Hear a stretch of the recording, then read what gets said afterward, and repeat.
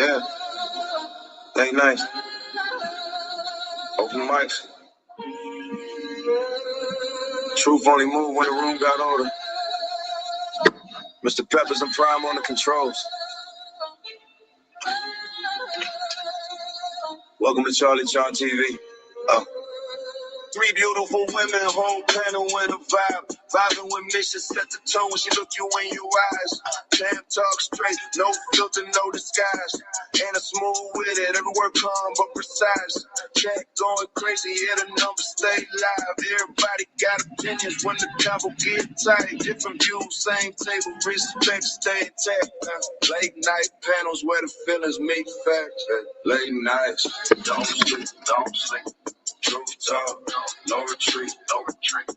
Panels live, crowd loud. Charlie Chan, TV, Charlie Chan. Drama in the air, yeah, sick of the lies. Same topics rotate, every time it go live. Black man in Germany, Berlin state of mind.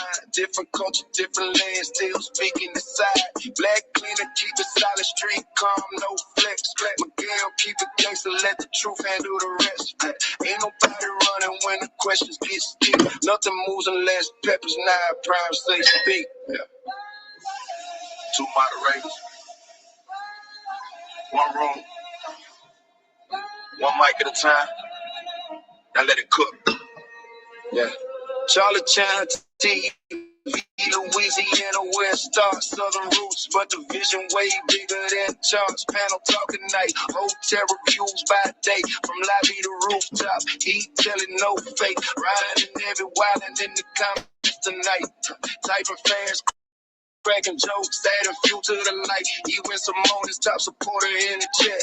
But he say cam up, Charlie, yeah, pressure like that.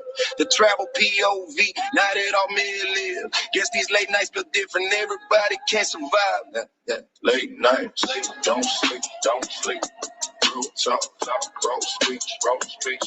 Hell's loud, crowd loud. Charlie Chan, TV, Charlie Chan, TV, Charlie Chan, TV, Charlie Chan. Shout out to Live Chick, Charlie Chan. Shout out to Replay Gang, Charlie Chan, TV, Charlie Chan. Shout out to supporters who keep the lights on. If you're here every night, we see you. Let's talk. Hey. Everybody going, don't play. If you're here every night, we see you. Let's talk. Charlie Chan.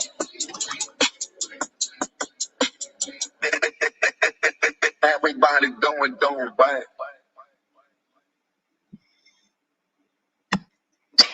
Yeah, yep, we are in this beach. Man, sorry about the delay. I was trying to put some visuals to that song. Oh shit, I'm gonna have to change that TV right there. I was trying to put some visuals to that song, but believe it or not, CapCut wouldn't download it for some reason. But God, we got an epic one tonight. I couldn't even get no other work done because it's been on my mind all day. How y'all doing? What it do, Misha? What it do, Mr. Peppers? Gotta know that. How y'all want it, man? I'm just a chef, and I plan on cooking it up tonight. And the kitchen gonna be burned down by the time we leave. Y'all want to start off with a panel? Oh, I had to put out this is my daytime scent. This is my nighttime scent. It's called Wolf's Blood. No, I'm joking. They don't sell no shit like that in back. What it do, DMV? Man, my good brother Ryan, how you doing? Peppers, you damn sure right. The fam is in. Oh, we finna go ham tonight, man. How y'all feeling? For those that you are wondering, no liquor tonight, just juice, baby. Yep, we got to tie in tonight. So yeah, man, it's about. Oh yeah, I'm gonna have to. Hold on. Yeah, I'm gonna switch up my camera in a minute because I don't like the way everybody been talking about my cameras and shit lately. Black Cleaner, what it do, bro?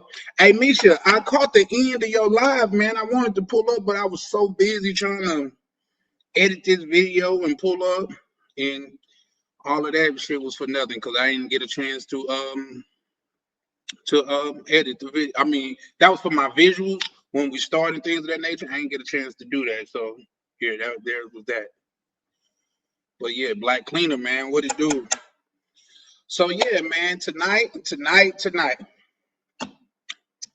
Sorry to say, some people that rock with me may not rock with me after tonight. But case Sarai. Because here's the thing. Me, myself, frankly, man, I'm sick of the bullshit, bro. And it's probably gonna be a live. Y'all gonna want to DM. Y'all gonna want to do whatever y'all want to do with it, because I'm more than likely gonna have to take this down.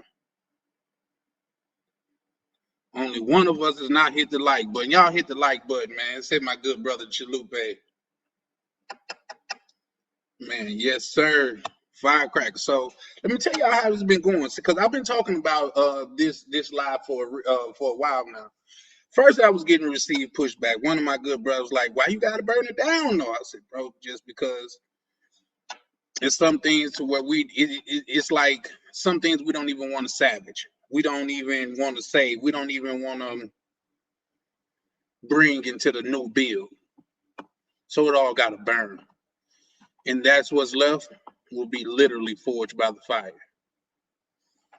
But I'm saying that to say, I got so many pushback, so much pushback in the beginning. Like, bro, man, what you mean you gonna burn it down? What it look like, this, that, and the third? I promise you, this week I probably got 10 different messages about, yes, sir, yes, sir. JH, what it do, man?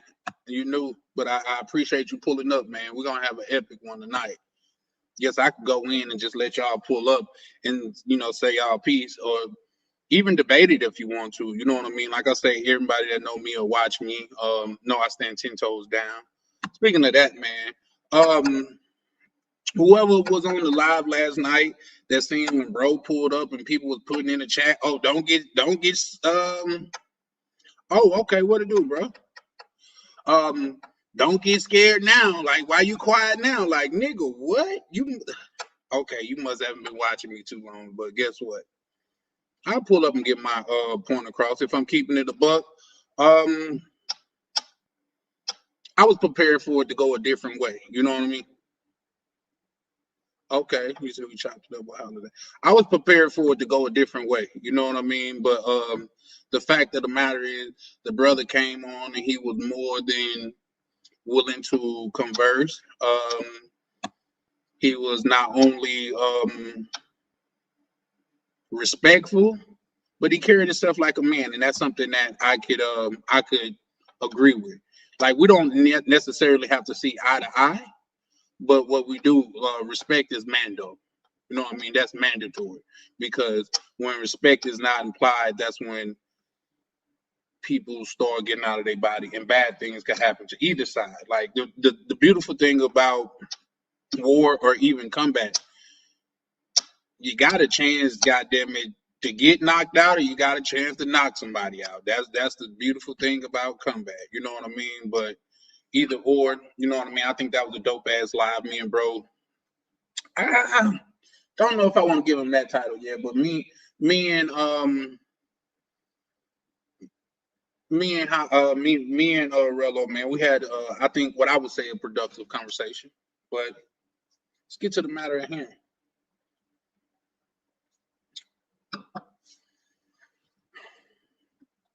Let me tell y'all, because I've been talking to some brothers in the background and things of that nature. And if you know, you know. But reason why I feel like this shit gotta burn, because all that stink of Floyd, all of that stink of NYC the Future, even all of that stink of Jay Rillo, you know what I mean? Even though we had a conversation and he can even admit what he have done in the past is not looking good on the community that they automatically lump you in. I'm tired of that stink, man. I'm tired of when they think about Passport Bros.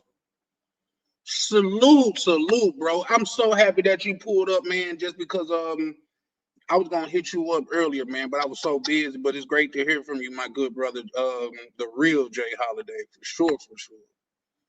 But yeah,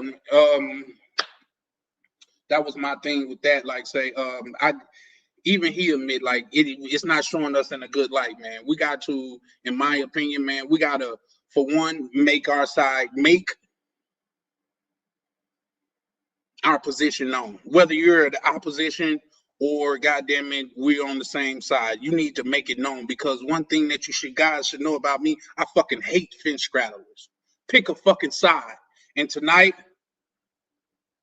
my dear brothers, I urge you to pick a side. I urge you to pick a side. On the simple fact of the matter is, when it comes down to it, you're not gonna have too many choices. You could be a spectator or a participator. That's what spectators do. They get the fuck out the way. That's what sidelines are for. So you either a spectator or a participator. And if you a participator and you're not on the side of righteousness, my nigga, let me stop, not try to be so vulgar. You will become what we call a casualty of war. Because let's not make it no mistake, gentlemen, my brethren, it's war. Whether it's mental war, physical war, or chemical war, it's war. And in war we have casualties. So I urge you, each and every one of you, to decide what side you're gonna be on. You're gonna be on the side of righteousness, or you're gonna be on the side of men trying to get together and build something not just for the day but for tomorrow. Or you just gonna be the forever cheek clapper. You're gonna be the forever goddamn it trick. You're gonna be the forever John. You're gonna be forever being the nigga that be like, oh, it's not me, it's the women, it's all the women in America. You mean to tell me out of millions of motherfuckers, you is that delusional to where you don't think you're a problem?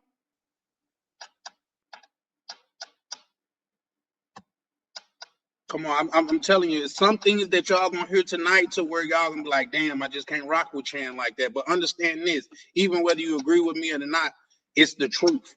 And I don't believe in my truth, your truth, they truth, a truth, none of that. Because the truth is the truth. It's everybody goddamn truth. When you say my truth, that's the way you fucking feel. And as a man, we shouldn't deal in feelings.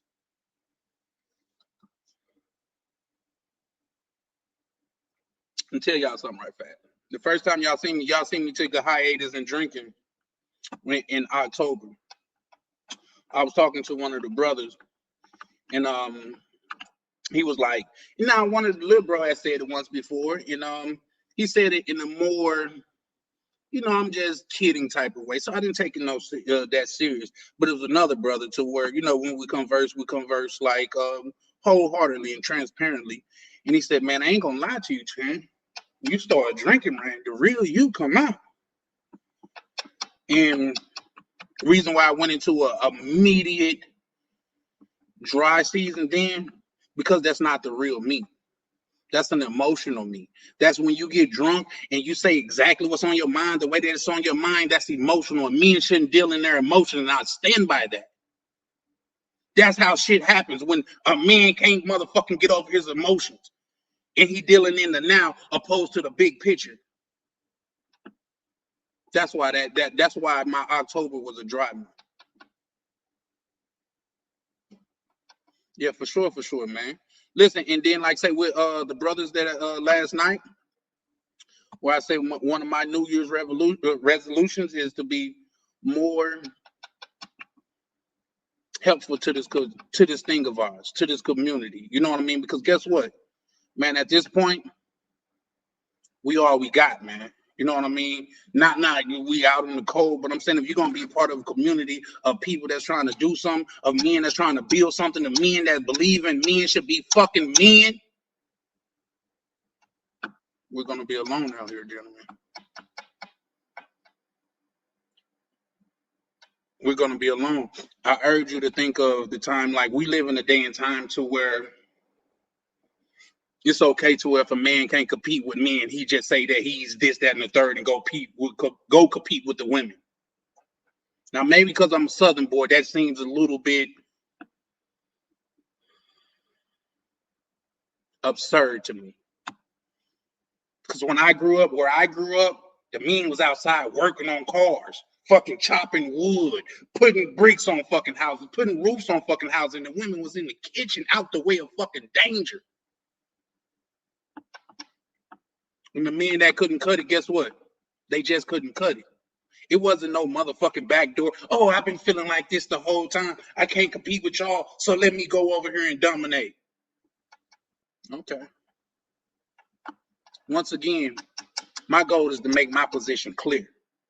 Abundantly clear. I don't, I get it. We talked about that last night. That yeah, it's some powers that be to where if you don't side with them, they do whatever they do whatever they got to do to silence you, to fuck with your paper, to even fuck with your way of living. But what I bid to you, good gentlemen, I'm gonna only die once when I leave this motherfucker. Coward's gonna die 1,000 deaths. But when I die, when I go on to the go on, whatever, we ain't got to get into that. But when I go on to the go on, I can fucking rest easy, know that it was something on my mind and it bothered me. I said it.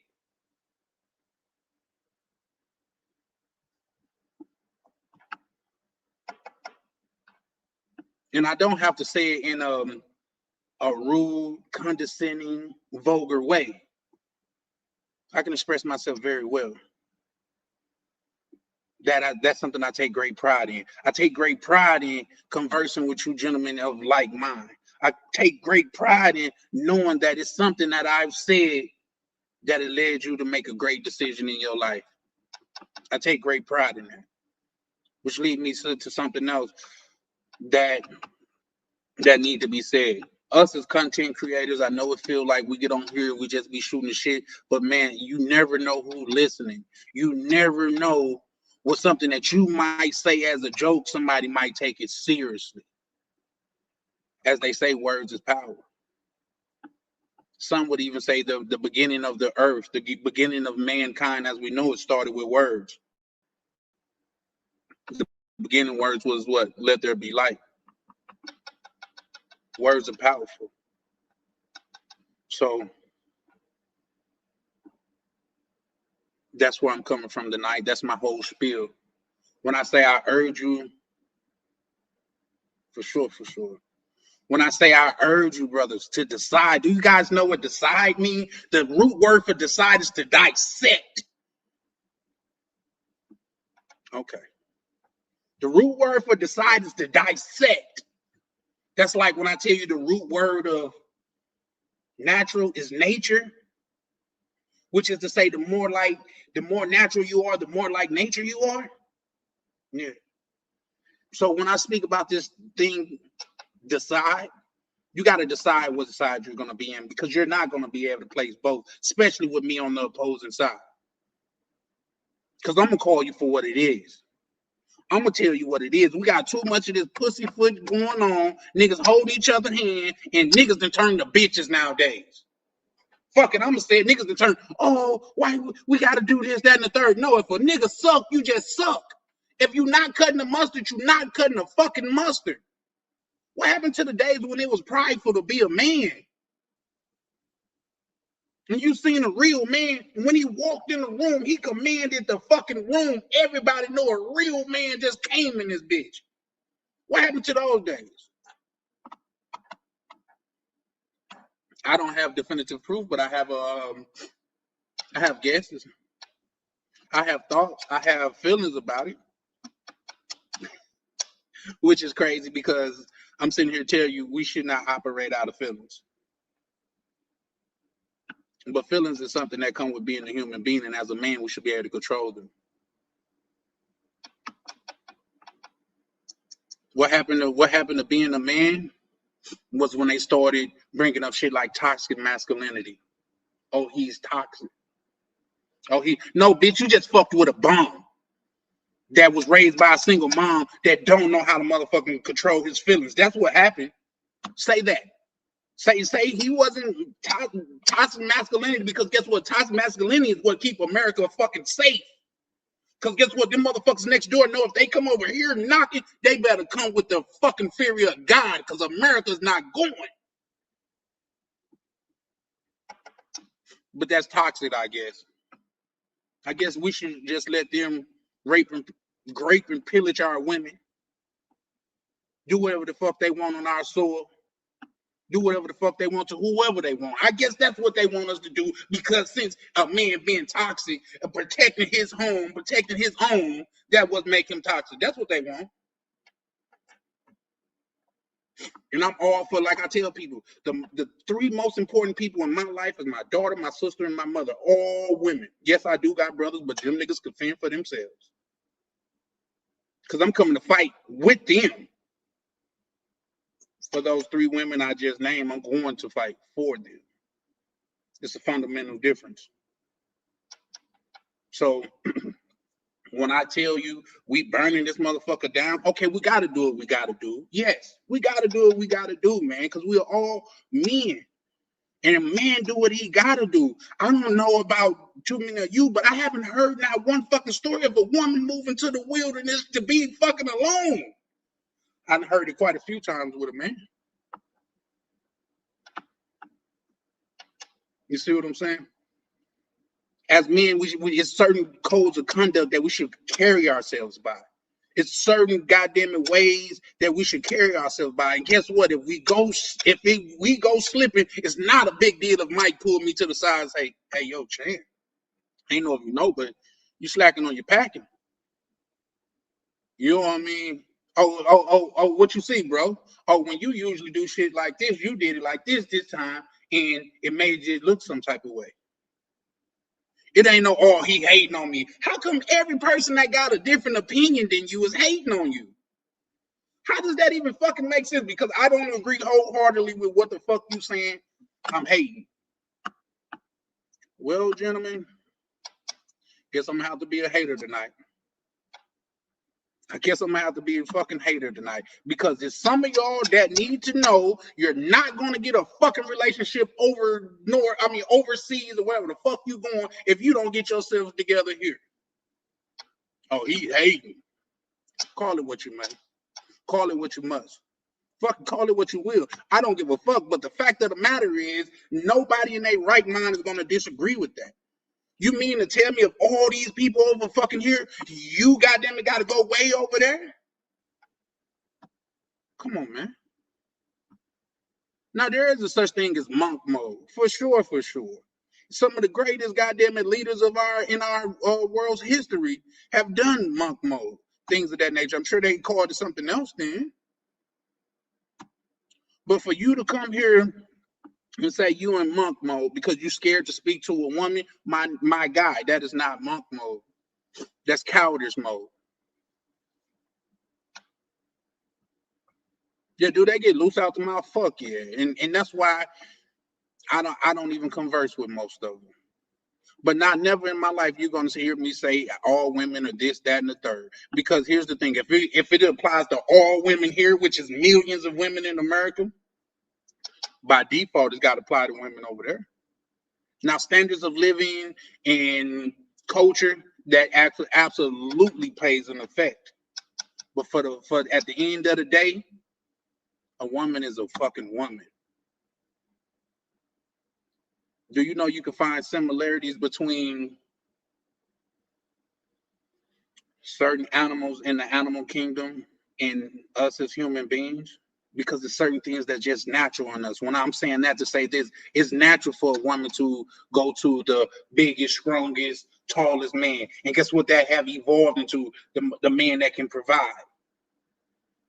Some of you niggas need to fucking hear, if you are a 2K goddamn it champion and you ain't got 2K in your motherfucking bank account, you need not worried about a motherfucker submitting to you.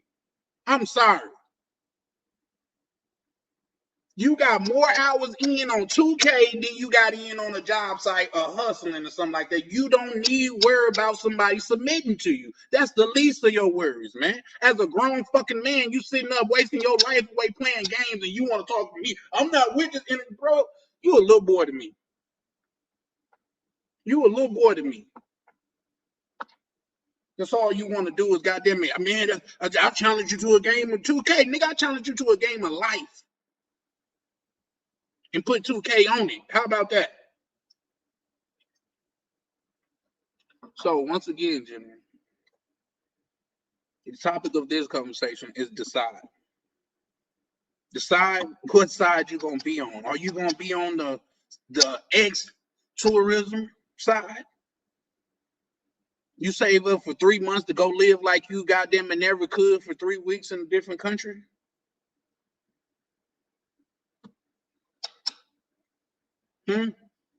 Or are you gonna be one of those men that's gonna plant a flag somewhere? You gonna build something? Are you gonna be one of them? Because let me tell you something, and this is something I really like. I'm cool, like say people just pulling up and people just, just watching the content because they feel it's entertaining, because they feel like they could learn something, just because they feel like they identify with some people over here. But what I'm not cool with is motherfuckers delusional. I get up every day and I go for what I know. What it do, Misha? How you doing? I get up every day and I go for what I fucking know every day, and you get up and you turn on the goddamn game. We are not the same, my boy. I swear to you, we are not the same, nigga. I don't even have a game system in my house because I don't even want to be tempted by it. After today, no more liquor in my house until I decide a designated time. Once again, there go that magical word, decide. I think us as a community, what it do, POV, welcome, my brethren. But I think as a community, as men, we need to be able to hold each other accountable. We need to be able to call each other on that bullshit without a person feeling offended, without a person feeling like somebody hating on them. Because guess what? If I seen it, somebody else seen it. And you can ask anybody that has spent time with me in real life. I am a product of what I preach. I believe in providing value. I'm talking to the community as a whole, Misha. I'm talking to the men over here as a whole, because here's the thing. This is something that I learned as a child, as a young boy before I came a man. If you don't, he who stands for nothing will fall for anything. And I'm just asking these brothers to decide to stand for something. Be on the side of righteousness. Be on the side of community. Be on the side of building. I swear to you, gentlemen, like I done had some ups and downs in my life. But when it comes to women, I always had access to women. They're outside. Believe it or not, you walk outside, you're going to see a woman. That's just crazy. If you walk outside and you only see men, I'm sorry to tell you, my nigga, you in jail or hell. Either or, I don't want to go. I don't want to go no place where it's all niggas at. In fact, I second guess the niggas that be talking about, man, it's time for me to go lay down anywhere. I'm like, nigga, you know it ain't nothing but dudes in there, right? You talking about going to lay down in there? You know it ain't nothing but dudes in jail. All right. I guess this the part to where I could drop the link. I'm not even partly done, guys. I promise you, I'm not even partly done, because the fact of the matter, something else we got to address is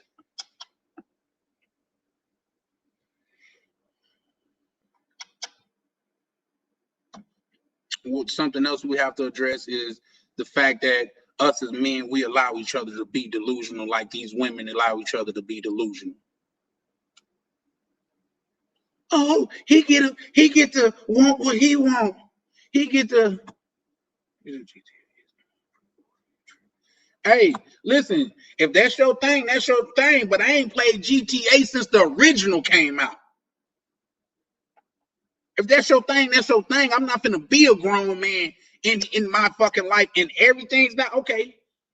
Let me get everything the way that I want it to be. Let me get everything, goddamn it, in order the way that it needs to be. Then I will consider it. Not even saying that I would, but I would consider it. My nigga, if you're not sitting at the top of a mountain, you got goddamn it generational wealth. If you have kids, your kids are taken care of, not just today, but tomorrow.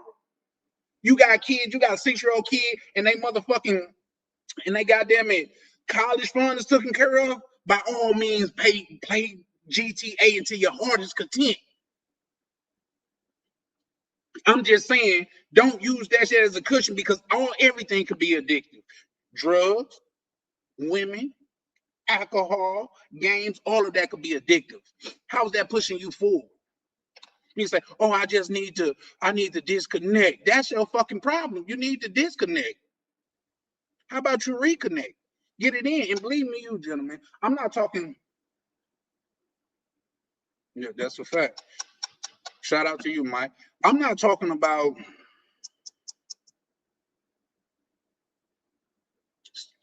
for every situation there's an exception to the rule. Believe me, you.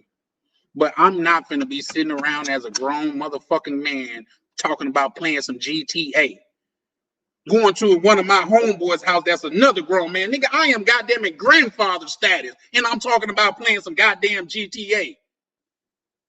Man, y'all nigga, come on, man. Come on, bro. Like, let's just be honest, bro. And that's why we gotta. If that's for you, that's for you. But am I tripping for a man to say that, man, unless you got everything in order, you shouldn't be wasting your time with shit like that?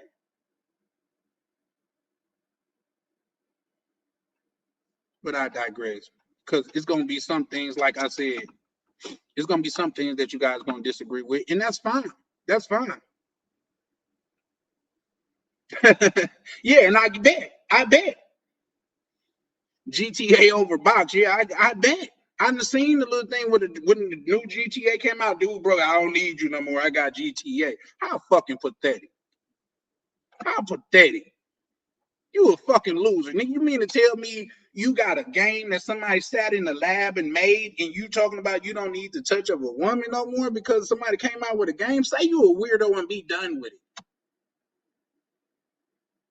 Say you a weirdo. That's why we got these kids living the way that they living now, because they think it's a GTA game. And here's the thing: when I play Call of Duty, bro, I will get a system just to play Call of Duty and wouldn't care about nothing else. When I was goddamn it in that fucked up state of mind to where, oh man, I'm just playing a couple games and stuff like that, man, that shit got redundant and stupid. And I'll tell you how. I get in around like 12 o'clock, be like, and if you play GTA, I don't know of 2K like this. I don't, or GTA or any of that. I just know Call of Duty was like this. You play GTA, you play Call of Duty, you get in at 12 o'clock and you be like, I'm gonna play me 1 or 2 games and I'm gonna go to sleep. I'm gonna get up in the morning. Before you fucking know it, at least before I knew it, the sun was coming up. I'm like, why is it getting bright in here all of a sudden? Because I done sat there and played my fucking life away. Now I got to go through this day that supposed to have been important. I'm supposed to be getting things done. I got to go through it drowsy and sleepy because I was playing GTA with goddamn somebody kids on the other side of the world that could say whatever they want out of their mouth because with fear of no consequences. You see what I'm saying? That's what I say. Goddamn it. Maybe GTA is for you, big dog. Maybe GTA is the end all be all. But what I'm telling you is this: I'd rather sit on the beach with a nice, beautiful woman and sip a motherfucking Mai Tai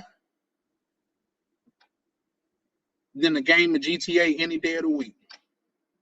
I'd rather be somewhere building a business, linking up with my brethren, linking up with like-minded people than playing GTA any day of the week.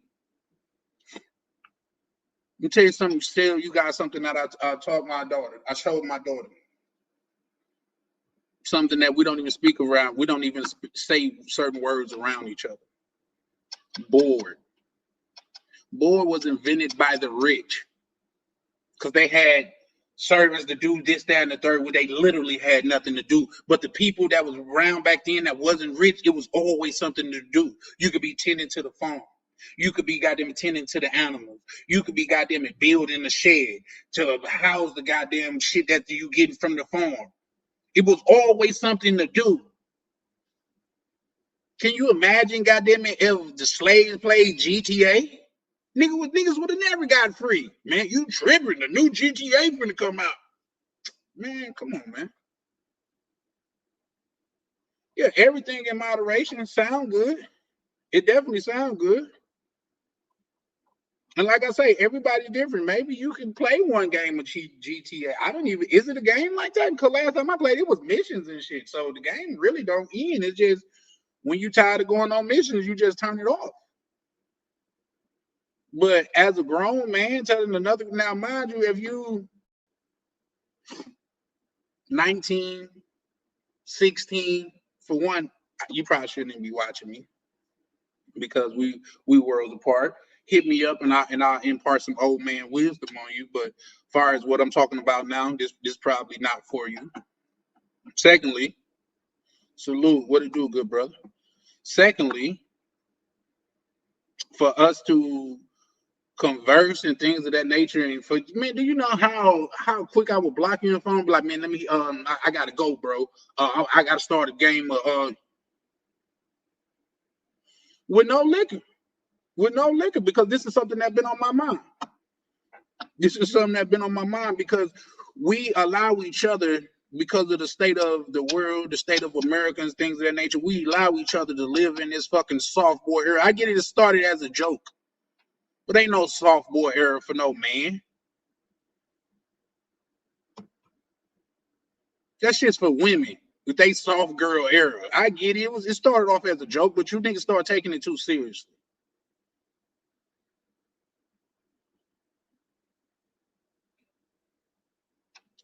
Yeah, I could believe you, Mike. Yeah.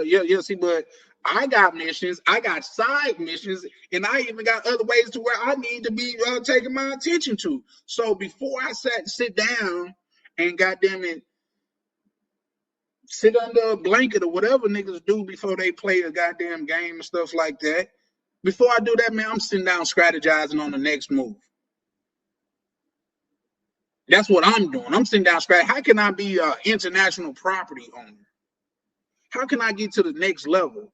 And maybe, like I say, it's getting different because I'm pretty much starting from probably about 10, not zero.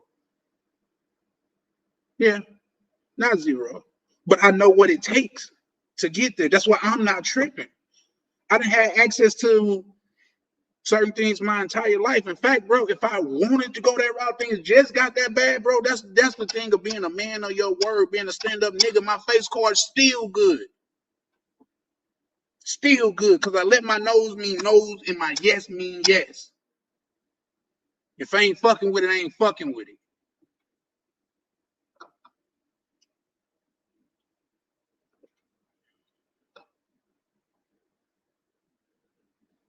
Okay. Okay. Pushback. Charlie got some pushback. And because I know you show up and support, I'm really trying not to. I'm trying to keep it like a, just PG and stuff like that, because I get it. You just interact and you feel some type of way, but that's not what I said. But if that's what it take, my G, do it.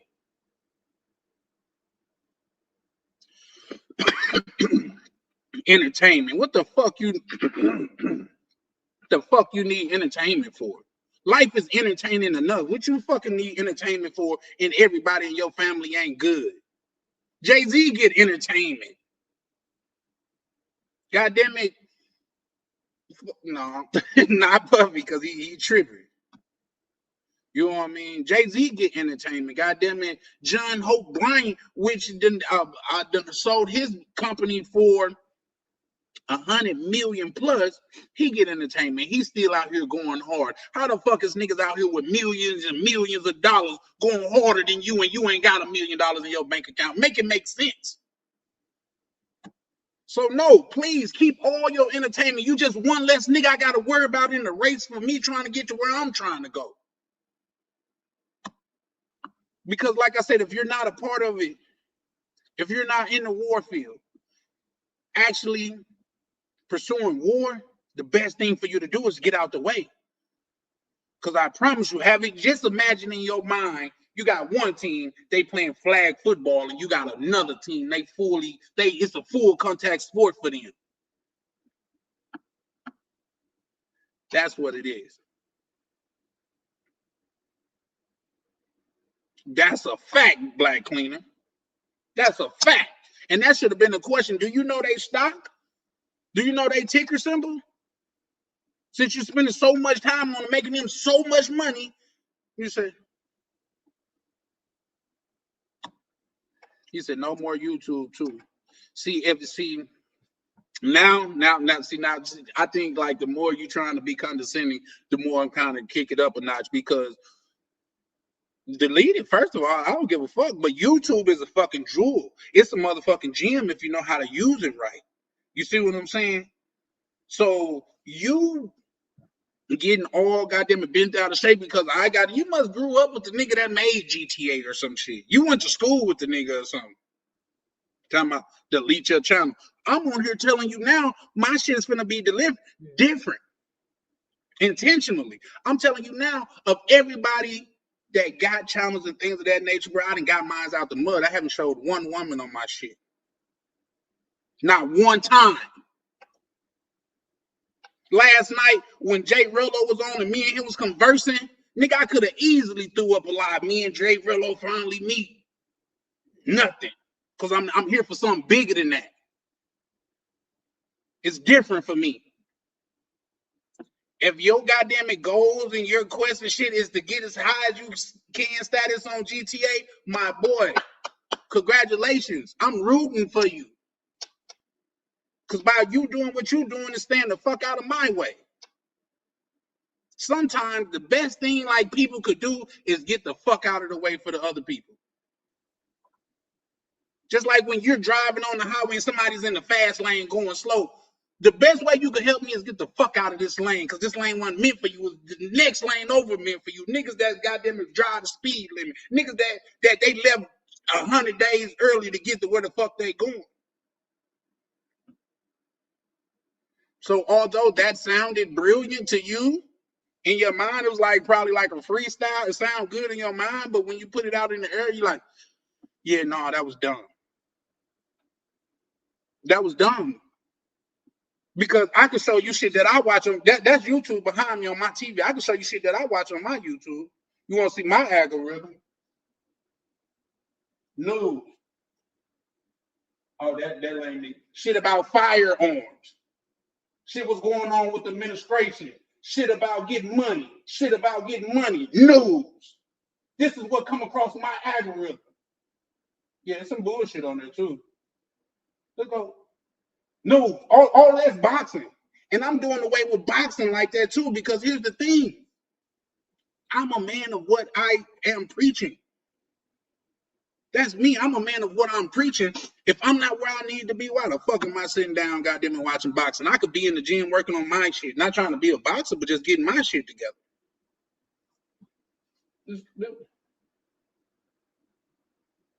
You see that? All of that is either about money or news. Pushing myself. Oh, and it's my shit too. So we're going back there.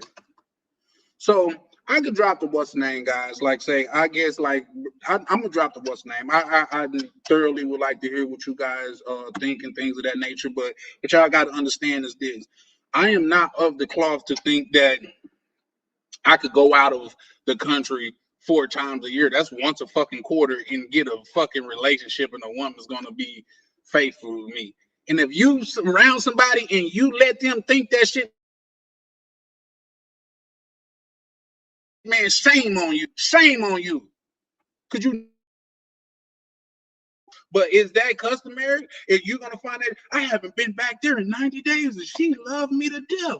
Nigga, who you lying to? Because you don't need me to lie to yourself. Go look in the mirror. Before you tell me a lie, bro, I'd rather just sit in silence. Let's just be quiet. You ain't got shit to add that's adding something of substance. Let's just be quiet, bro. All silence ain't got to be met with goddamn it people talking. Sometimes silence is needed. Just think. I tell y'all what. Next time somebody around y'all say something dumb, Just be silent. Let them bask in it. And then just look at them like, you know that was dumb, right? You know that shit was dumb, right? Same way I'm telling you, you ain't got your shit together here thinking you finna go over there and get a baddie and shit like that. It's less than likely, my dear boy. It's less than likely, man. But old Charlie Chan hating. How can I fucking hate on you and I don't even fucking know you? Oh, I'm standing in the way of your love. How the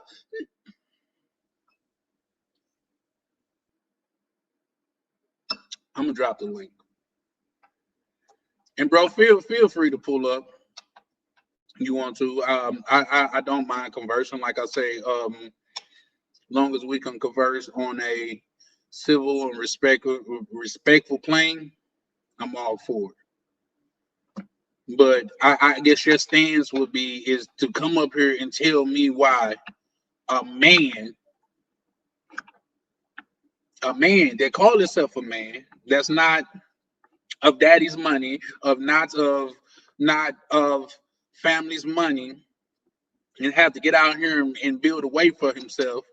Wow, man should be on here, goddamn it, so rooting and celebrating games like GTA. You know they made that for children, right?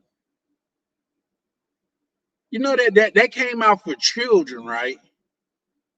Okay, okay. But like I say, this shit got to be done away with.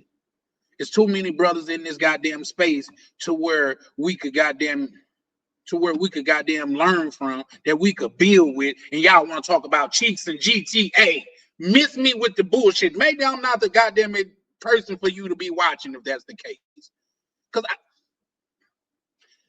I don't have to go out of the country and play a doctor to get some cheeks. I don't. I'm me in real life. The person that I am on here. Yes, sir. Yes, sir. Because guess what? If I don't support me, who will? Who will? If I don't support me, who will? I have to. Shout out to you, Lee Majors, pulling up, showing love.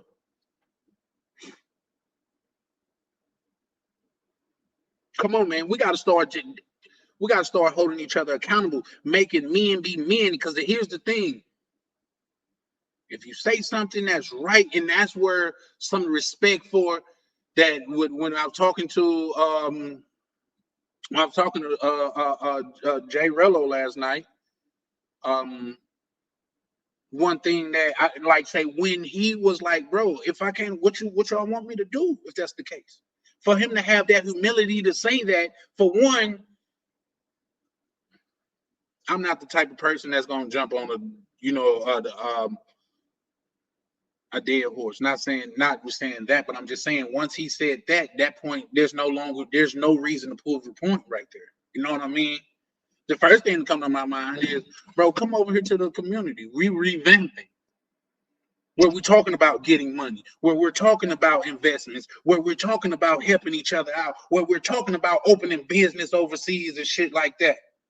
That was my first thing is, but guess what? Because I know some people in the space that over here, the one that I am a part of, that I say I'm a part of, and I deal with this thing of ours, may have a problem with that. So I didn't extend that hand until I conversed with a couple of my brethren. I didn't extend that hand because, like I say, once again, anybody that has been around me and asked, you got people that's in the chat that have been around me in real life, bro. I am what I preach about. And I'm just as goddamn charismatic. I'm just as smart. I'm just as witty. And I'm just as much with the bullshit in real life. Do I want it? Do I want the bullshit? Nah. It was a time in my life where one of my homeboys like, bro, he said, bro, I ain't gonna say you want the BS. I'm just gonna say you don't mind. So yeah, no. That's how I felt when I was growing up. Yeah, I ain't mind the BS. Now, as getting older, I try to avoid certain places and certain things and stuff of that nature. But if it's gonna go down, it's got to go down. See, but at the same time, like say where I'm from, and people can say whatever they want to say about it, just look it up, look up the stats and all of that stuff. And that's not even nothing to brag about. Bro, where I'm from is so dangerous to work. Man, shut the fuck up. How does that even matter? You grew up in squalor because your people made fucked up decisions. Why are you bragging on that? Your mama was a hoe. Say that. Same way you want to sit around and talk about these motherfucking martyr women. Your mama did the same shit back then. You just look at a dear sweet mother. She grew up and oh man, it was just so hard for her. It was me and 5 siblings, and we didn't have a dad in our life, although we all had different dads. Come on, man. Come on, man. All you seen was the struggle. Yeah, mama was a hoe. I'm sorry. I'm sorry. Your mom. Here's the thing, and I'm not bringing up nobody mother individually and stuff like that, but it's signs. The same way that you will look at a female nowadays with 5 and 6 kids and got multiple baby daddies and shit like that, and goddamn it, that lived off the government, she'll be a hoe. How come your mama ain't a hoe? She did the same thing. Oh, she ain't a hoe though. She's a saint, bless her soul, but she done let 5 different niggas go in there raw without getting married. She's a saint though. Why that same rule don't apply to your mama? Or the person that taught her with your grandma? Go around there to Mr. Willie Earl. You late on the rent? He got you. He got you. Yeah, no, you damn sure right. Mama can't do no wrong. Yeah, she done went in your stash a bunch of times and shit like that, but she can't do no wrong. She was just fucked up. Yeah, all right. Yeah, all right. The same motherfucker that talk about she ran your daddy off didn't even have the motherfucking audacity to let you meet them. Don't DM him or whatever. Don't know what you could have became with a man in your life. But we got the women as, oh, I could raise my kids by myself. The vast majority of men that's in jail come from a single mother home. That's a fact, ladies and gentlemen. You can look it up. But we out here letting these motherfuckers, anything you could do, I could do better. Statistics say that's not true. Are you better at certain things? Absolutely. Hold on, guys. 1 second. I need to blow my fucking nose. 1 second.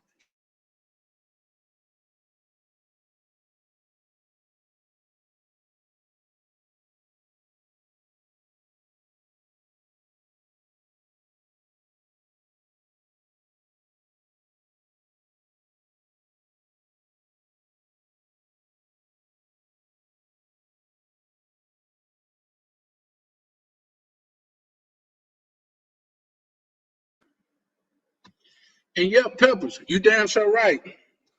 Papa was a Rolling Stone. That's what attracted their mama. Women wanted the same thing then that they want now. A hot boy, an exciting dude, a dude to. That's why these pookies get so much play, because they bring excitement. But they mama, who fucked with 5 different drug dealers or hustlers or scammers back in that day, because scammers ain't, come on now, scammers ain't, y'all look up Kid Yellow. It was an African nigga sold an airport that didn't exist. Scammers ain't just came out, bro. They been around.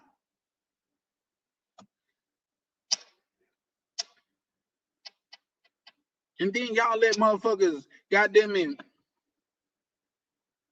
tell you how to be a man. A real man? Bitch, how would you know a real man? You ain't never even met your goddamn daddy. Talking about a real man. And you must be goddamn it a terrible pick of a real man, because your kids ain't met they fucking daddy. Talking about a fucking real man.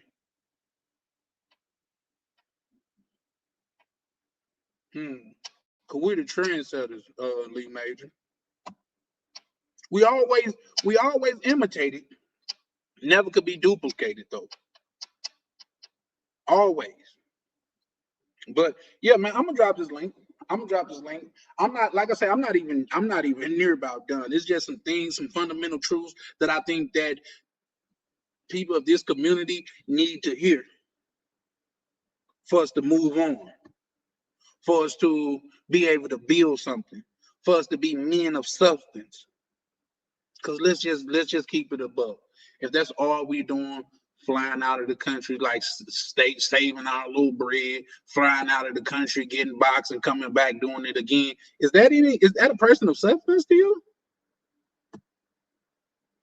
When that money that you're spending over there, you could be putting it into an investment.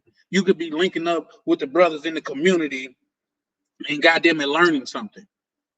Just from the brothers that talk to me, it's between $250,000 and $500,000 of just in this circle of people saying they got bread to put up right now.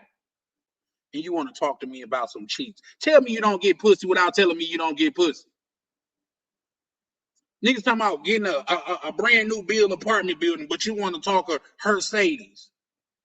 Come on, man. Pull your skirt down, B. Your panties showing.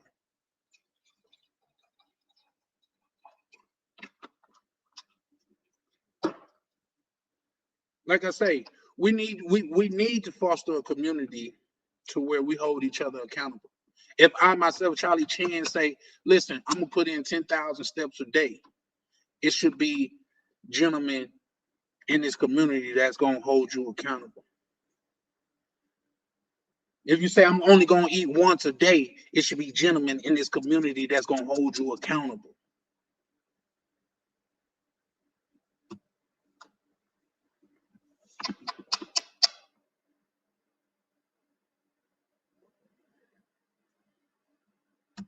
But y'all get back over here. All American women is this, all American women is that.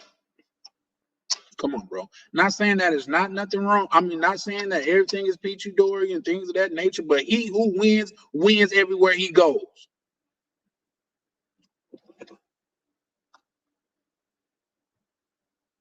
See, that's the difference between a hustler and a wave rider. A wave rider could catch the wave and ride and make it look good and everything. But a hustler, even when the tide change, they still gonna be out there ride a wave, a different wave. And I'm just simply telling you guys, it's a difference, man. It's a difference, and you got to decide if which one you're gonna be. Are you gonna be the one that 10 years from now, you still going out there, you gonna speak a lick of fucking Spanish, and you talking about you got a girlfriend? Man, I done had 10 girlfriends in a different country. It's long-term and long-distance relationships don't exist.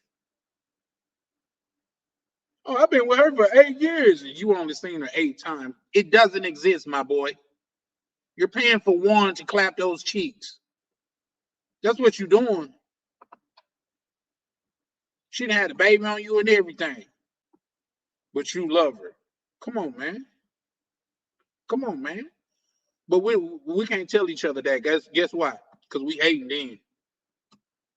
We hating for us to tell each other, bro, that's not realistic. You don't speak this, you don't speak the language. You're not living there. And she don't speak your language, but you're deeply in love. Once again, there's exceptions to every rule. But what make you the exception? You don't even try to understand the culture. You go down there and feel like you King Kong or some fucking body. When you get back here, you goddamn in Mighty Mouse. You go back to being a goddamn nobody. But down there, you get the motherfucking feel like you who? Little baby or somebody. Yeah, that's all they are, placeholders. No, they're bank account funders. One coming in there, hey, say, baby, see if you can hit up our boy, because we need a beach day this weekend.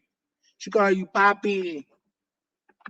Mi abuela muy triste. Ayúdame, por favor. You running your ass to motherfucking. How does that shit feel? I've never done it. I ain't gonna lie to you. Like, I just done some bread, like, and I told y'all about it, bro. I felt cold, like the blood was leaving my body. You know what I mean? I felt cold. Well, Lee, Lee Major say, "Why you going off tonight?" Because Lee Major, I think that it's been going like we've been letting so much shit slide for too long to where somebody got to be the voice of reason. Somebody got to stand up. And it's ironic that I've been talking about burning this shit down for the last 2-3 weeks, and all of a sudden all of this shit start happening. Somebody watching this shit close. Somebody watching this shit close. Is it ironic? I've been talking about, I haven't seen nobody in the travel space talking about burning this bitch down. But so the shows I do, now all of this shit start happening. And niggas be like, shout out to my good brothers, Sick of the Life.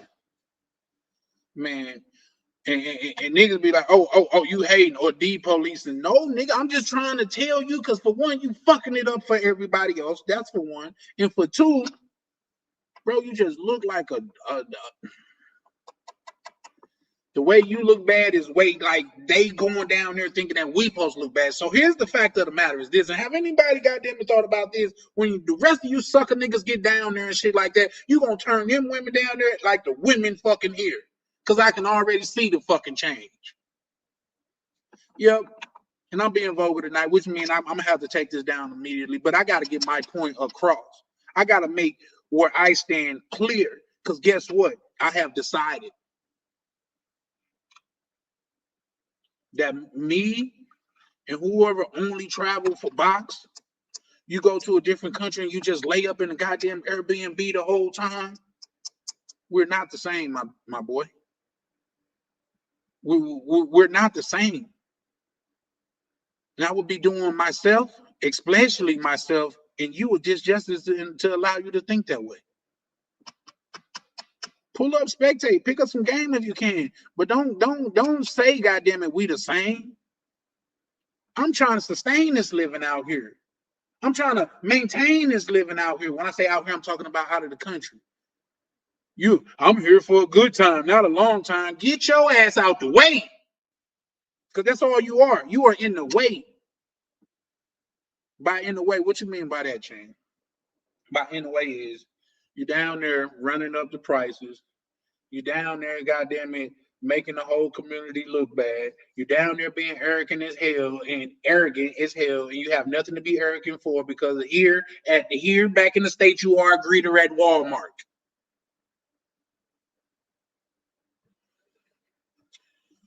I'm dropping the link. Anybody want to pull up, like disagree and agree and things of that nature, please do. But this is something I'm gonna start right fast. If being a part of this community is something that you're down with and you okay with like-minded men holding you accountable, taking you as your fucking word as a man.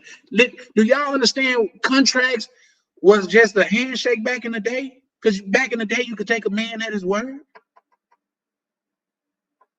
You just shook hands. What was that? The little blood over you, each other cut each other hand, and y'all shake hands on it. You didn't need no contract for that. You didn't need no goddamn. You didn't need no paperwork, no lawyer for that. If a man told you something, he told you something, and that was his word. So, like I say, I'm standing on that word. I'm here to stand on it. I'm here to do what it is that I got to do to show not just this community, but the world, bro, that this community could be something, man. We off to such a beautiful start. We got so much at our fingertips, and nobody ever talks about that. Nobody talks about we got soft landing. We got the ability to land soft in multiple different countries. Nobody talk about that. What you mean by land soft? Like when you could go to Panama, never spent a day in Panama, and link up with Black Cleaner, he could give you the layout. We got that. It's in this community. When it comes to building something in Santo Domingo or the DR or any other country, we got brothers in here that already did the hard work and could tell you, no, that's not going to work. Do this. We got that over here. Come on, man. There's not a time, at least that I know of, at least for me especially, there's not a time to where I can go to the DR and there's nobody to link up with. There's not a time. When I say link up with like-minded brothers to where we could go out and have a drink. We could go out and kick it. That's what I'm saying. I think you meant to say keep cooking. You said cheap cooking. Yeah, for sure. But nobody want to talk about that. Tell me you don't get boxed without telling me you don't get boxed. You got brothers in here that talk about, bro, I got 100 bands to put up right now. Who down? Oh yeah, but did you see her Sadie? She looked good in that swimsuit. Just get out the way. That's all I'm saying. Just get out the way. Pull up, say a couple things, and just move around, man. Otherwise, they got monger channels. That's what they do. That's all they do. That's all they want. I'm a monger for my whole life, and then you want to talk about them and the women over here? Come on, bro. We let these guys live with this type of delusion. So now not only do you got a problem with the women here, but you got a problem with the women over there. Damn, my guy, it's only one common denominator in that. Your lame ass will probably think, yeah, it's women. No, Mike G, it's you. It's you. It's you. Meaning to tell me damn near everybody on my 600-pound life got somebody, but you can't get nobody, and it's everybody else. Come on, man. Come on, man. So one thing I'm gonna do, I'm gonna bring my goals to the forefront. Like I say, for me, this either gonna age like some fine wine, or it's gonna goddamn it go bad like somebody left some collard greens out on the goddamn stove. Yeah, some cabbage greens. Y'all know those cabbage greens get toxic. Not figuratively, literally, they get toxic when you just leave them out. It's gonna age like some wine, or it's gonna get toxic. I'm either gonna be, oh well, he said what he was gonna do and he did it, or oh man, it's just another one of them pulling up and just talking this shit and not putting no action behind it. Yeah. Goals, milestones, financial goals, health goals, mental goals, educational goals, steadily building, steadily linking up with like-minded brothers like yourselves. Steadily. That's the shit that I'm fostering. That's what I'm talking about. When brothers get on here and we could have a back and forth conversation, and we're talking about credit, we're talking about building stuff, and we're talking about, when I say building stuff, I'm talking about building businesses. I'm talking about understanding frameworks. I'm talking about how e-commerce work. I'm talking about how, goddamn it, day trading work. We got a brother in here to all he do is travel, and he a day trader. Nobody taps in on that though. Nobody want to know about that though. But show us he post a chick with a big butt. Come on. As sure as he posts a thick chocolate chick, y'all hitting him up. Oh man, what was she like? She got a cousin and all that. Nigga, if she do, she don't want you. Oh, I'm gonna go out there with you, and if you can't do the same thing somebody could do, you just a burden, my guy. I'm sorry. You just a burden. You the type of nigga you want to have a meeting before goddamn you go in the club. All right, guys, they want us to pay before we get in. Yeah, nigga, that's how clubs work. Oh man, I don't get paid till tomorrow. Well, it seemed like you should have came out tomorrow. I digress. Like I say, I'm putting my goals on the forefront. Shout out to everybody that pulled up, supported the marathon, and all of that stuff.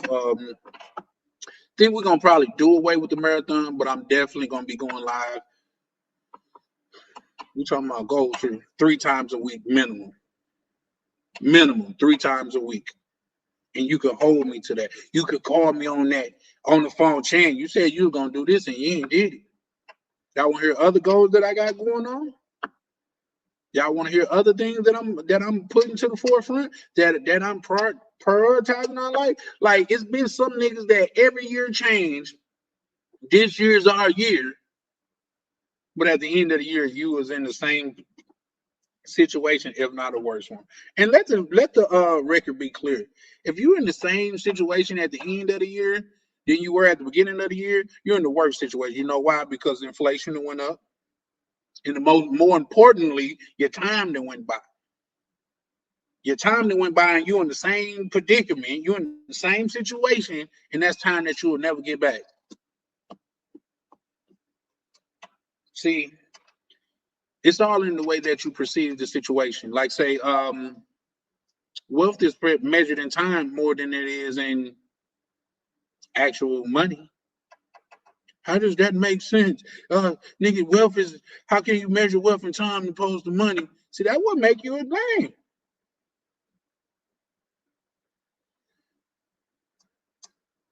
That's what. Okay, I get it, bro. Yeah, I do. You want some? I got you. Let's get a yacht full of big booty chicks. What I'm telling you is this: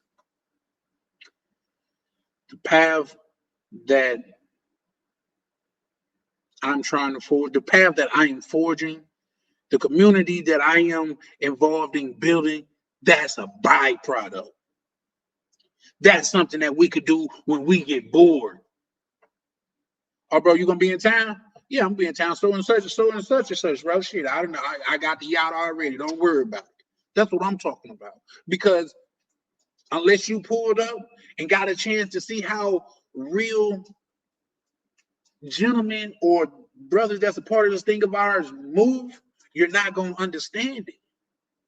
But that's a byproduct. See what a lot of men that don't have experience with women like that don't understand is the most women that I have ever got is when I've been on my game. In fact, far as my relationships, the majority of my relationships went awry when I started putting this woman importance up there with my hustle. Because guess what? She liked me for who I was when I met her. That was a nigga that was focused on this grind. Now, when I made her a part of my focus, I wasn't as attractive. What I was doing wasn't as convincing. That's just me being transparent. That's what that is. That's me being transparent. Anytime I've been focusing on the bag, women just showed up. As dude that's getting real money. They don't have to go looking for chicks because they everywhere. They're at the bank. When you look good, you smell good, your bank teller flirt with you.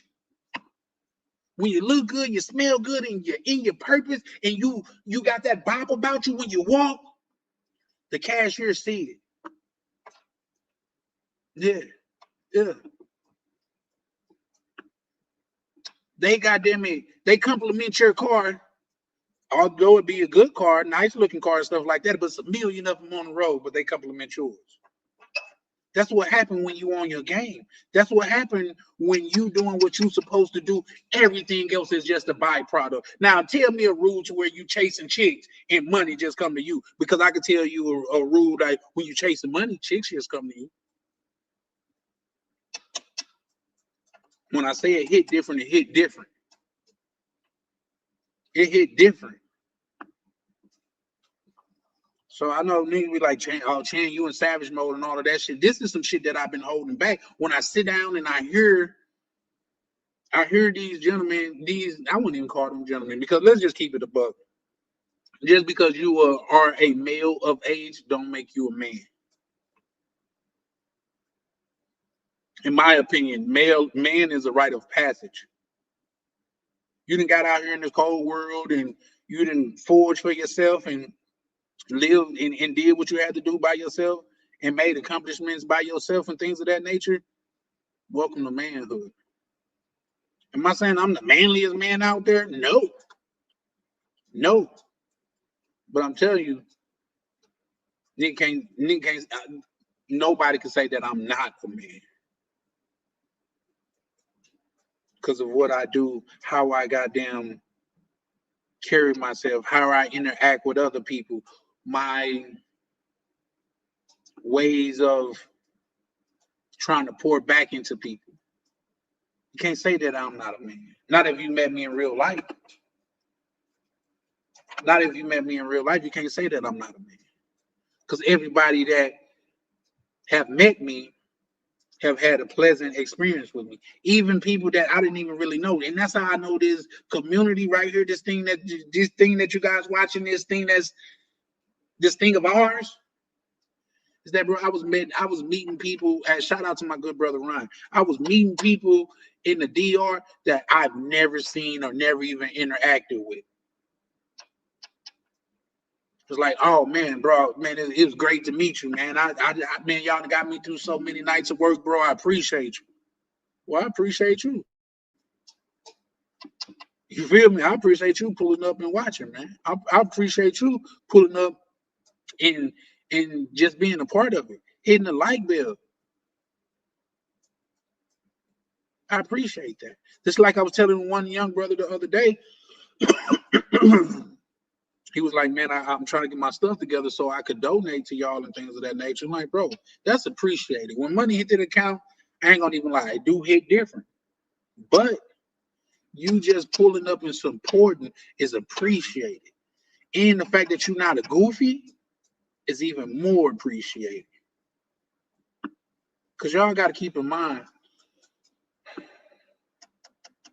by us having that moniker, anybody that could fall up under that moniker, they automatically tied us in with. They automatically say, oh, you're just like them. Bro probably ruined Brazil for everybody. And Brazil is a beautiful place. I looking forward to going back to Brazil. But que sera, sera. What will be, will be. It just is what it is. You know what I mean? I'm not soaking over that, even though, like, say, bro probably fucked up a gym for us. But it's millions of places that is a bevy of places that we could go. And guess what? They all love money because it's ran on money. Things is ran on money. Money. The women here just want money. How does that make sense? So the female that kind of dude to thinking that she loved him and he wouldn't empty up her bank account. I mean his bank account and gave it all to her. There's nothing wrong with that though. There's nothing wrong with that. But when it's the other way around and a dude goddamn it use his money to get what he want, oh now you're the scum of the earth. You know why? You niggas some beta males. I'm sorry. But you can't say one is good without with the other one being bad. You just can't say that. If yeah. Oh, it's different for a woman and she didn't force him to do it. We didn't force her to take no bread.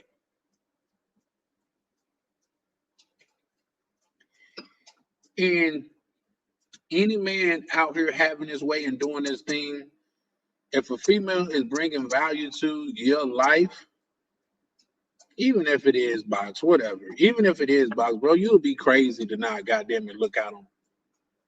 Like say, and I done told the story probably 100 times. The chick that like she look out on my dogs whenever I'm out of the country, and I'll be out of the country kicking it, and we never even been on a trip together. But guess what? If she need me, she asked me for something, I got her. I got her. She asked me to watch her dog one time, and it was just for like an afternoon. Brought her dog. My dogs haven't even been in my house, which I'm finna change that soon. I'm probably finna bring a couple of them over here. But guess what? Because she was there for me, I went out of my way to be there for her. Because in my opinion, in my book, that's what real men do. It's not all who I could get over on. It's not all who I could be, all goddamn it, who I could finesse and things of that nature. No, sometimes like, man, who can I build something with? It don't have to be a relationship. I can do business with a person. I don't like them as a person. Because there's people that's like, as a person, they shit people. But when it comes to business, they brilliant. In fact, most good businessmen, I can't say most, but a lot of good businessmen are goddamn it almost like shit people. Look what happened with Steve Jobs. You see what I'm saying? Look at what happened with Steve Jobs. Look at what happened with Bill Gates, Elon Musk. All of these people they say are terrible people, but they're great businessmen. Yeah, they're great businessmen though. So I could do business with that. And I'm saying that to say, oh, Charlie, what all that mean? I'm saying that to say, bro, we could do business and I don't even like you. My whole thing is to do business. My whole thing is to be in a better position than I was once before. Every day, they say if you get just 1% better every day, do you know how much of a substantial growth that is at the end of the year? And you niggas want to sit up and talk about chicks for hours? For hours, though? Come on, man. Come on, man. Does that, like, when we put it in perspective, does that sound right to you? That's all you want to do is talk about bitches for hours? Come on, man.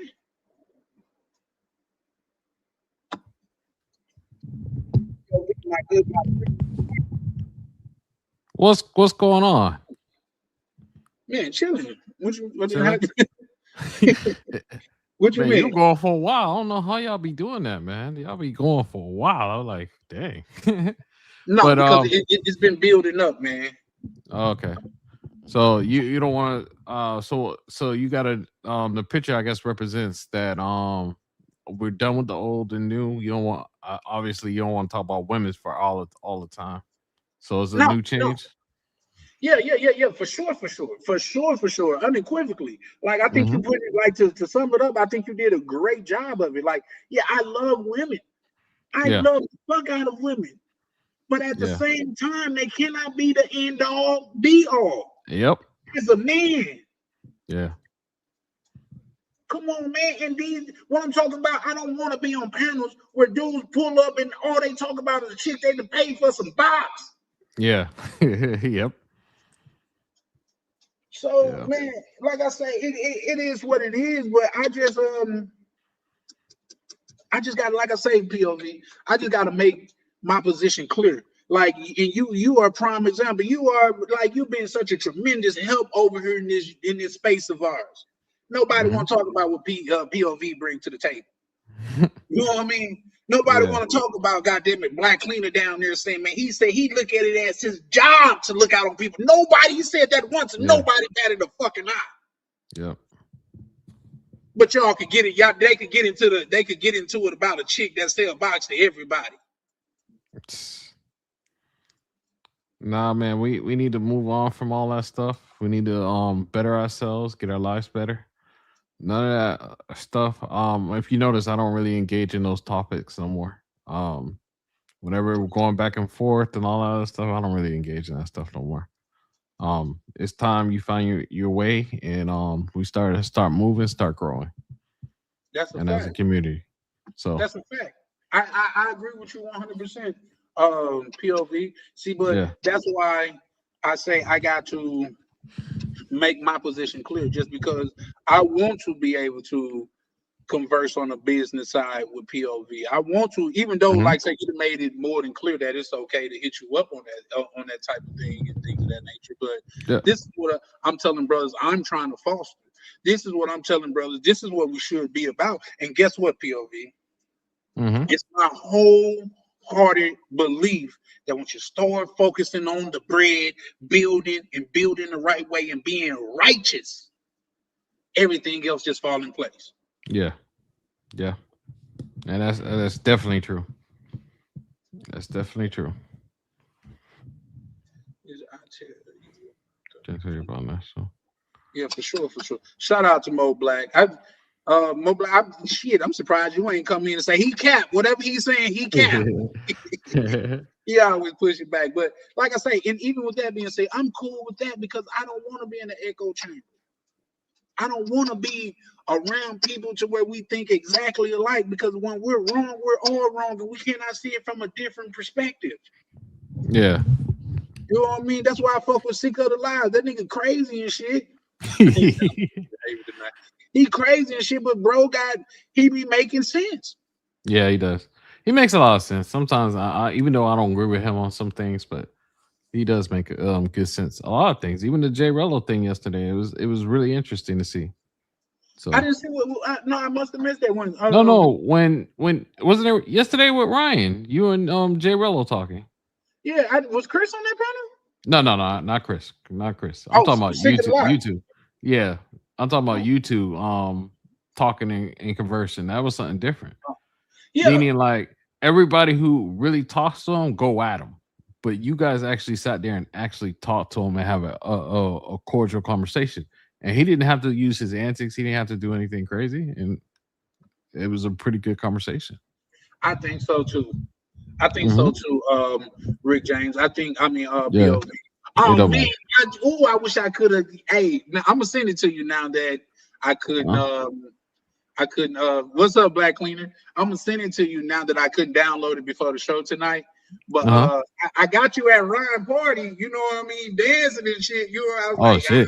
Oh yeah. With the strippers. Yeah. Yeah, with the young lady that was taking up donations. Yeah. Yeah. I don't know if you two gonna allow you too much of it though. We was gonna find out tonight. It's fine. It's whatever. Okay, but yeah, I'm gonna send it to you though. Just to get you because, like I said, man, the last thing I would want to do is to have unnecessary, unnecessary like bad feelings from somebody that's just unnecessary, especially when I didn't mean for it to be looked at a certain way. You see what I'm saying? So respect is just Mando with me. Oh, okay. Oh, no worries. I knew it when at the moment I was like, damn, everybody took a picture and video, so it's fine. I was right there with you, my good brother. I know. Black Cleaner, what to do, good brother? Happy New Year. Yes, I see the flames. Happy New Year.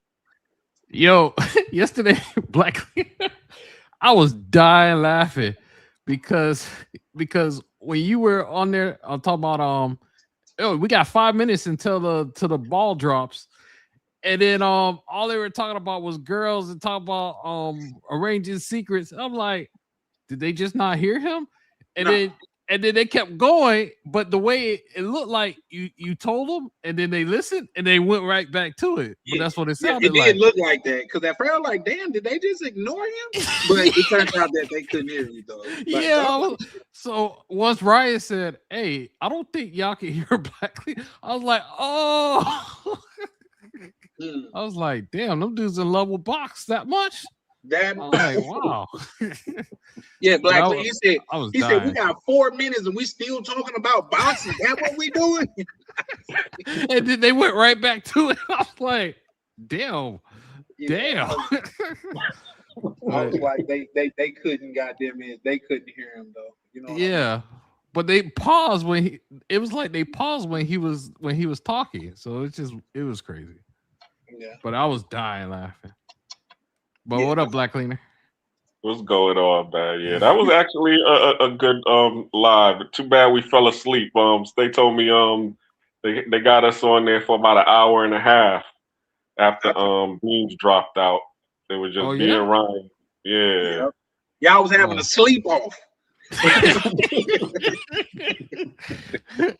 I knocked out before the end of it, but when I woke up, I saw it had 9 hours. I was like, dang, they stayed on that long? Yeah, they was damn sure got them asleep. Cause I was like, Black Cleaner, you there? Somebody, I think it was Les.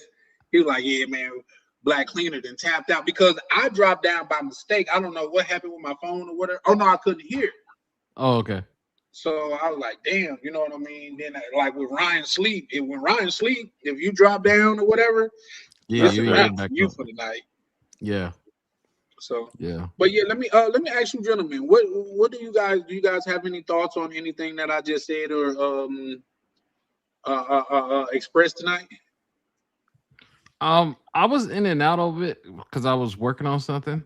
Um, I understand the part of the box thing, and then the brotherhood stuff you were talking about earlier. Um, I didn't get at the beginning when you were talking. I didn't get that part. Um, you were You say so you didn't get animated. it. Well, Just I jumped in and you were already animated. So oh, okay. I thought you meant like you didn't get, like you didn't no, no, understand, but no. you're saying you physically didn't see it. Yeah, I didn't see it. Okay, So that part I didn't quite get into there. So okay. But what's your opinion? I mean, we've been talking about this for weeks, so you already understand the gist of it. That's a fact.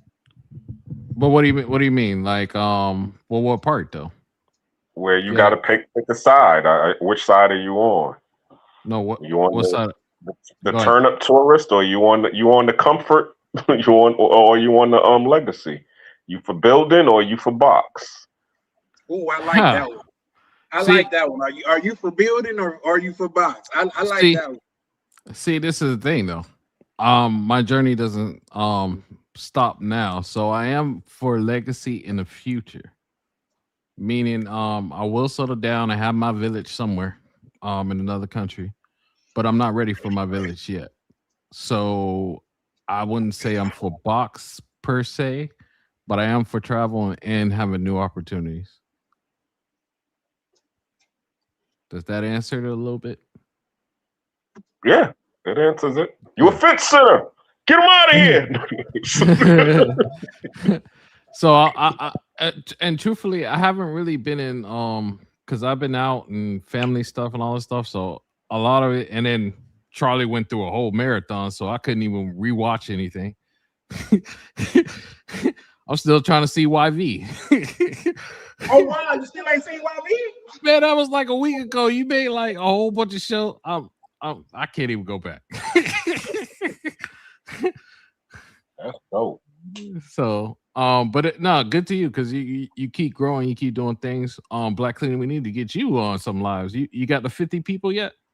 Nope, I'm getting there though. Somebody I did rehash or did redid my YouTube page because I'm starting to consolidate and do a Mm-hmm. makeover. So All now right. my first I will have my first real video edited and everything. It'll be dropping this week sometime, next week sometime. So be on the lookout for it. All right. Um, but also too, what was I about to say?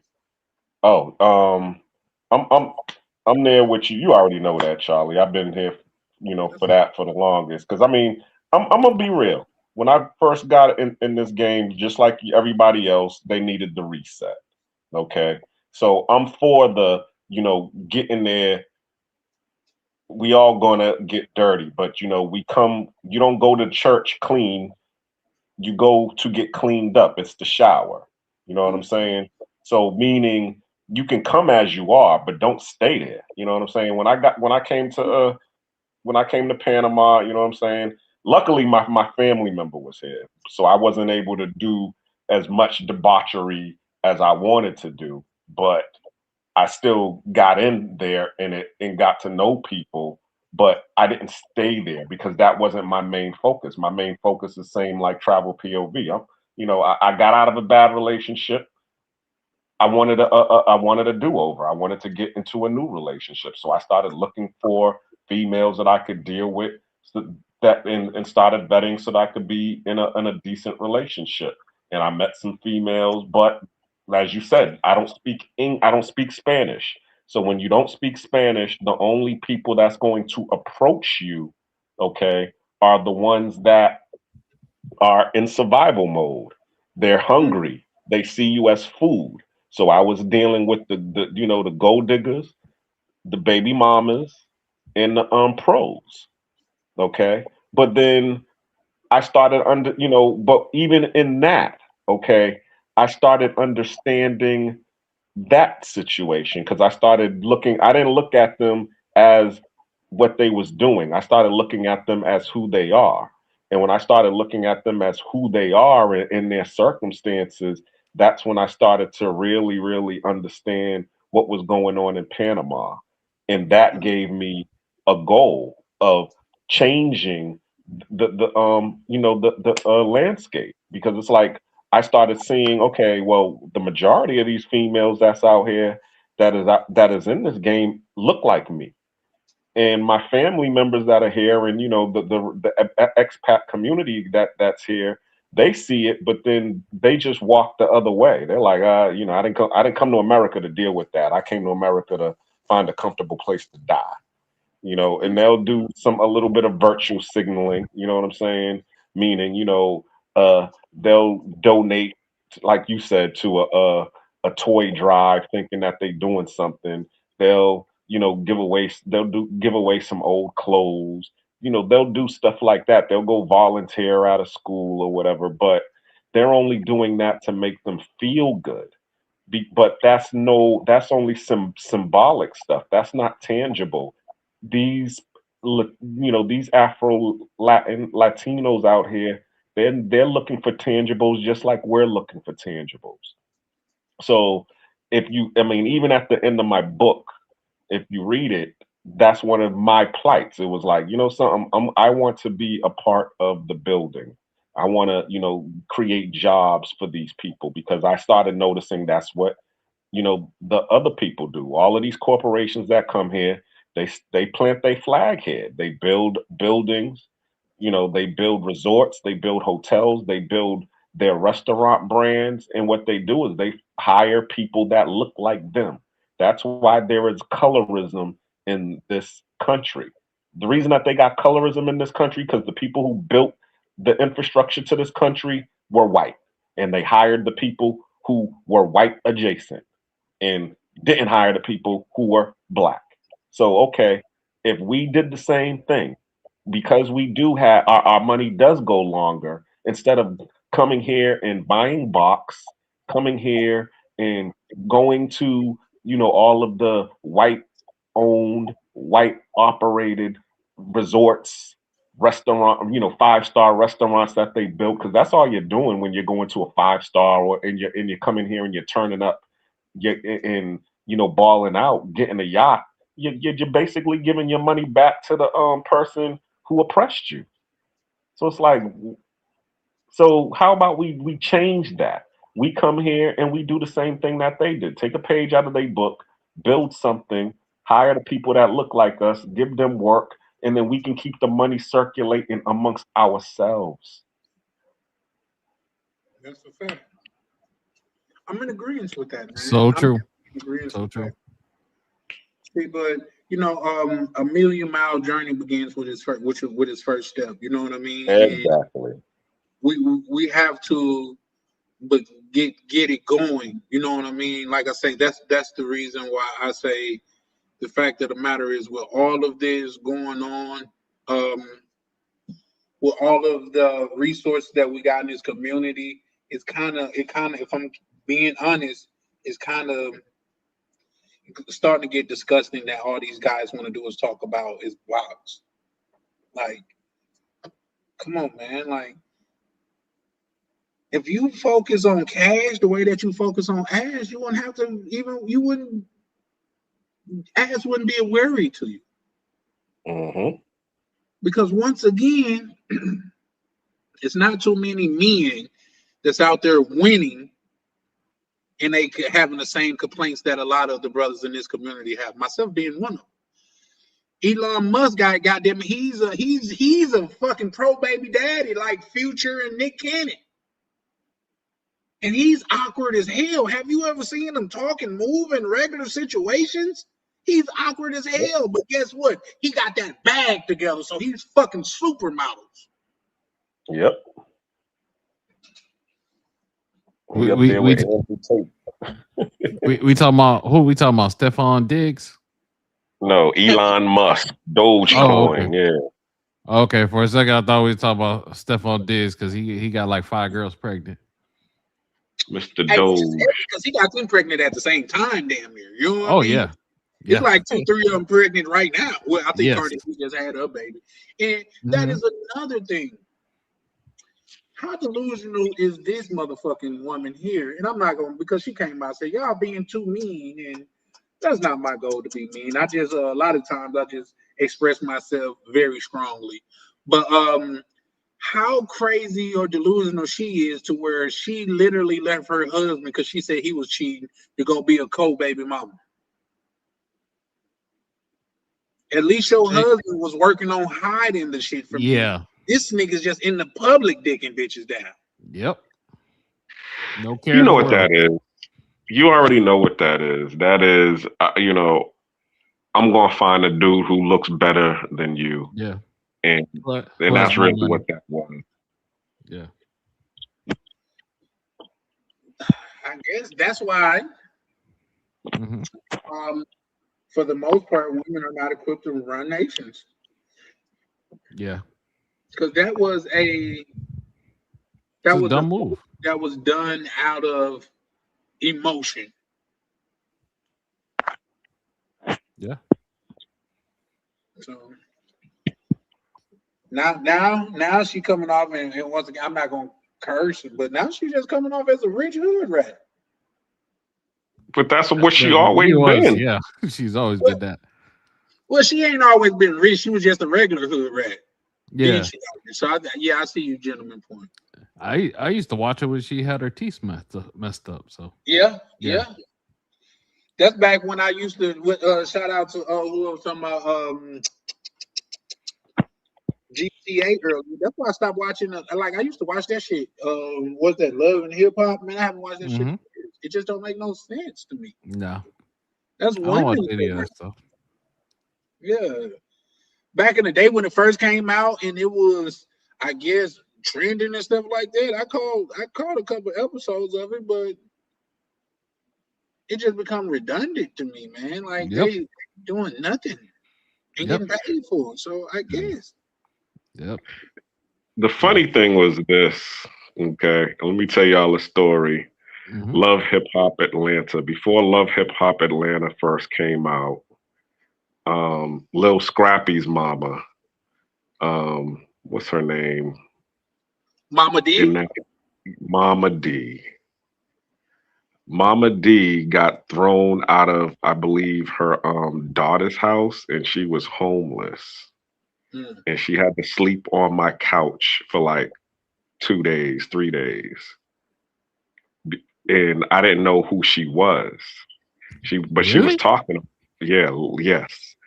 Hmm. Because I used to rent rooms when I had when me and my daughter's mother, me and her broke up, and I kicked her out. And since I still wanted to, I had this big ass house, so I was like, well, shoot, I just rent, some of the rooms in order to be able to pay the mortgage.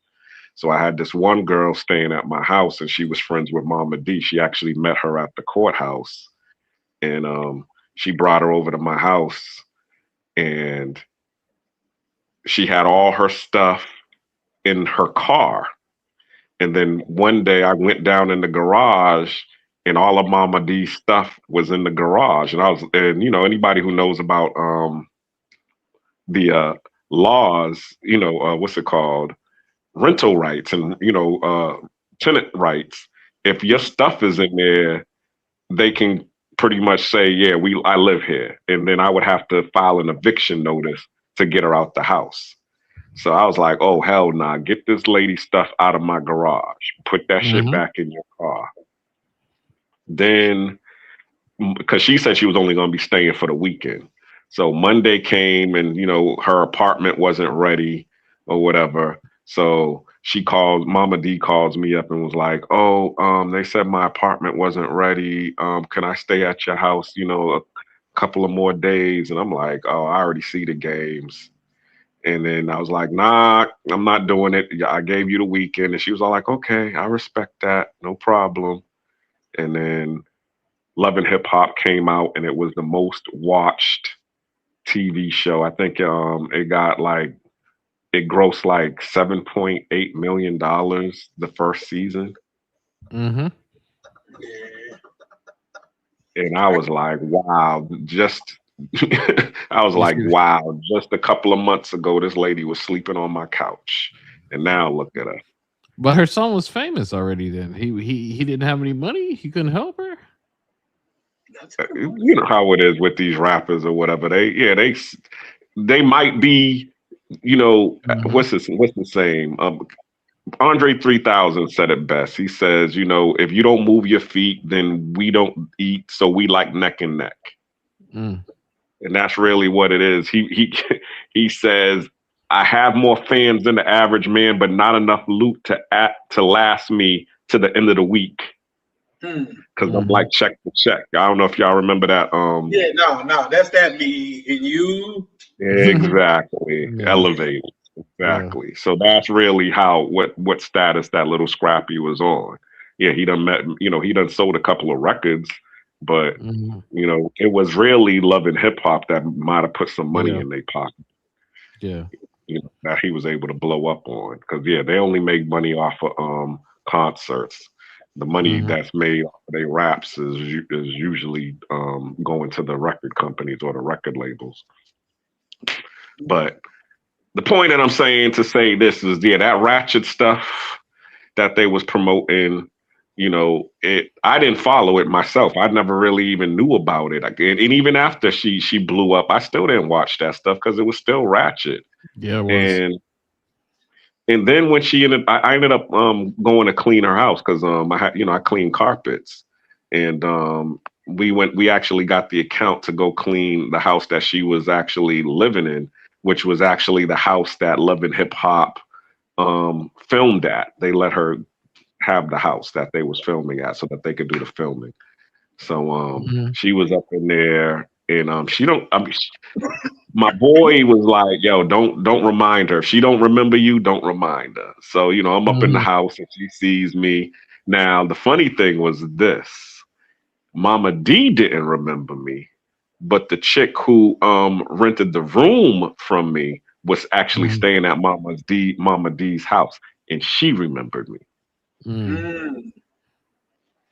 And she was like, "Oh yeah, I remember you. Yeah, you the one that." Because I ended up having to kick her out too, because she didn't pay her rent neither. So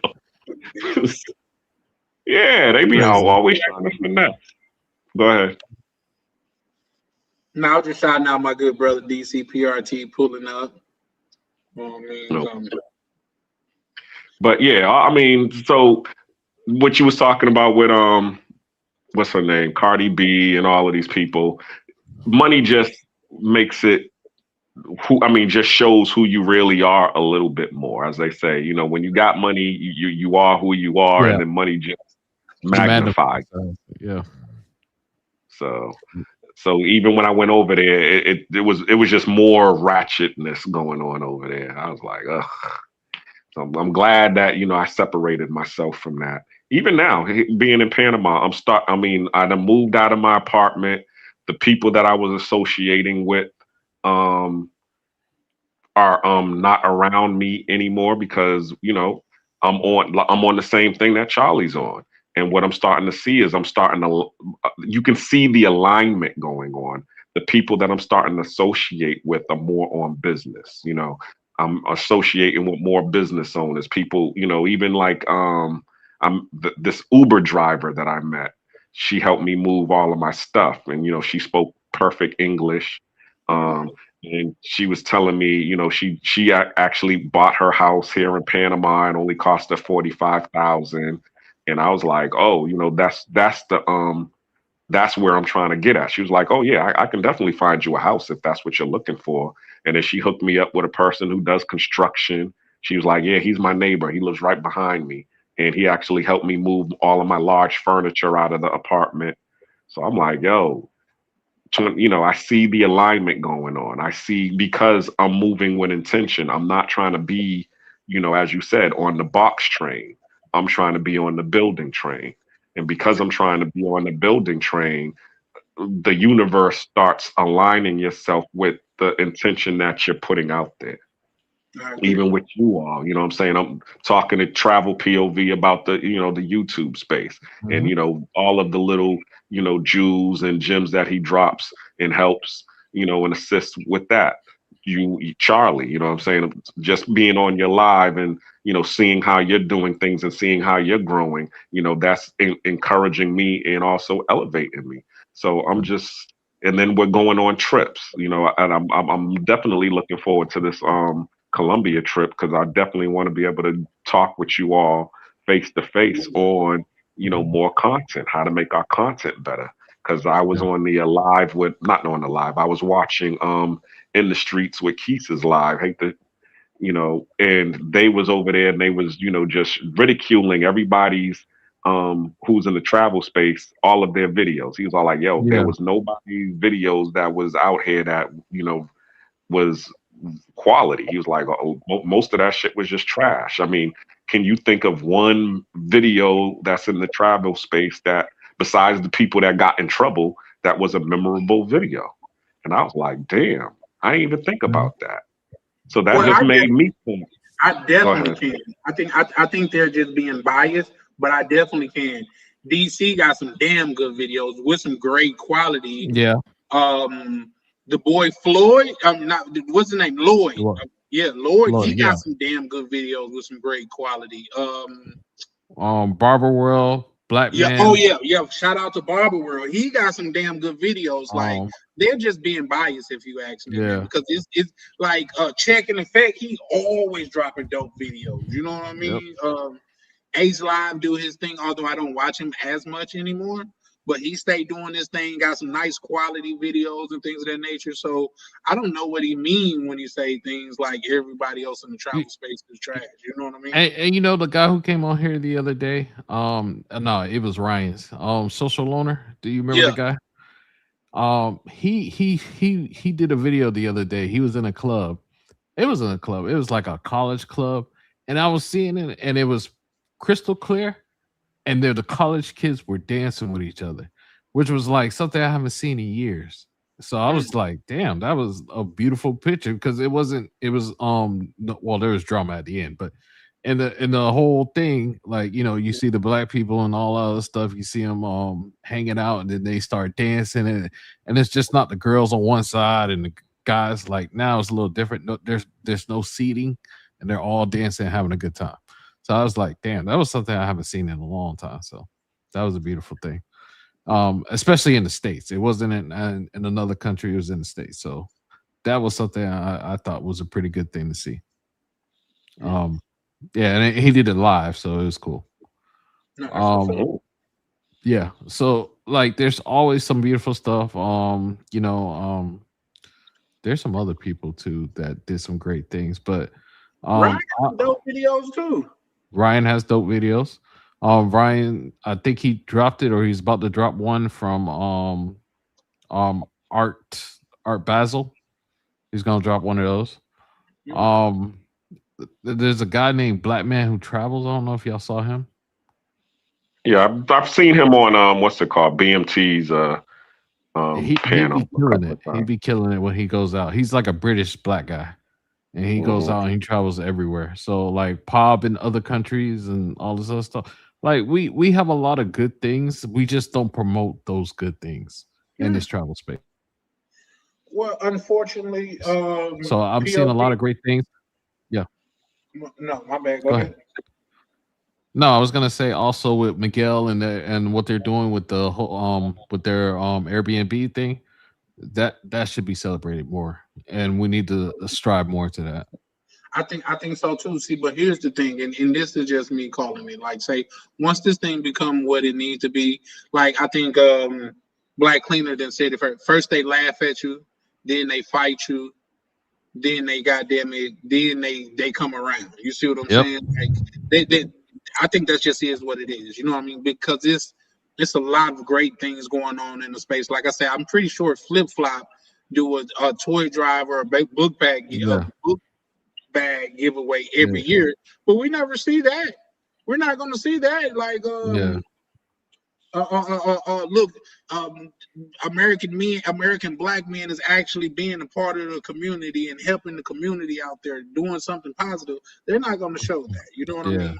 I just seen Ace Live do some drive. Ronan the Traveler did a drive and things of that nature. To where I think he gave them laptops or some shit like that. And we don't see hit pieces on those.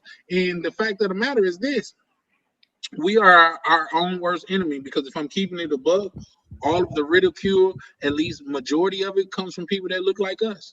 Yeah, and that's the thing. And I hate that we had to end on this note with Floyd. The year.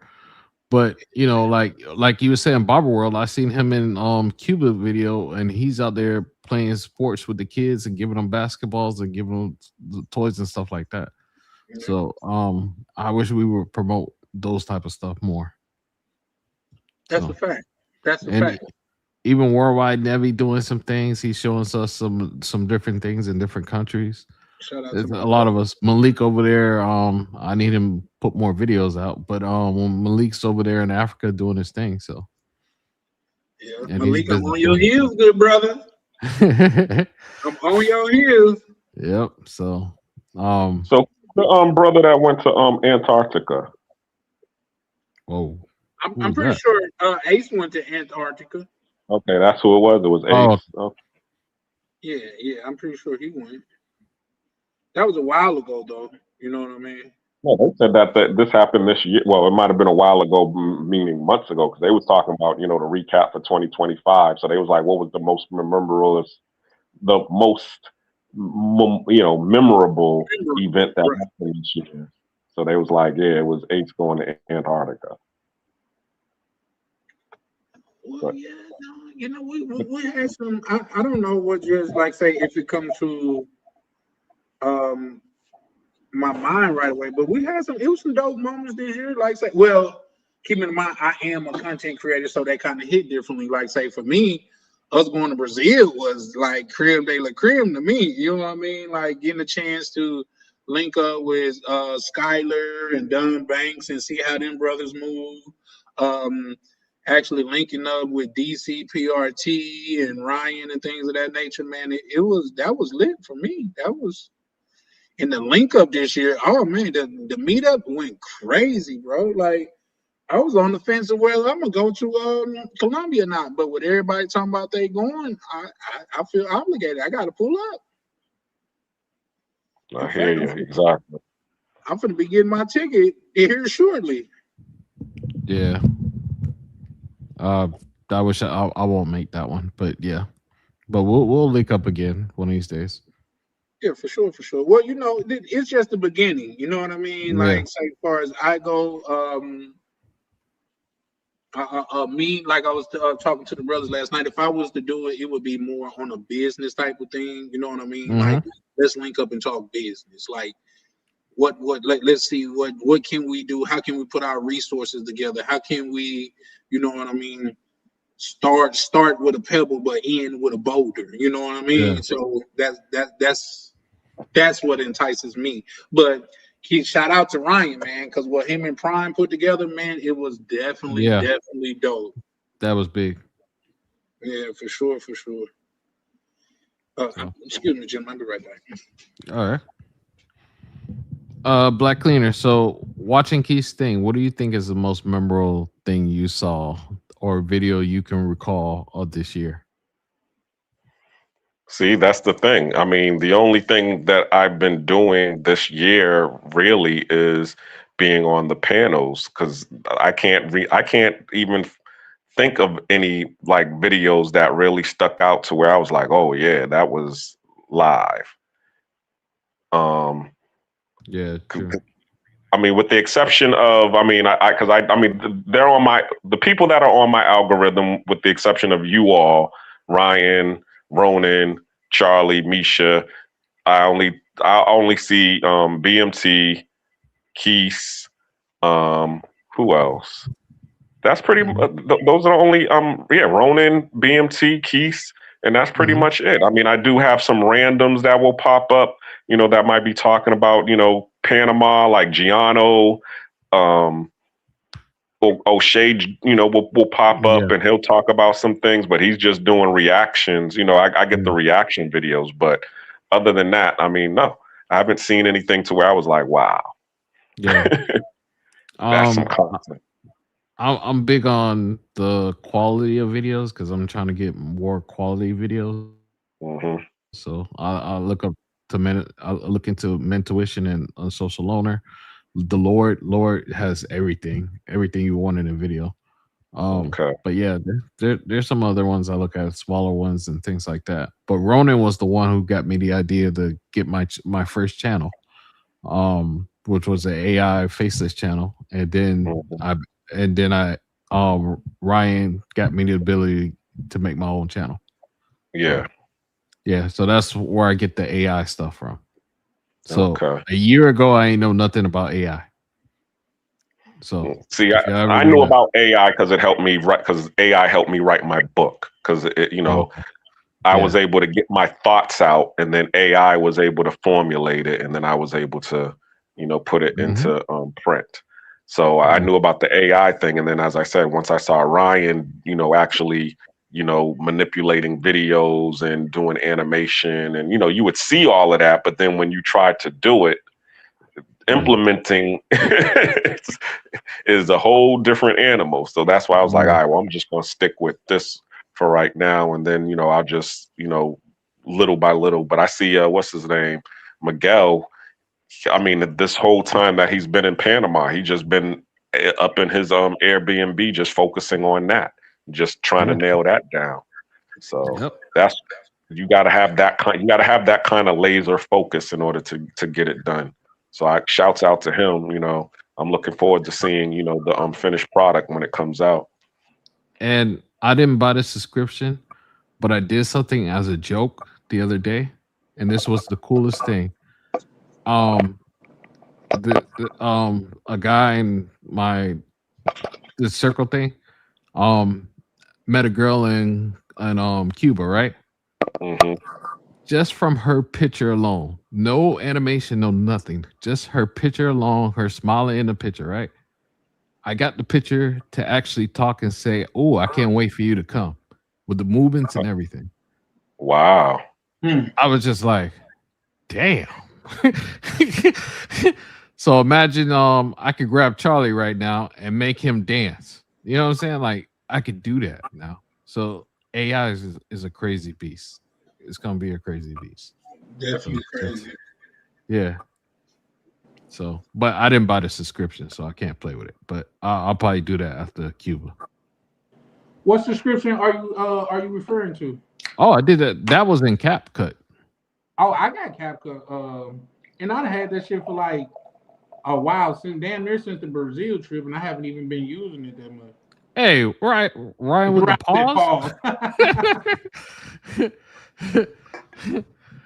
Hey, you um, see when you went to talking about quality of videos and shit, I had to change my camera, right?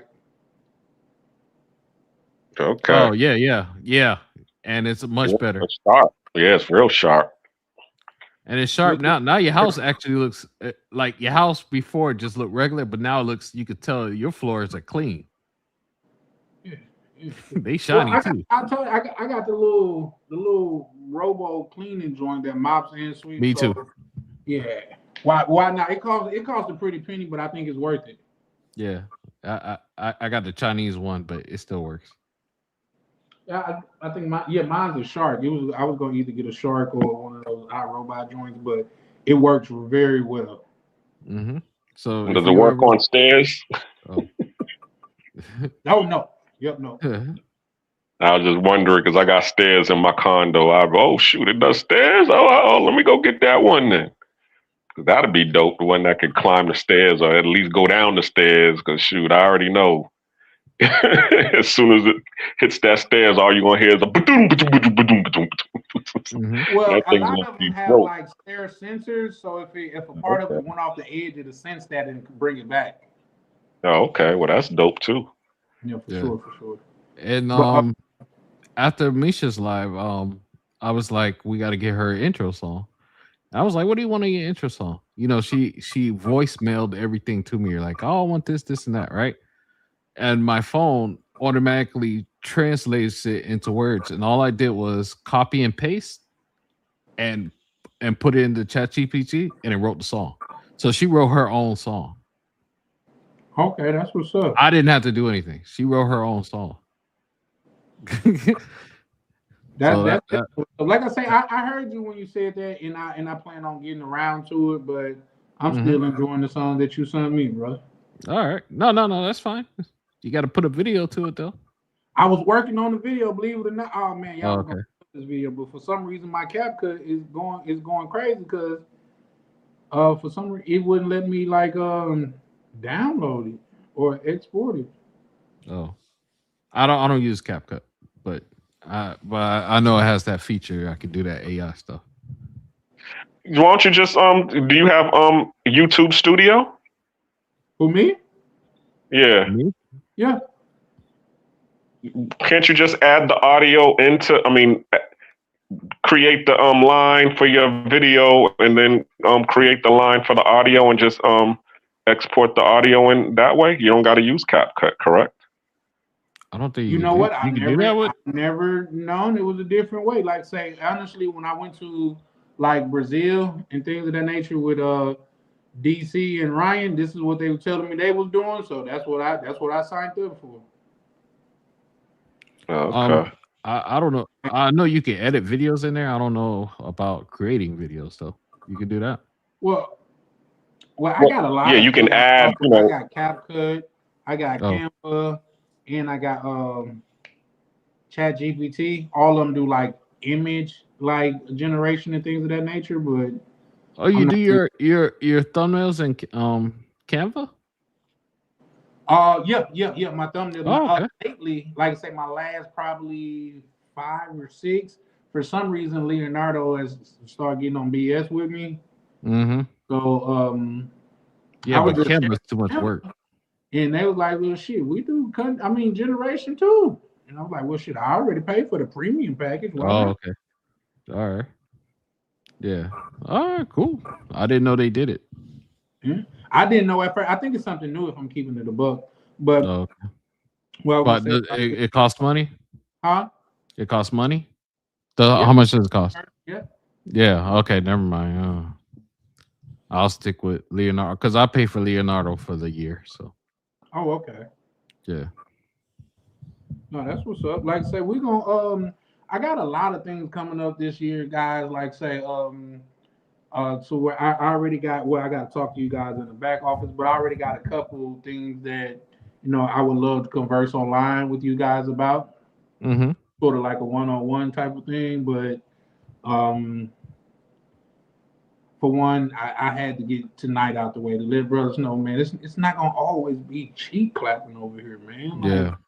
come on, man. Like, I'm trying Yeah. to build some shit. Like, here's the thing. Mm-hmm. What's that? Who said that? Wasn't that in Colors, the movie, to where the young bull said to the old bull, "Hey, let's run down here and fuck one of these cows," and the old bull said, "Let's walk down here and fuck them all." Hmm. That was Yeah, colors. yeah, that was Colors with Sean Penn. Yeah, he was a police officer. I forget who Yeah. the old police Yep. officer was, but yeah. Yeah. I remember the movie. I don't remember that part, but yeah. Okay. Yeah, I believe that's one of the parts. Really? I'm saying that Yeah. to say, bro, once we start building businesses in these countries, we start being able to frequently be there.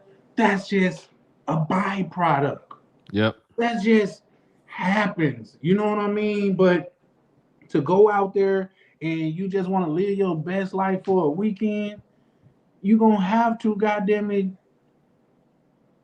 pay like you weigh. You Yeah. know what I mean?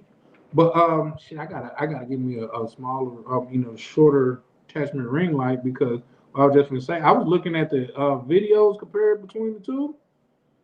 Yeah, nah, they look completely different. So, but, Yeah, they do. yeah.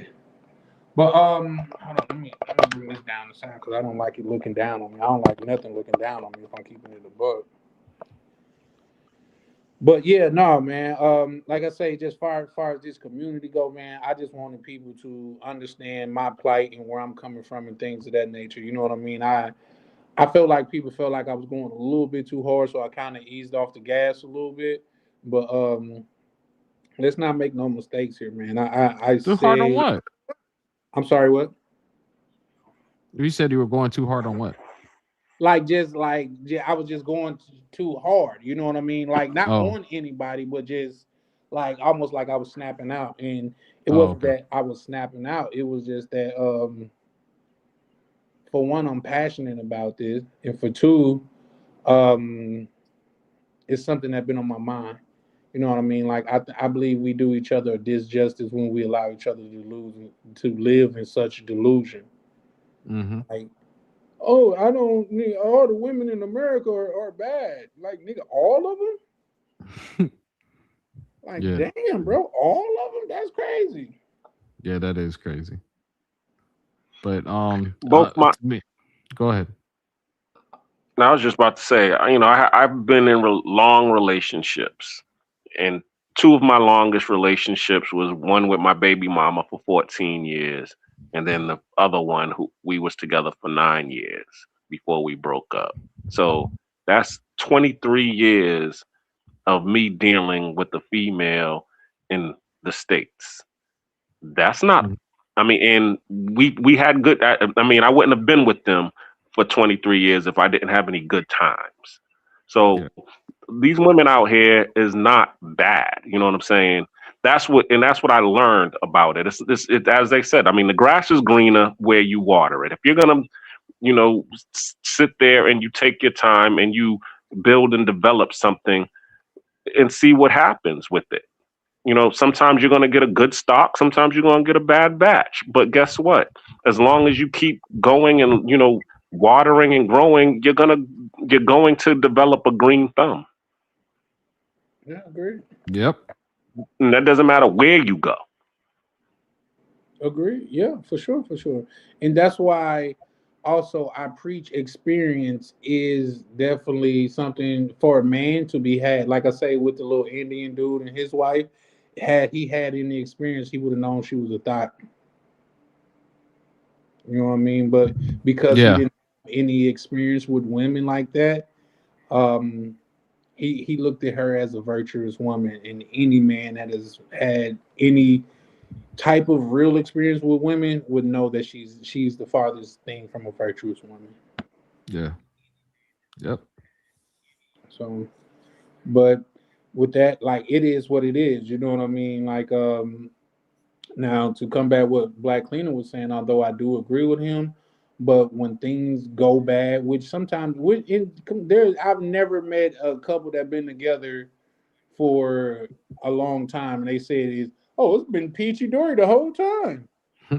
We never even had an argument. Like, yeah, that's unlikely. But I'm saying that to say when it goes bad and the system give you incentives to leave, that's when it goes wrong, in my opinion. yeah, They give you an incentive to leave. Like, say, if you in another country and this man didn't built up his empire and things of that nature, you could leave, but you're leaving barefooted, just like when you came in. Hmm.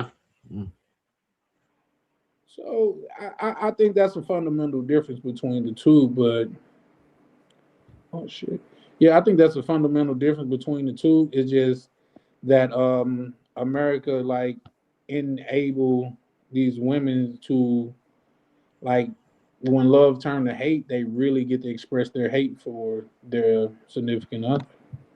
yeah, yep. But back to business. Hmm. I wanted to say this because it was something that my brother told me a long time ago. He said these two things to me. He said, number one, he gave me the history of the sharecropping back in the days when the slave would be out there sharecropping for massa after slavery was done. And then he would, go and get his money.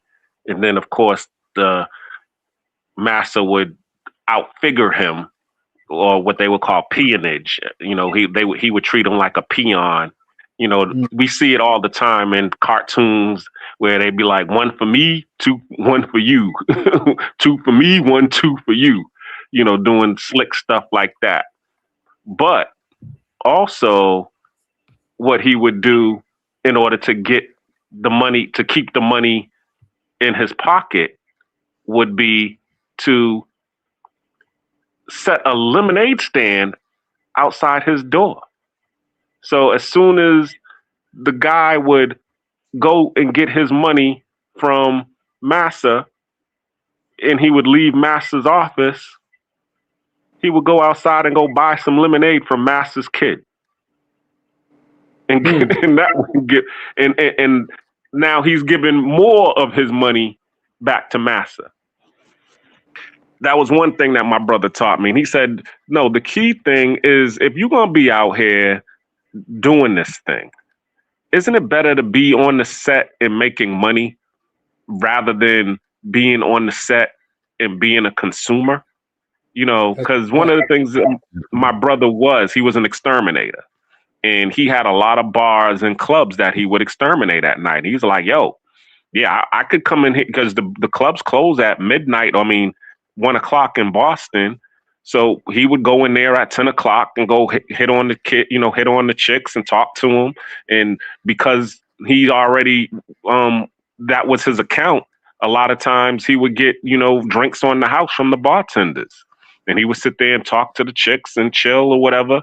And then as soon as he, or even if he did spend money for dinner, as soon as he finished, the club let out, everybody left. He would go in there, exterminate the club, and get all his money back that he just spent in the club hitting on chicks. That's the Yeah. type of mentality that you need to be having if you're gonna be going overseas. And that's my mindset. It's like I'm not coming over. I was saying this to all my peeps. I was like, yo, I've been in Panama for it'll be 3 years in August. I'm like, okay, from this point forward. But I was saying that last year. I was saying Panama need to pay me now. I'm sorry. I'm not. I done spent probably 15, 20 grand up in Panama on just BS. Hmm. Rent, partying, all that. Nah, Panama need to pay me now. So therefore, I'm setting myself up so that Panama will pay me. And anybody who wants to get in line with me, so when you step on the scene, Panama's paying you too. Let's do it.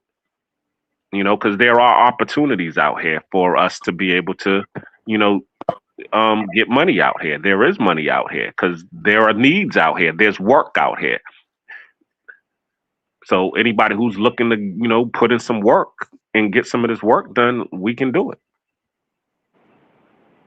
I Yep. think it's coming, Black Cleaner. Yeah.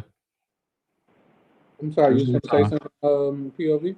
Yeah, that's what's up. That just give it some time and let people go over there to Panama and then they hopefully they can get on with you and get the wheels moving and you'll probably get some people interested.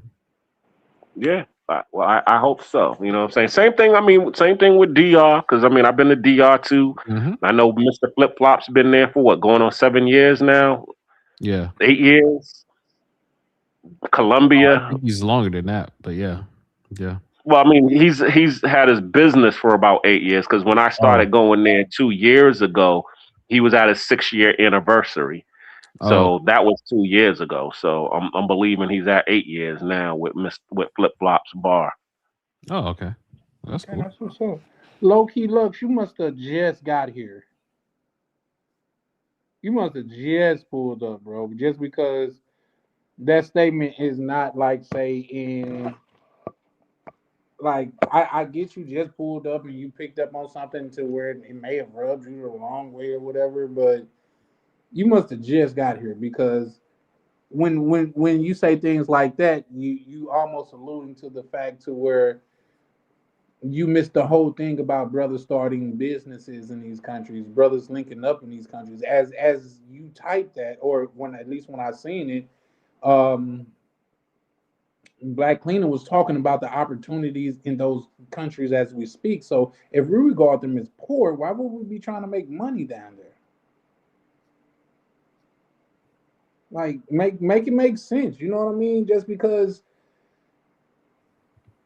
if we look so much down on it, if we look down on it so much, we wouldn't be trying to actually ingrain ourselves in their society. We wouldn't be trying to sustain a living there. You know what I mean? So yeah, no, I get it.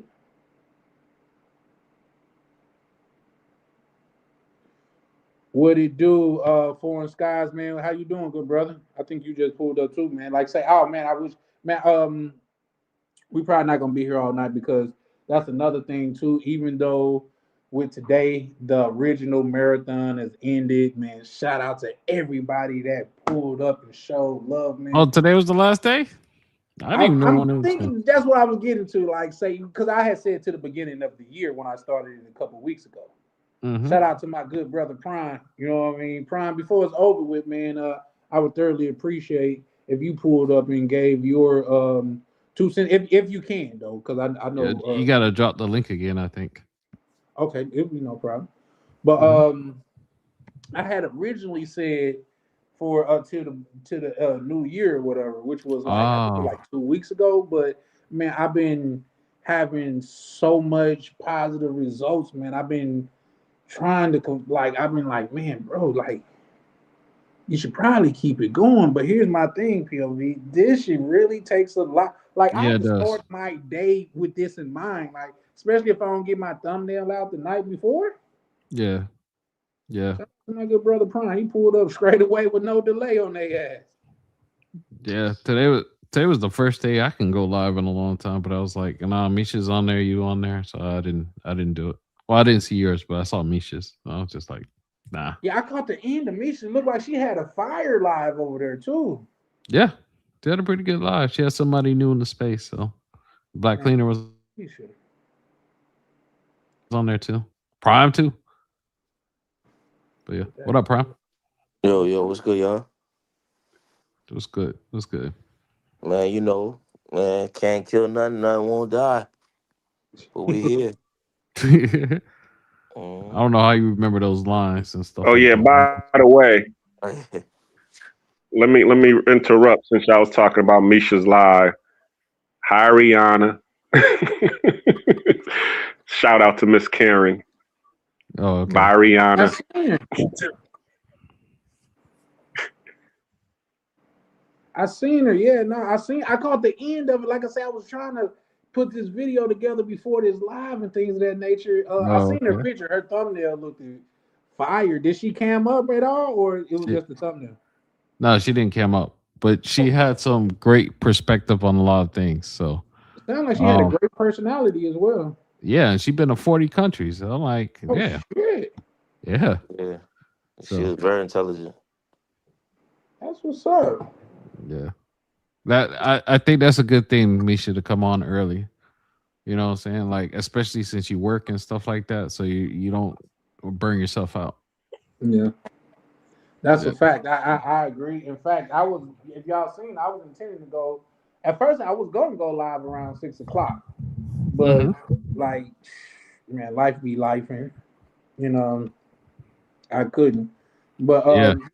yeah, like say, I don't know. I think the time slot kind of worked for me a little bit, but I wouldn't mind like playing around with the times and stuff like that. It's just that I don't know, like what you. I have had so much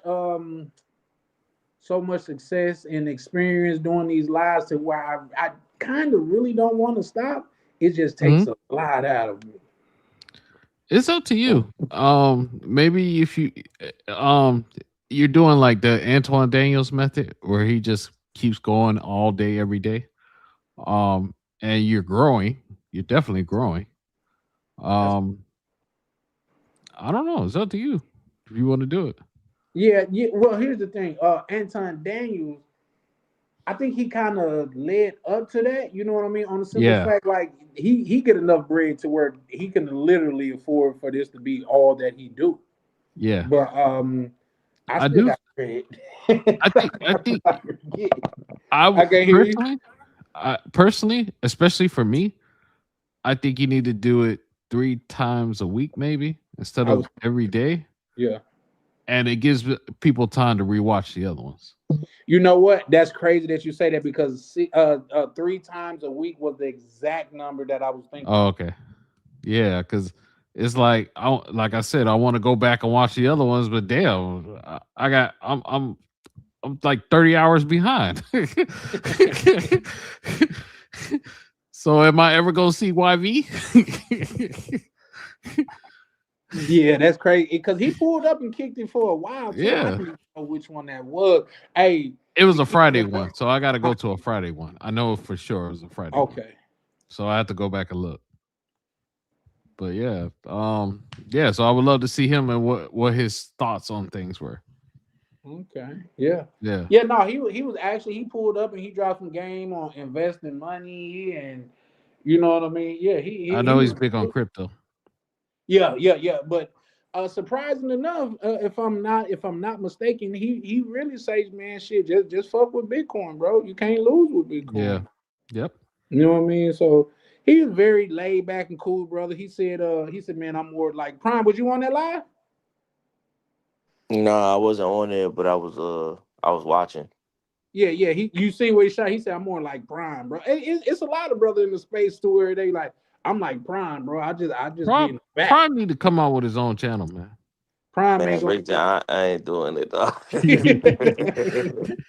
Prime ain't Nah, gonna do man. it. Yeah, I like to just to be in the Yeah. shadows. You Yeah. know what I'm saying? Like Charlie said, like I'm like the the Suge Knights, the Yeah. you know what I'm You don't saying? want the producer dancing all in your Uh, video. yeah. Yeah, all on TV. Right. Yeah. Yeah, I like to be in the background. It's kind of like how Slim and Birdman got it. Just Yeah. Slim do a lot of the muscle. Pause, Hmm. and that's Now I kind of want you how I more am. like LeBron and Rich, that rich guy. I forgot his name. His A name is Rich, rich but ball, yeah, Rich Paul. There you go. That's where yeah, you should be. yeah. I just Business kind of always mindset. been kind of like that. Even though I got the personality for it, Hmm. I just I just like to chill, man. And pull the strings, like you know what I'm saying. Like if you was the rapper, I want to be the manager, or I want to be the label, whatever you want to call Yeah. it. Yeah, Yeah. for sure. For sure. No, I feel that, and everybody got their own strengths and their own weaknesses, and if you feel like that's your strength, I urge you to just play into that. Well, I'm gonna encourage everybody to like and subscribe. Keep your business, get your new year's resolution going. I failed the fast because I had to eat at 4, so I have to Oh tell shit! Ryan I stopped at 4. But I'm doing good, and I'm gonna call it a night because I got work in the morning. Shout out to you, POV. All right, Definitely Yeah, it's about appreciate to you putting up, all man. right, keep doing your things, and I'll listen until I fall asleep. All right, then. Absolutely, man. All right, peace Yep. out. Happy New Year, P. Oh, happy New Year to you. For sure. Black Cleaner and everybody. And Black Cleaner, put your channel on the thing. We need to get you to 50. Yeah, for sure, All for right. sure. All right. Yeah, Black Cleaner. Pertaining to what POV was just saying. I think like that's good advice to like say leverage the community, the brotherhood, this thing of ours, because like say I think Rainier, I think he got 50 now, and I think Avery was close to 50, and a lot of it, not all of it, especially for Rainier, because he already got his wife and they doing their thing, but a lot of it was built off of the community. You know what I mean? Like brothers just pulling up, supporting. And I'm saying that from Mm-hmm. experience because it was a lot of brothers just pulled up and followed me, and I didn't even have a lot of videos up. You know what I mean? I think I probably had one video up, and I was able to go live. Oh wow. Yeah, But yeah, that's cool. yeah, just I'm leveraging the trying to get community. there. I got to develop my silver tongue because you got a silver tongue. You think so? Oh yeah, you definitely got the gift of gab. As you I say, you appreciate it. got the vernacular, the spectacular vernacular. Well, you know what? If I'm being transparent and a little bit vulnerable, that comes from weaknesses in other places. You know what I mean? Like say when you weak in one area, a lot of times you pick up a strength in another area. That's like a person that can't see, their hearing is super strong. You see what I'm saying? So, but Mm-hmm. I definitely appreciate it nonetheless. But Prime, did you catch the beginning of the Scream and things of that nature? Nah, I didn't. Oh, okay, okay. Well, it was just more or less of me. And I said I went with a light torch. You know what I mean? It was some regular unleaded. You know what I mean? I wanted to come to this bitch with diesel gas to get a whoosh. You know the good fire. You know like Yeah, when the uncle at the barbecue put too much goddamn lighter fluid on, he threw the yeah. goddamn and that bitch whoosh. I wanted that, but I think I got Now my. that's a five. Now that's a Yeah, five. exactly. So yeah, I think for the most part I got my point across, but I just don't feel satisfied with it. You know what I mean? I just don't feel like you see I went in enough. I just don't feel like because people could still be like, oh well, I don't fully know what he meant, or I could still be on the fence and things of that nature. Like that's something that I'm trying to get away from. Like decide. One of my favorite scenes. Have you? I'm sure you brothers seen Troy, right? Oh yeah, Remember when they had the little prince lady, the little prince chick in the king in the king's tent? He said, "No quarrel with you, brothers, but if you do not unhand her right now, you will be going." He's like, "I will cut off your tongues, or I cut off your head, or something like that." yeah. Like I'll strike you from this world or something like that. I Yeah, remember yeah. that. And I think a split second went by. He pulled his sword and said, "Decide." Yeah, went crazy. And that's what I'm on. Tell me to It's decide. crazy. Like how you refer a lot to that movie. That's cool because there's a lot of messages and stuff like that. For sure, for sure, for sure. And Well, just peering into the mind that is me. Like I tell people, like my favorite movies are the man against the world movies, like Pursuit of Happiness, Hoodlum, even Last Man Standing, Troy, Scarface. Just the one man against the world. You know what I mean? Maybe that's whimsical for me or something like that, but those are movies that I look at. Like I always felt like, for the most part, a lone wolf. You know what I mean? But yeah, like John Rambo. yeah, yeah, Yeah, yeah. Like Rambo, yeah, for sure, for sure. yeah, So like They drew first blood, not me. Yeah, that's the shit. type shit. yeah, You know what I mean? So yeah, that's my thing. But something where I also like about Troy because it's like also a biblical story. So yeah, no, for sure, for sure. I like eh, what I like because I like it. You know what I mean? Prime, like a lot of people say, "Oh man, you refer to that a lot, or you refer to this a lot," like because I'm not lying. You know what I mean? Like I like what I like because I like it. But and that's what's happening now. Like in the space or whatever people want to call it. Like the Trojan horses got in. It got in, yep, and it's dividing and you that's know doing a lot of divisive stuff. So I mean, we gotta just lock in and just just keep our integrity or whatever on this side. I mean, we can't like we can't control what's going on everywhere else, so we just gotta you know do what we gotta do. You know we what I got mean? catalyst. Catalyst. You know what I mean? We got to be the exception to the rule. We got to be like in order for in prime that maybe like once again maybe that's just whimsical thinking on my part, but in my mind, in my delusional mind, because all the greats are delusional, whatever. Um, but in my delusional, oh shit, somebody, hold on. Oh yep, I got you, Black Cleaner. In my delusional mind, man, we got to be that stands out. In my mind, it's gonna get so big, so apparent to they're gonna have to obviously look the other way. You know, like when a white person cut you off in traffic and you pull beside them and they look into that's how they finna have to obviously look the other way. Like nigga, you feel me looking at you. You know it. They're gonna have to obviously try to overlook what we building over here. You know what I mean? Because it's too many brothers over here that's really trying to build something. There's too many brothers over here that's really that's really about that life. You know what I mean? Like yourself included, Prime. Like I say, just from the conversations that I have had, I have had conversations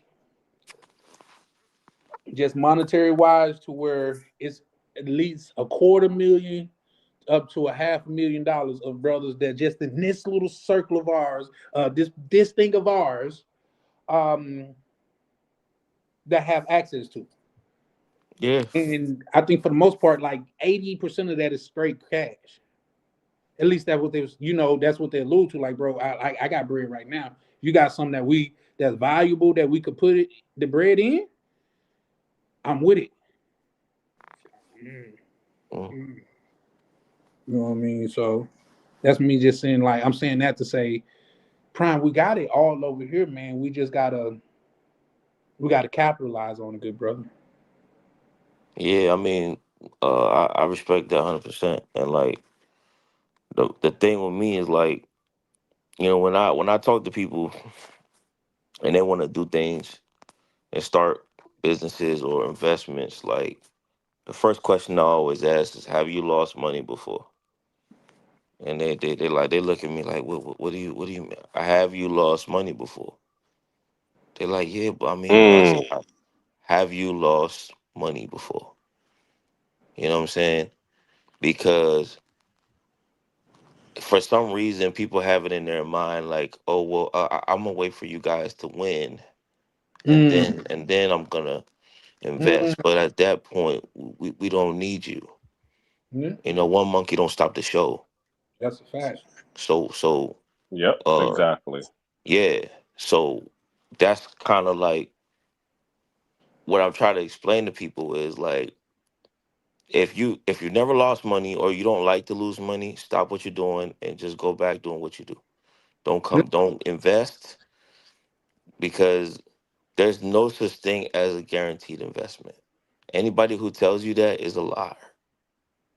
that's a There's fact. But no also such. at the same time, Uh-huh. go ahead.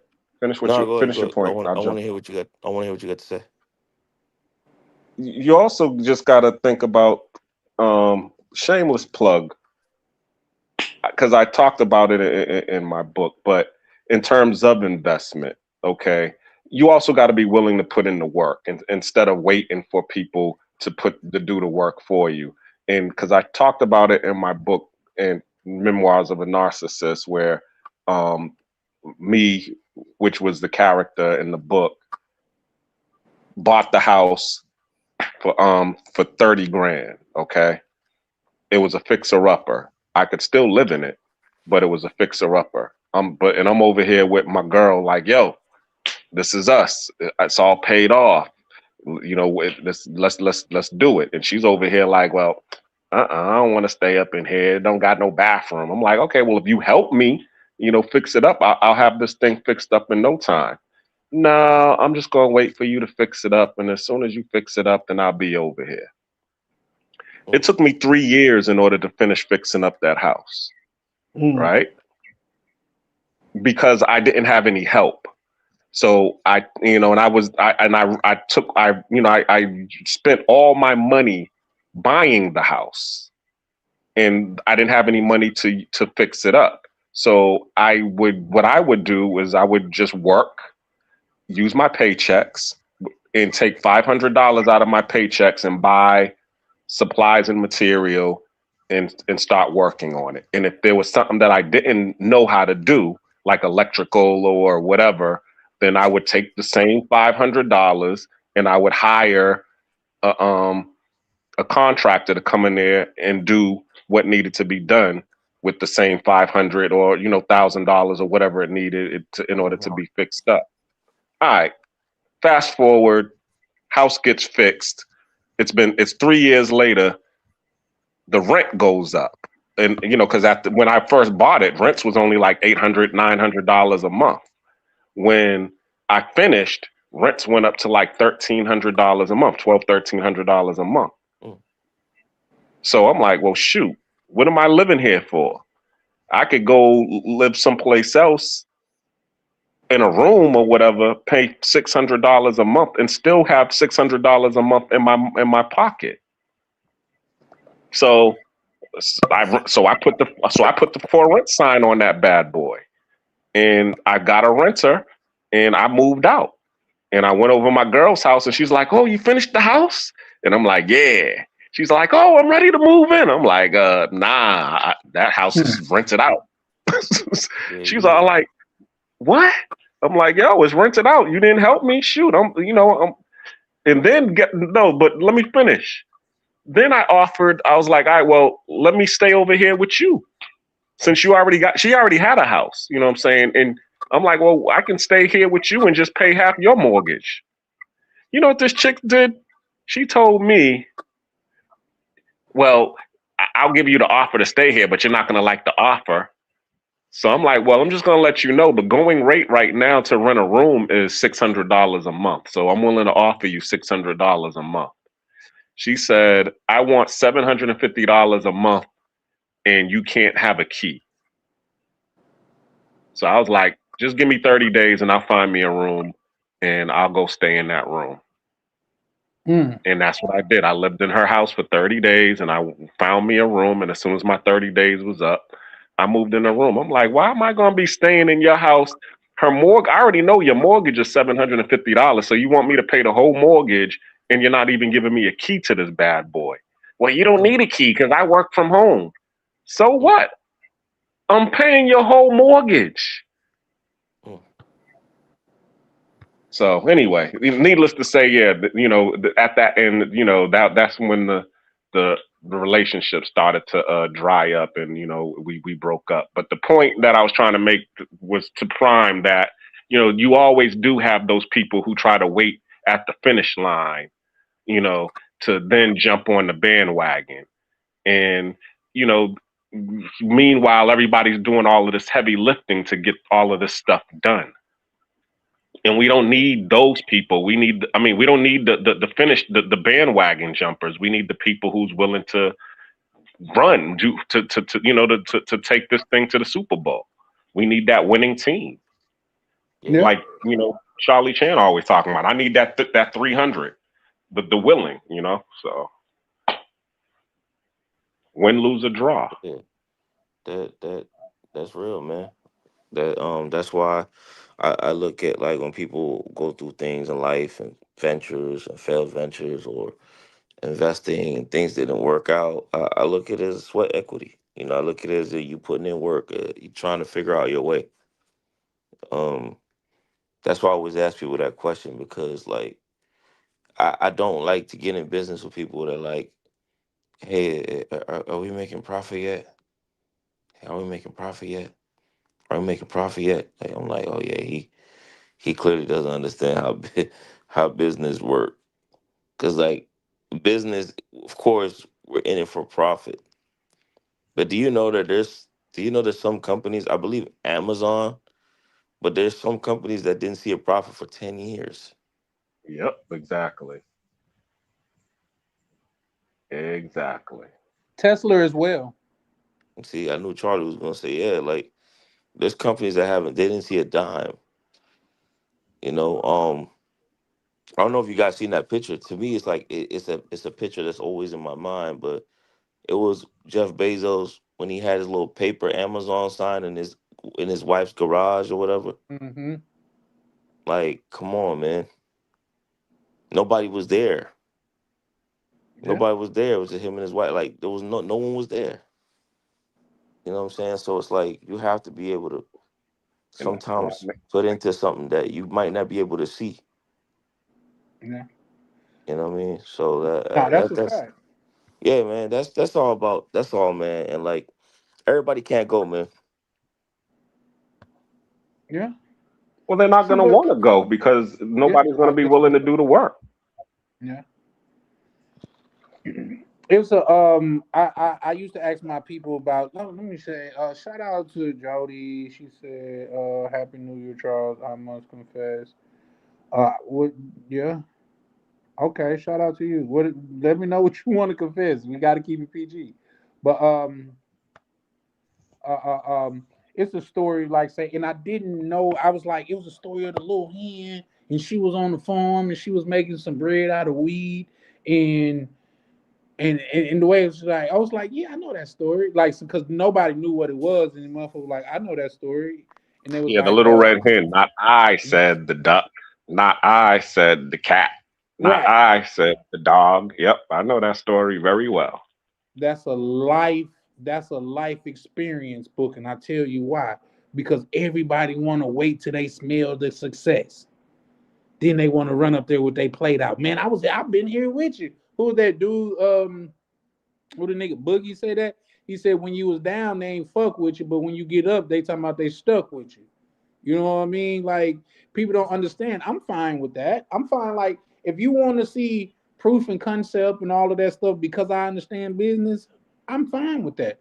But understand this: yesterday's price is not today's price. Hmm. You see what I'm saying? If I started from the mail room to get to the goddamn C suite, what make you feel like you just get to start at the C suite? Yeah. Facts. Come on, man. See, but that's why I'm telling these brothers to where make your intentions known now, because it's gonna come a time to where the levels are gonna move. It's gonna change. Like the time to where you could say, man, I was a day one. That time is closing. You know what I Yeah. mean? And I remember damn each and every one of you individuals that pull up and show love. Like I say, now the thing about that is, like say at Ryan's and Prime link up, it was brother that never said it was brothers that never said anything in the chat and never pulled up on a live, but yet they was avid listeners. They was avid supporters. So much so to Supporters. where they spent their money to come out there and meet and greet motherfuckers. You see what I'm saying? Yeah. That was interesting because like it was people I never seen or heard of, never knew. Yeah. You know what I'm saying? So like, yeah, man. Sweat equity, man, and like honestly, I don't want to be in business for everybody. That's a I don't.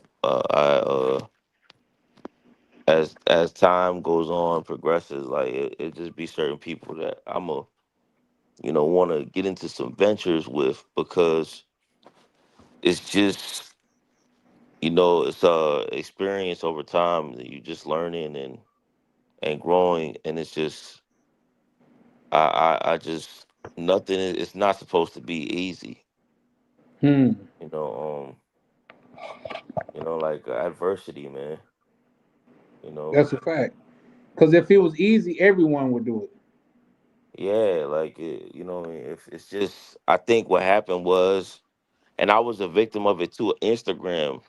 I think the internet made people feel like, oh, I'm gonna just open LLC and I'm gonna have like 800,000 in business credit, and I'm gonna just start opening stuff up. That, that's the biggest problem with Instagram. Made it seem like, especially during the pandemic, hey guys, get an LLC, and then you now all of a sudden you own like 12 properties. You Hmm. know, See, so well, my bad. Go ahead, Prime. no, what are you gonna say? I said, well, see, well, the interesting thing enough is that's how I landed into what I'm into now, far so to speak. Because the interesting thing enough is that part kind of work. Like you do the because you just can't open up an LLC and get this bread because you gotta like say you got to God damn it, I'm missing a word. Godly. Either or you have to secure that guarantee that money with your credit. So that's Yeah, why I Personal say personal guarantee. guarantee. Yeah, right. You are the guarantee the person that's guaranteed off of your credit. Like you just can't open up a LLC and that LLC got great credit. They essentially go off of your credit. But my thing was is after we get this bread, after we get this bread and stuff like that, then what? See, because like I say, I made a couple hiccups because, like I said, I've been in the game my whole life and things like that. So, like I was used to fucking up a bag. So when I got a lot of that bread, I ran through it just because I'm like, bro, it's easy to get it back when you're getting like illegitimate money, but it's not the same when you goddamn it, you getting it out the mud. So if they not telling you like or you don't have a plan to do with that money, you're gonna do yourself a disjustice. And on top of that, Prime, what you was just saying even if you got $800,000 and you not used to it, you're gonna more than likely mismanage that money and end up in a worse situation than you were before. Mm. Fact. Y'all know It's that's how they get these countries into debt, right? Of course. Okay, okay. I just make sure like I'm not just pulling that out the air. Like that for one, I mean it goes a little bit deeper than that. But for one, like the chances of you managing something that you never had to manage before, you were managing it effectively, is very slim. You know what I mean? And for two, like even if you was to get something, like just say you got a business, that business itself, like say a restaurant or something like that, it has its own nuances. That's why I tell people Jay and Miguel is so goddamn it valuable, because they know things about building a hotel that we don't even know that we don't know. It's things in And they're business to learning where, every day. I'm sorry, go ahead. And they're learning something new every day. every day. I was gonna say Every the day. same Why thing. not leverage that? You know what I mean? That's why I like autobiographies and documentaries of people's lives and things of that nature, because you could take their failures as lessons and learn from them. But That would have been crazy too if if they documented that. Oh, that would have been crazy. no, that damn They show was did. Little, I nuts. mean, they have little by little. I mean, the only thing that they need to do is just put it all together. Yeah, that's But true. I mean, if you look throughout everybody's lives and everybody's footage and even their Instagram that they have, you'll see that they have a little bit of what they have been doing along the way. All they got to do is just put it all together, and you'll be able to get something out of it. And actually, you could probably sell that too. Yeah, because that right there, man. I like what they did was incredible because I mean, I that's the reason why I first went to the DR. Like I was invited for business purposes, and then of course I strayed upon the what they call the off beaten path or whatever they want to call it. Yeah, for sure. Yeah, and then I found some other things, but business never left my mind because it's just it's there's a lot of opportunity. There's stuff that over there that ain't really been done yet, or at least it hasn't been done with like our touch or like the way we do business, Yeah. right? Like so when they did it over there, I said, man, see, I'm telling y'all because the energy, and I understand like some brothers come to the community just for an escape, just to talk about chicas and all. I understand, right? I mean, I'm not judging them, but like right now where we at, if you travel enough, that's the last thing on people's mind. Like that's guaranteed. That's nothing. That's a You fact. you know what I'm saying? Now you started So to say it right. That's guaranteed. yeah, that's guaranteed. Like so, but like what I can guarantee you is you ain't gonna get nothing with no bread. Hmm. You know what I'm saying? On anywhere in the planet. So that's why like these conversations are important, man. And like I don't want to force nobody who don't want to listen to it. So it's like, hey, we can spend 10% of the time talking about what Lisa and what Monica and what all of them did, and then we could spend the other 90 getting this bread. Mm. And you know what, Prime, is unique and nice that you said that, because I'm not saying that, like say I just want to do away with the woman talk altogether. That's unrealistic because we are men.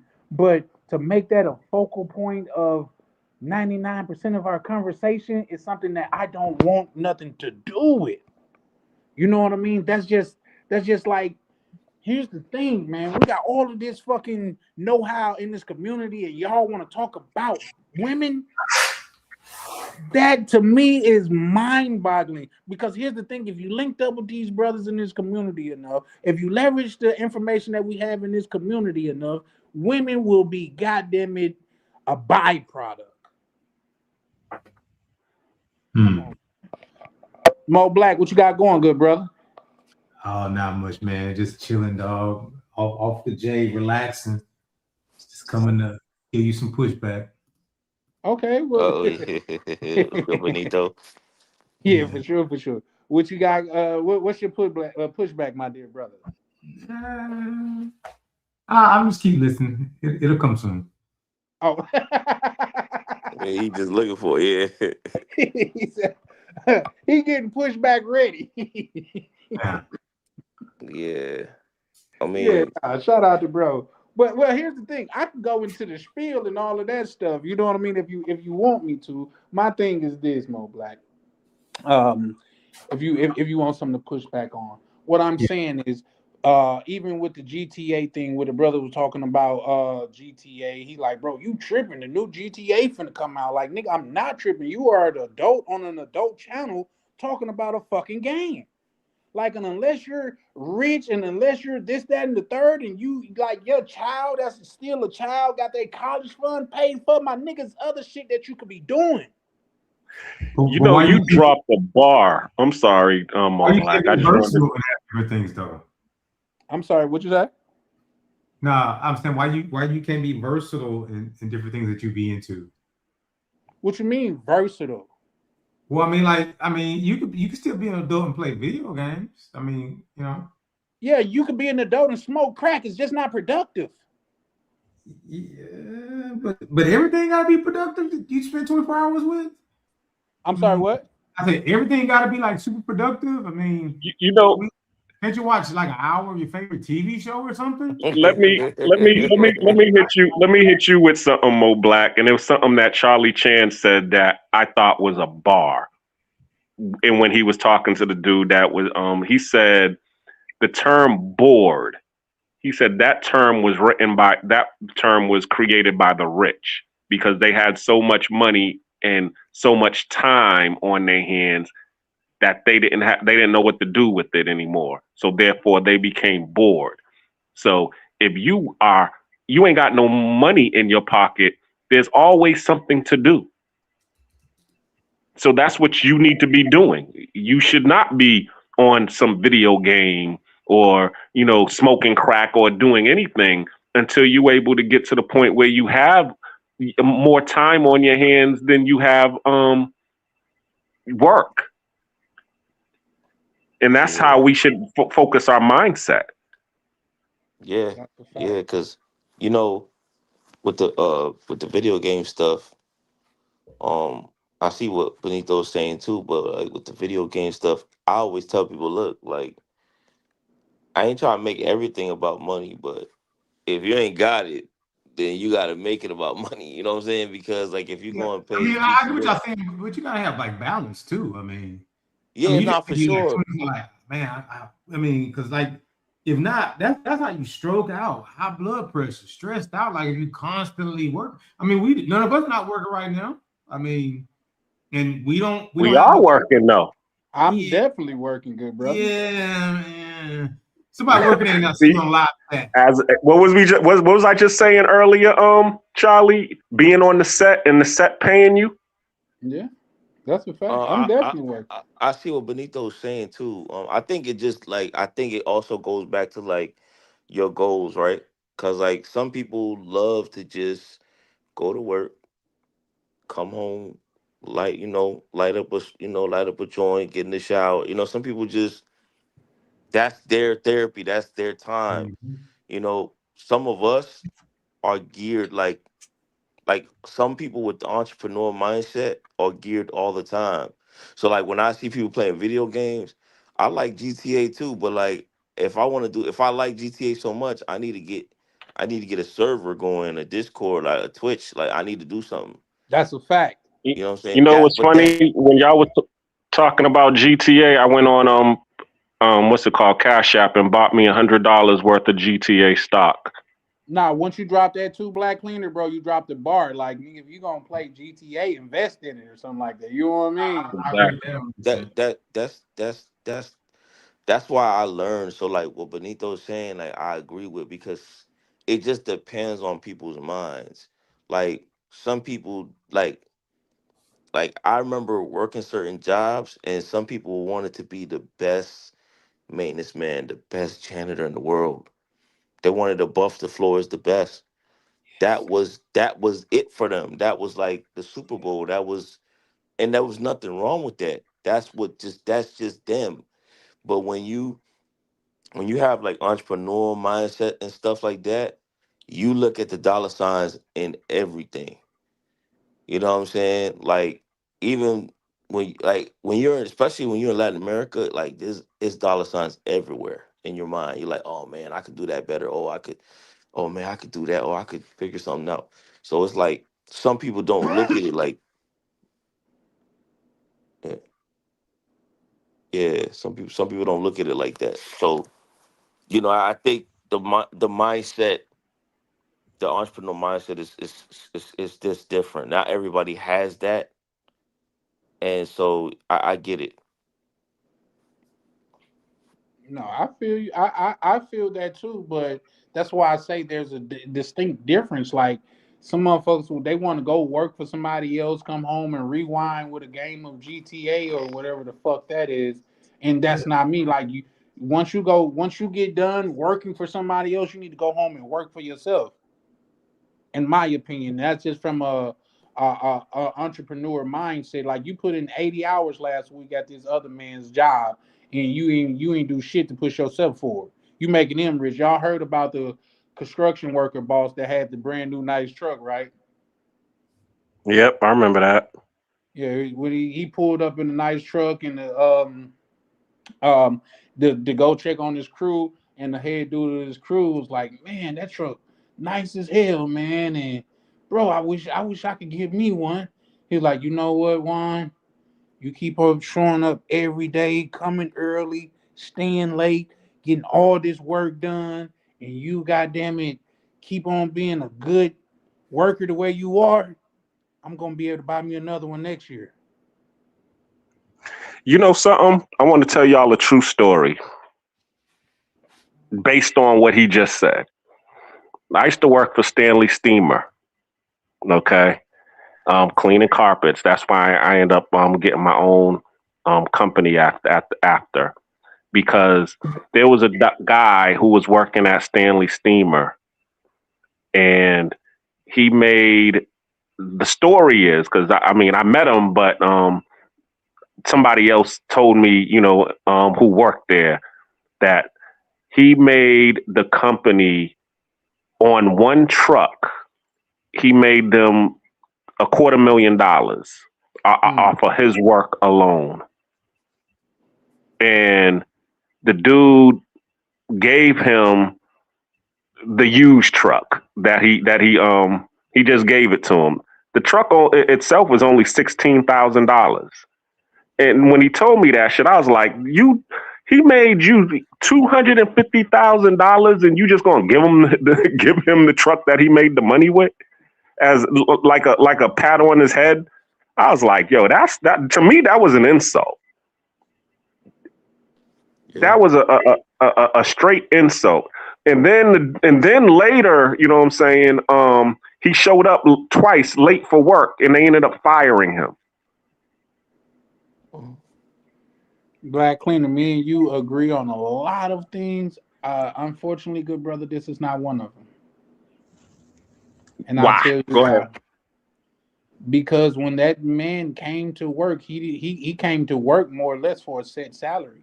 You see what Yeah. I'm saying? Signed on Like, the dotted line. I'm sorry, go ahead. I said he signed on the dotted line to make it hourly rate or salary. Right. You know what I mean? And like say, if he had signed something to where if I do this much work, I'm entitled to a bonus, this, that, and the third, like that would Mhm. be different. But the fact of the matter is he signed up and he did what he was supposed to do. You know what I mean? My problem is with the business owner because by him giving him that truck, he created resentment. Like, oh, you made all this money for him and that's all he gave you. Well, he didn't have to give you that. He looked out on you because if you was entitled to more, my good brother, you would have got more. The Point point that blank I'm trying to period. make is this. Okay, the reason that he gave him the truck was because the truck pretty much was useless to him because he done. I mean, because he made so much money, he also, but at the same time, he wore the truck out by servicing. You get what I'm saying? The wear and tear on the truck. He just gave him a useless truck. That's what I'm saying. It's not like you just said, okay, you just made me $250,000. Yo, you know something? I'm gonna get you a brand new truck type of situation to go out here and do some work. You was like, this truck is trash. Here, you want it? When you're saying gave him a You can truck, have it. are you saying like say it was an F-150 and he gave him the truck like title and gave it to him for free? Or are you saying gave him the truck to work off of for the company? It was the Stanley Steamer's truck, the yellow truck with the signage on it with the truck mount in the He back of it. gave it to him though. That's what I'm asking. He gave it to him because because of the wear and tear. It would have cost him more to refurbish it to get it back to 100% than to for him to go just buy himself a new van with the truck mount in it. It Yeah, only gonna I cost get him that. I another think what 15, what twenty Black is thousand dollars. asking, when he gave him the truck, did he give him title with truck? Is he's the owner of this truck? Yes, he's the owner of the truck. He said, "Yeah, this is your truck. You can have it now." After he done made the $250,000, Yeah, yeah, you can have it. It's yours. I don't agree with that because he didn't have to give it to him because there ain't no such thing as like no truck not good because he in his off time he could have taken that and cut yards or whatever, made money, all junk, or he could have taken that truck and parted it out and made parts, sold parts. So I mean, like Charlie was saying, when he signed on the dotted line for that job, he didn't negotiate to get a new truck. I mean, a beat up truck 2-3 years later. I mean, I don't see a problem with it. Like when I was in high school, I worked for this attorney, and he had some Packard Bell computers, and he came through and bought all new computers for office or whatever. And he, set the old ones to the side. And I said, "Hey man, can I have one of the old ones?" He's like, "If you want one." I took it home, put a new $28K dial-up modem, and that was my first computer at home, and that opened my love for computers and being on the internet, video games. And all the things that I did, and it allowed me to have my own personal computer. And it was old, but it opened up an opportunity for where I am today in life. I mean, you can't look at it like, oh, it was beat up, bro. That was a free truck. You can always do something with a truck if you can put the key in it and crank it. See, it's good. Yeah. I get what you're saying. I understand what you're saying. Me looking at it, as I said, I would have preferred. I mean, when I saw that, I was like, "Oh, that was to me what they call a backhanded compliment," because that's really what it was. I mean, you could take that backhanded compliment and make something of it, but you still can't ignore the fact that that was a backhanded compliment. That's all I'm saying. Like, okay, just like with his story, he said, "Yeah, if you keep showing up every day, next year I'm gonna buy me a new truck just like this one." You know what I'm saying? Because that's really what he did. That's really what he did in real life. That dude showed up every day, worked hard, okay, and then he went out and got a brand new truck, Stanley Steamer's truck, and then gave him the old one. Yeah. And We, so I the don't more want this that we motherfucker no more. You can dissect have, this, though, the more huh? that I am standing on my original assumption. Just because, like I said, had he like now I'm agreeing with Mo Black on this. How he had he not never gave him that truck because honestly, Black Leonard, the way that is almost being framed is like he was showing up to work and not getting paid for the work that he was doing.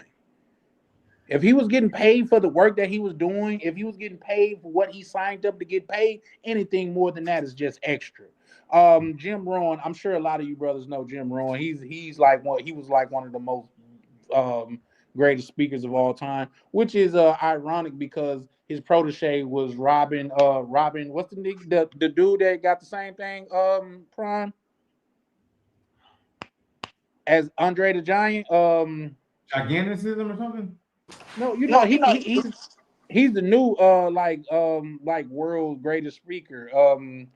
His name Robert something, the big dude like with that long ass jaw. Oh, Tony Tony Robbins. Robbins. Tony Robbins, yeah, him. But he got a saying that I always keep in my mind. He said, his saying went like this: "I bargain with life for a penny, and life will pay no more." Which is to say, you get what you accept out of life. If he And signed up to get that check, that boss gave him exactly what he bargained for.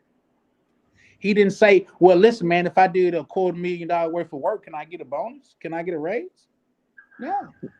See, I'm, see, I mean, I see. I mean, I'm seeing it from your end. And as I said, I understand your end because because you're looking at it from an owner standpoint. Absolutely. Okay, so I get it because on an owner, just like what you said, hey, this is what I hired you for. This is what you're getting. But you know the issue with that is with me, as I told you, I see it also from the standpoint of him giving him a backhanded compliment, and I hope he was able to look at that situation and take it for what it was and be able to do something, because that was one of the biggest motivators for me to be able to say, oh hell nah, I'm definitely going, like what Jay-Z said, I'm sticking you off for what you all did to the Cold Crush, because that was my Cold Crush. I saw what he did to that dude and I'm like, oh nah, fuck you ain't shit Yeah, to me, but I don't care business how is much money you cutthroat, make. man. The most relentless gangsters wear suits every yeah, day. Mm-hmm. that's what I was gonna say. Like, Mhm. I think I was waiting for Black Cleaner to finish what he was saying with that, because I knew that's where you were going with it. Where that you saw that and it was like, all right, I'm gonna do my own thing, Yep. right? So I looked at it like when you were explaining the story in the beginning, like I think people got this business shit confused. Like, these bosses that you are here, I'm using you to give Mm-hmm. me what I need, right? Yep. And in the meantime, you getting what you need, but I'm really getting what I need. You know what I'm Mm-hmm. saying? So it's just like I tell everybody, it's just like for example in the '70s, you put all of them out, right? You put all the pros out, they go out, they make their money. At the end of the night, how much money did we make? Right? Mm-hmm. And then Exactly. I take my piece and then I pay you what we negotiated, right? Mm-hmm. So Yep. anything else after that, that's like if he decided to give him the truck after he felt like he worked and he finally gave him the truck, it's like, hey man, like that's actually a nice boss, to be honest. Even though some people see it as a backhanded, I look at it like, damn, at least the boss was nice enough to give him something that he could either use, like Benito said, cut grass or do jobs on the side, or he gave him something. He gave him something to continue to feed himself, right? Yeah. But just to get to the point, like I just this business shit, like these people ain't your fucking friend. That's a Mhm. fact. They're Yep. not That's your a fucking fact. friend. This is It, business, right? And they're here because everybody's using everybody else. So Mhm. Mm-hmm. I'm using you to get what I need, and you're using me because you need money to work. So you just Mm-hmm. come here, you work for me, and you get out. We're Yep. not fucking Mm. friends. If we end up being friends and partners in the future, whatever, but right now you just fucking work for me Yep. Do your 1, 2, 3 and go home. let me. and go I got Yeah. home, some. man. I got a question for you, Blackman. How long did the gentleman work for Stanley Steeman? A whole lot longer than me. I think he worked there for like 5 years. I just started working for Stanley Steamers when I heard that story, and I was like, oh hell nah. I'm I gonna gotta say learn what I need to controversial, learn. Blackman. I'm gonna learn what I need to learn from this story, from that story, and I'm getting the hell up on. That's a I fact. ain't That's never what you were heard supposed to do. nobody giving See where nobody no people trouble. go wrong, in my opinion, is the fact that they think that the job owes them some type of loyalty, and that's generally not the case. Mm-hmm. If you stop making money for them today, you're gonna be gone today. In fact, if you pass your job is going up on the web in the morning. Yep. You see what I'm saying? But I got a controversial Well, take, Black Cleaner. Mm-hmm. Um, with the most love and respect I can conjure up, you probably got bro fired. How I get him fired? Here's the thing. You mean to tell me he was showing up every day on time for 5 years after he got that truck? And you told him, bro, that's a backhand compliment, bro. That was some bullshit. You put some animosity in that man heart to where he was like, man, I can pay him 250,000. I could be late. That's funny as hell. What they say? He put that batter in his back. Right. You know what I mean? Like, nigga, you made them that much money. That nigga started sleeping in and everything. He got fired because with Stanley Steamers they make Saturdays mandatory, especially around the holidays like Thanksgiving and Christmas, because those are the busiest months, November and December. And he decided not to show up on Saturday or whatever. So they was like, "Oh, you ain't showing up on Saturday? Bye." You see? Yeah. You see? Because he's replaceable. Mm-hmm. Not just that see, and that's the thing. I think us as people, we put too much, we got this main character syndrome. What your homeboy should have been doing. For one, he did what you did and looking for a fucking exit. But for two, he should have looked at himself and said, man, I'm no different than this truck to this nigga. I'm here to make him money. I am a tool. Yep. Exactly. See? But my point to that story was this: if you can make him $250,000, and I mean, you can make yourself $250,000. That was the whole point that I saw from it. I'm like, damn, dude, you went out here and bust your ass and made this dude $250,000. And how much did he pay you out of that $250,000? He paid you $1,000 a week. So pretty much he made 52, because there's 52 weeks in a year. So you made him 200. You made him 200 and what? 48,000 or 38. I mean, excuse me. $198,000, and he gave you 52 of it. Well, here's another Damn. thing too, Black Cleaner. I would like to add to the conversation. It costs to be the boss, because here's the thing: if that company would have went over, that truck was fucked up, he would have came in like, you know what, boss, you ain't gotta pay me. Put it towards the. No, he's gonna still want to get paid what he got paid. A lot of times, I think like people don't understand a lot of times how hard it is to be in certain roles. Like you hear about bosses, a lot of times they go without because they got to make payroll.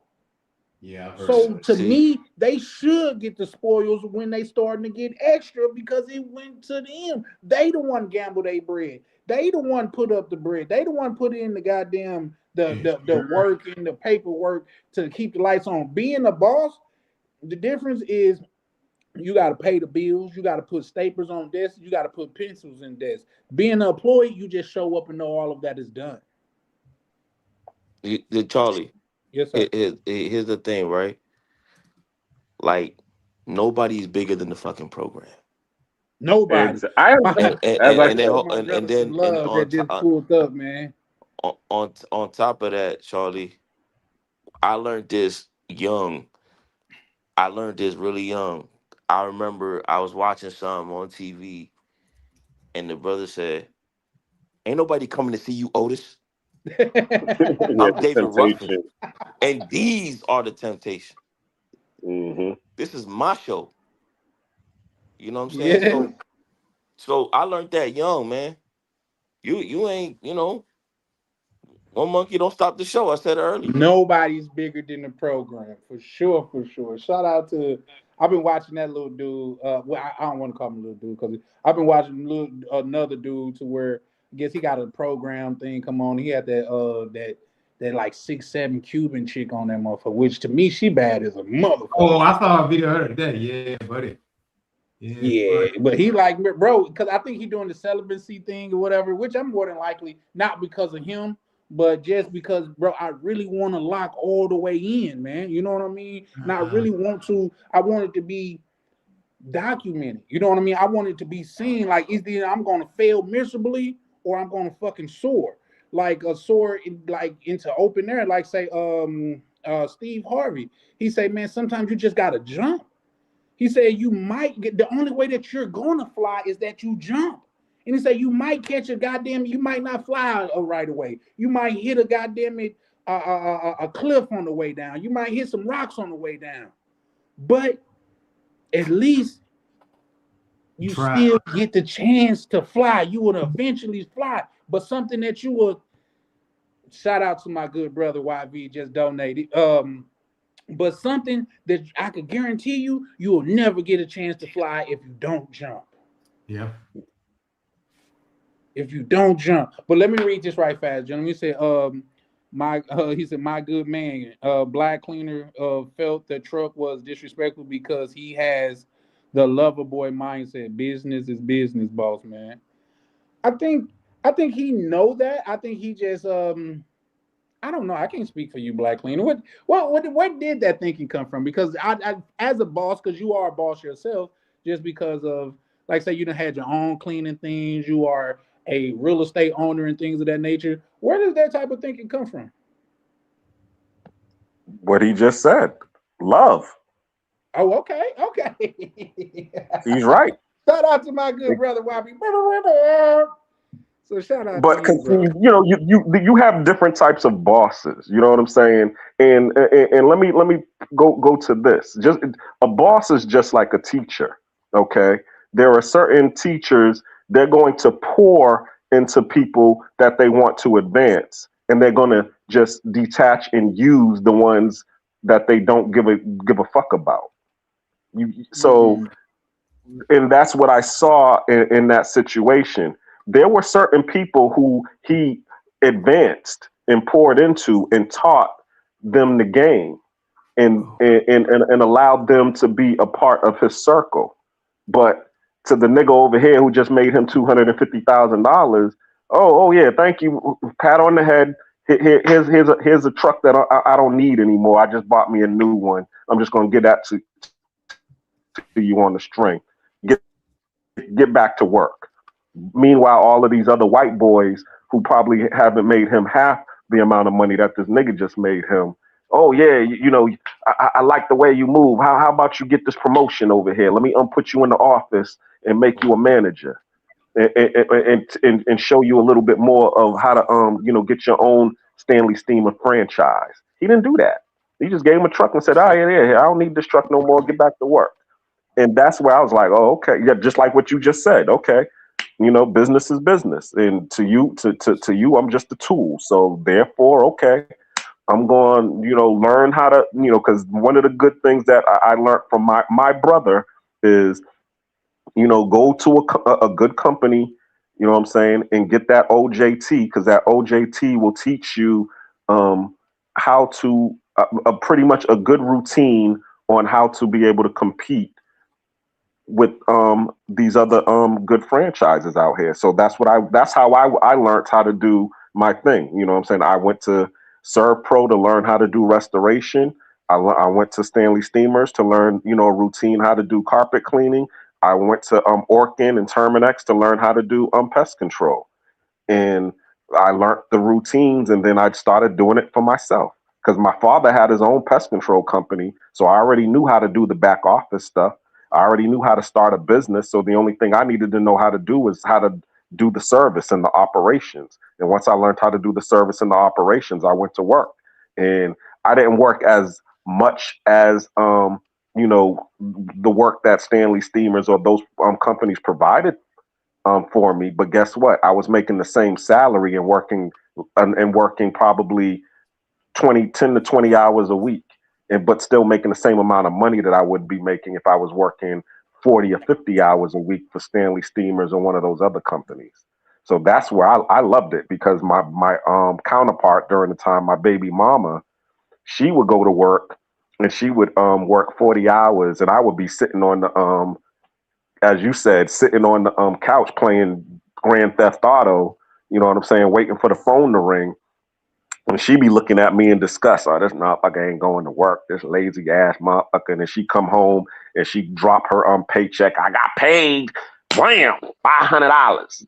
And then the phone would ring, and I'll go 2 jobs, and I'll be like, well, here's my 500. And then go Yeah. back to go playing Grand Theft Auto. And she'd be like, I hate you. Uh, Bitch, you need to learn how to, business is business. You better so understand how to run your own show. So go ahead. I was gonna say this to the panel. So in the 1950s, there was a study, right? There was a study with mice. You guys probably heard about this study, right? They put the mice in the water. When they put the mice in the water, they only could swim up to about 15 minutes to almost exhaustion to where they felt like they was gonna drown. So what they did was they took the mice out of the water, dried the mice up. What they noticed was when they put the mice back in the water, they swam up to 60 hours because the mice, it was called the hope test. The mice knew that somebody's coming to save me at some point. So we're going to swim and Mm, survive. You hear what I'm saying? We are Yeah, Hmm. no, going to that hit swim different until right we there. cannot swim no more. So they realized with hope, the mice were able to swim for another 60 up to 60 hours. This is That's how what's up. also you look at business, right? You you give your employees hope. You give them incentive, and it ain't false hope either. It's real. Like, okay, you work your ass off for me, and I'm going to look out for you. But at the end of the day, I'm gonna need you to put in these 60 hours. Hmm. So that mice test is so important. If you guys can look it up, it was in the 1950s, and I kind of cut it up a little bit, but that's that's what happens when you instill hope into people, right? You give them hope, like I'm gonna promote you, I'm gonna make you a manager, I'm gonna this gives people an incentive to work harder for you. yeah, I'm not your fucking friend, I'm your boss, I need you to work. yeah. I know some. Well, I've heard of some bosses to where they got a no fraternizing rule. You know what I mean? I'm not. We're not going out to kick it. You are not like. We will not blur these lines, my G. I am your boss, and that's it.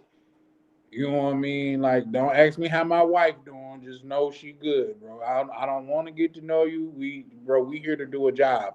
But pertaining to what you just said, Black Cleaner, a fundamental mistake is too because I like books somewhat. You know what I mean? And what you just said put me in the mind of um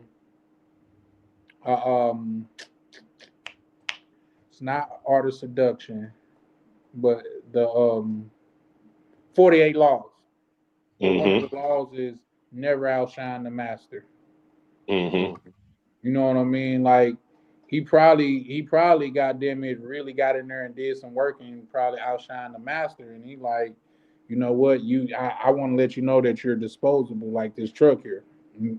So I still, me as a business minded person and never being an employee, from keeping it a buck, I still don't see the like say the only issue that I had is the man would have never felt so entitled if he didn't give him nothing. He would have just felt like he got paid honestly for doing honest work. Mm. But now that he can compare it to something, man, I done did all this work for you, and all you giving me, no, that's not all I'm giving you. I gave you the check that you signed up for. You knew you was coming to work when you signed up to work. See, Charlie, just like that Burger King guy, I know y'all saw that. He worked for 34 or 35 years and never He missed a gave him day. like, They gave him a yeah, I saw pencil. that. They gave him a What they pen give and him? a hat. They gave him a pen and a hat for 35 years and never missing a day. They gave him a pen and a hat. And everybody was upset. I said, there's nothing in the contract that stated that Burger King had to do anything for him. Yeah, Just your retirement or whatever. But there was nothing in here that said, oh, if you don't miss a day, we're gonna give you 200,000 or whatever. We're gonna give no, there's nothing in there that said that. yeah, Luckily for him, there was a little bit of outrage and he was able to get something. but there's nothing that's promised for that. You know, I do you guys know who Cody Sanchez is? Nah, that name doesn't ring a bell. Okay, she like I think she's like she look white, but I feel like she's like a Hispanic Latin woman or something like that. And Oh, the she's very laundry girl, the laundromat girl. yeah, yeah, Oh exactly. yeah. I know who she is. She going crazy. Yeah. Yeah, yeah, she's super dope. I think they say she on her way to being a billionaire or something like that. Which, if you look at her setup and her format, you could definitely tell. I mean, it's definitely believable. But she was like, in one or two of her businesses, she would look. She'll tell you if you get to these certain amount of sales, I'll give you this bonus. Like say, if you can make 100,000 in sales or something like that, and these numbers are just made up number, fictitious numbers and things of that nature. But I'm just trying to drive a point home. If you could get 100,000 in sales, I give you 20,000 as a bonus on top of what you getting paid. You know what I mean? So it's incentives. It's incentives for him to work harder. But she like people around her, like say if this person got to 99,000 in sales and stuff, people would be like, well, he did good. You know what I mean? He gonna enjoy the bonus. Like well, he's not getting a bonus. Like when he got close, he said, I didn't tell him to get close. I told him to get to the number. Yeah, It's an get to the all or number. nothing thing. Mm. I'm sorry, go ahead. No, I was just Yeah, agreeing it's an with you. all or nothing thing. It's either you get it or you don't. Point blank period. So yeah, no, I think like say looking from a business standpoint, yeah, man, it ain't no friends like in the workplace, especially when it comes to business and things of that nature. Cause guess what? Your friends will be the main one that fuck you over. Man, I was only 30 minutes late, bro. Like, what was I, that, man? You used to eat at my mama house. Like, all I right. do think, Charlie. One thing about me though, I do think like companies should have a better, like, me personally, like I would have some type of relationship with my employees, but like you said, a very professional one.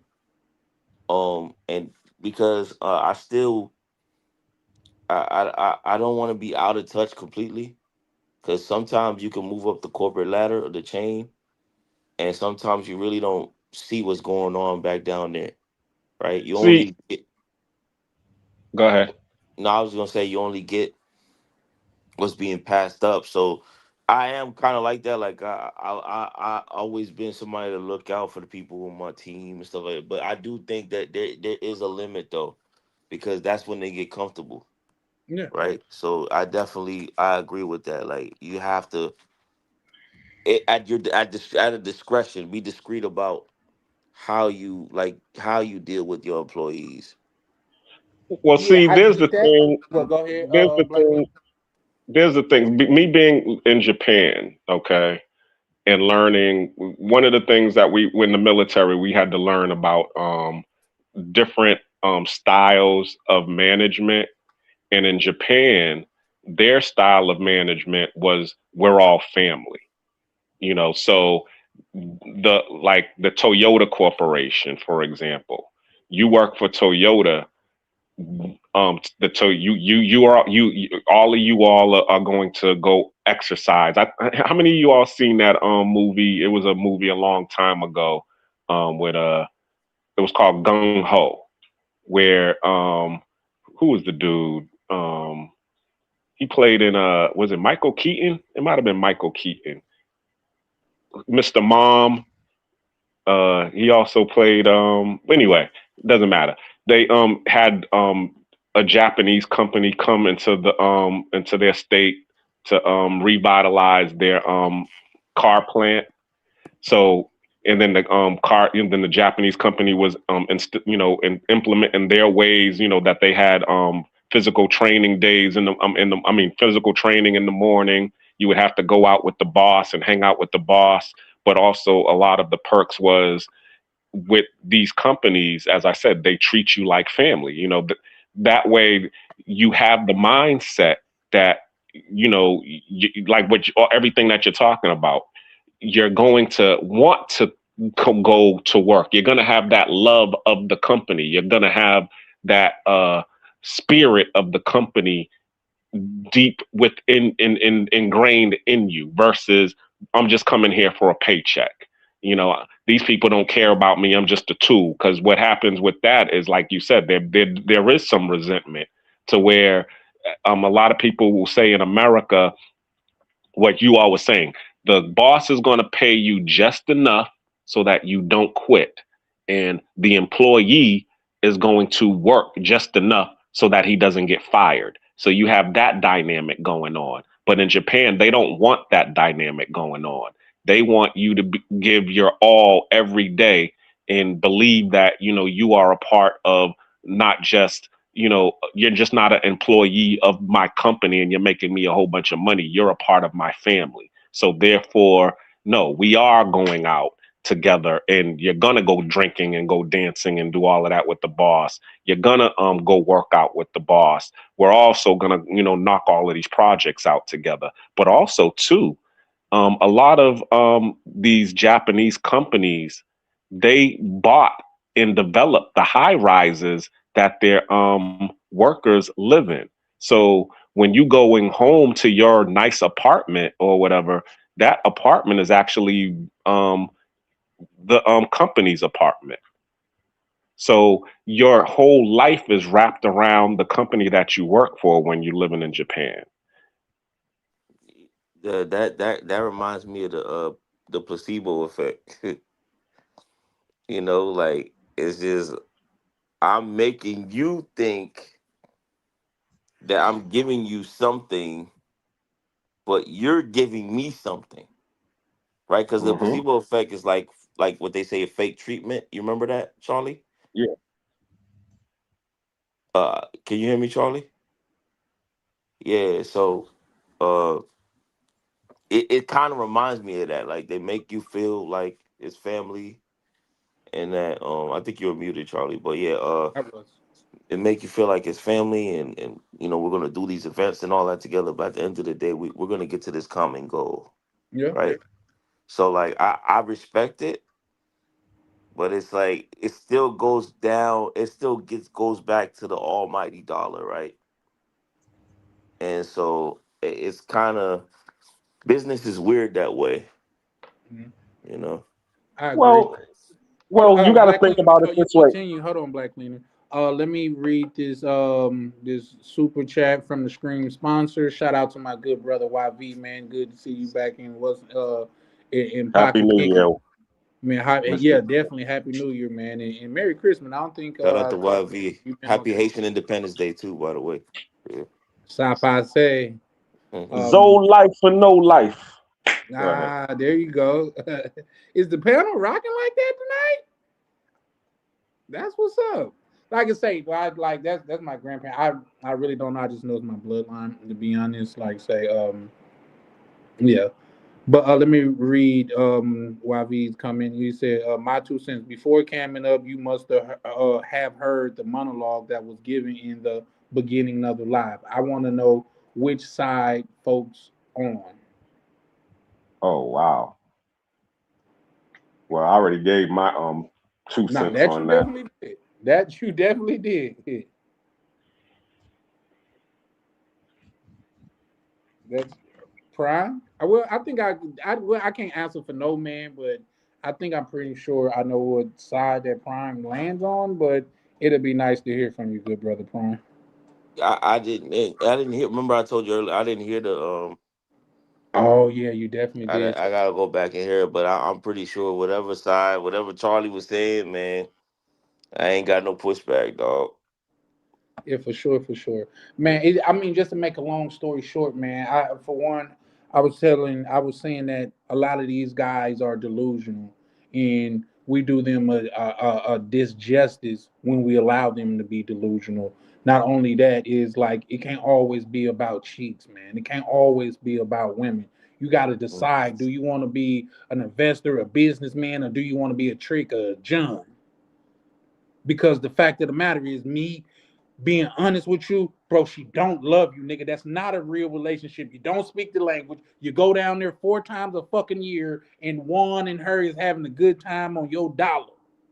It's not realistic. And it was our bad, my bad specifically, for not specifically. I didn't say specifically, even though it may sound like that.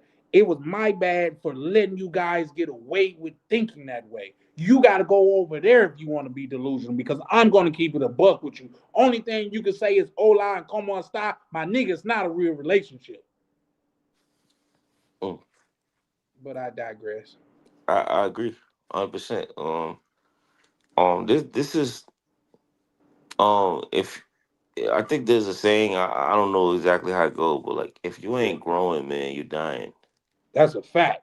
So if you're not evolving, um, I I really don't know what you want to get out of this. You know what I'm saying? If this is just about chicas, and then I mean, hey, I wish you the best because that's gonna be a long road for you. And eventually, what's gonna happen is she's gonna leave you for somebody like us who's out here getting the bread and doing what we gotta do. And can speak So the language. yeah, as speak the language. That's another thing. Listen, for the last 2 years of change, I've been telling brothers to learn the language. Even if you having trouble with it, just try. Do you know in the last year I've heard you, Charlie, I've heard you say things in Spanish. Benito Spanish is getting really good. Holiday. Just in the last 6 months to a year, some of the brothers that I gotten to know, their Spanish has improved crazy, Yeah. crazy. And that's just to name a few. You know what I'm saying? I'm still improving because you never stop learning. Yeah. You know, though I'm fluent, I still feel like I never stop learning. And I'm holding myself accountable because I lost my French. I lost my Creole. So I got to get back in the bag. You know what I'm saying? So I say that to say like learn Spanish, learn how to conversate, learn business language, which is something I'm trying to learn now. Business language, learn how to dance. You know what I'm saying? Even if you got two left feet, learn simple, basic bachata, merengue, salsa, simple stuff. You know, I seen Black Cleaner one day doing some salsa. I think I seen that too. I said, damn, he going crazy. I said that's not what I said. Black cleaner out there getting his grown man on. Yeah, you know what I'm saying? Like learn different skills that you could use. You know what I mean? That's it, man. That's all I got to say on that because I mean, what are we doing here, bro? What are we doing here, man? Getting a dopamine hit. That's really what you're doing. You're just chasing a high. No, they Yeah, chase not just the high, but it's a fantasy world. I could work 3 months, go down here and stay for a week, and I could live like a king. Opposed to building up something to where you could go down there and you could live like a king the rest of your life. It's not unbelievable. It's not unobtainable. I know people that have done this. yeah. Yeah. As Shout and out to see that's Tim. How you doing, my love?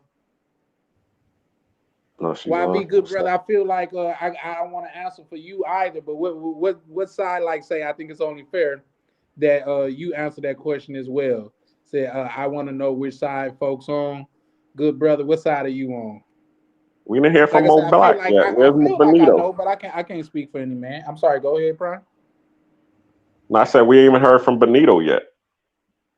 Nah, Benito. I think when it was coming around to him, I think Benito said he had phone trouble or something. He got the hell up out of here. Yo, but Charlie, listen, I appreciate you, man. Black Cleaner, appreciate y'all, man. I'm gonna go down. I'm gonna still be listening though, but Yeah. I appreciate y'all, man, and like I just this is the type of stuff that I enjoy. I mean, you know, we love the chicas too, man, but this right here, this is important, man. You know what I'm saying? Like I'll leave you with this, right? Ray Lewis said he was talk. I remember he was talking to a player. He said, "Yesterday, that's already gone. Gone. Tomorrow, that's too far away. We need a handle right now. That's a Mm. fact. We need a handle right now." That's a fact. All right, y'all. All right, Prime. Y'all correct me if I'm wrong, but wasn't it Ray Lewis that one time? Hey, shout out to my good brother YV. He said I'm on the money side. Gotta know it, and that's a fact. You know what I mean? Said never chicas. Love ain't real. This love that I have for this bread is real. Love that I got for money is real. But I don't think like yeah, I agree with you in that aspect. But yeah, for sure, for sure. But wasn't that Ray Lewis? He was like a Super Bowl, like say after he had won the Super Bowl, he was lifting weights. He's out and won the Super Bowl. It's time for me to rest. He put up there, whew, so rest is over, and went right back to work. You know what I mean? I'm pretty sure that was Ray Lewis, but I'm not 100% sure. But that's how I am with it. You know what I mean? That's how like, bro, like it's so much work out here to be done. There's so much that niggas could be doing, and they want to sit around and play. Goddamn it, there you go. And I love that bread, baby. Um, it's so much, but at the same time, I'm not here to judge. If that's your thing, if that's what makes you happy, by by all means, enjoy that. I'm just saying that that's not my thing. That's not. I don't want to sit up and talk about play GTA and talk about chicks all day. I don't. That's just not what I'm interested in. I'm interested in fostering relationships, linking up with these brothers that is a treasure trove of knowledge. You got KB, Carl. Then the young brother's an accountant. You know what I Textbook. mean? Textbook, yep. And if you want to know buy the book, he the brother that's gonna tell you. Mm-hmm. Um, POV, bro. Everything that got to do with technology and YouTube, bro. He's my go-to guy. Happy New Year, my love. Did you enjoy your New Year? But I would say Happy New Year, Tam, Prime, and Clean. Yeah, for sure, for sure. Oh, yeah, that's what I guess you looked out on me, so I appreciate that. I was like, bro, Yeah, you Brian Tam. need probably need to drop the link again so somebody else can come on. That link Yeah, probably disappeared. I can definitely drop the. Oh, okay. Well, excuse me. I'm just trying to be interactive, man. But yeah, now we probably not gonna be too much longer because, like, say with this New Year and stuff like that, and locking in is I got a lot more grinding to do, man. And like I say, I appreciate each and every one of y'all for pulling up just because, man, y'all don't know this marathon thing, man, it took a lot out of me, man. But I just know a lot of y'all kept on pulling up, bro. So I kept on showing up, man. And man, I sincerely appreciate you guys, man. Especially you, big homie YV, man. You know what I mean? Especially you, bro. Like I say, the support that you have showed, man, is it really, really goddamn it brightened my eyes to what this YouTube thing got the potential to be, man. So, man, shout out to you for that, bro. Thanks, Tam. I don't listen, I wanted to say something else in addition to your name, but I know how you. I remember how you went off on one line. It's Tam or it's Tamara. Don't call me shit else. Like, oh, okay. All right. I'm thinking like, damn, can I say baby still? You know what I mean? Like, hey, baby. Like, no, nigga, it's Tam or Tamara. That's it. Nigga, y'all don't know me like that in this world. Oh, I'm sorry, Tam. But shout out to you, love. But yeah, no, but just what I was saying though, man. Like, say that's why I, for one,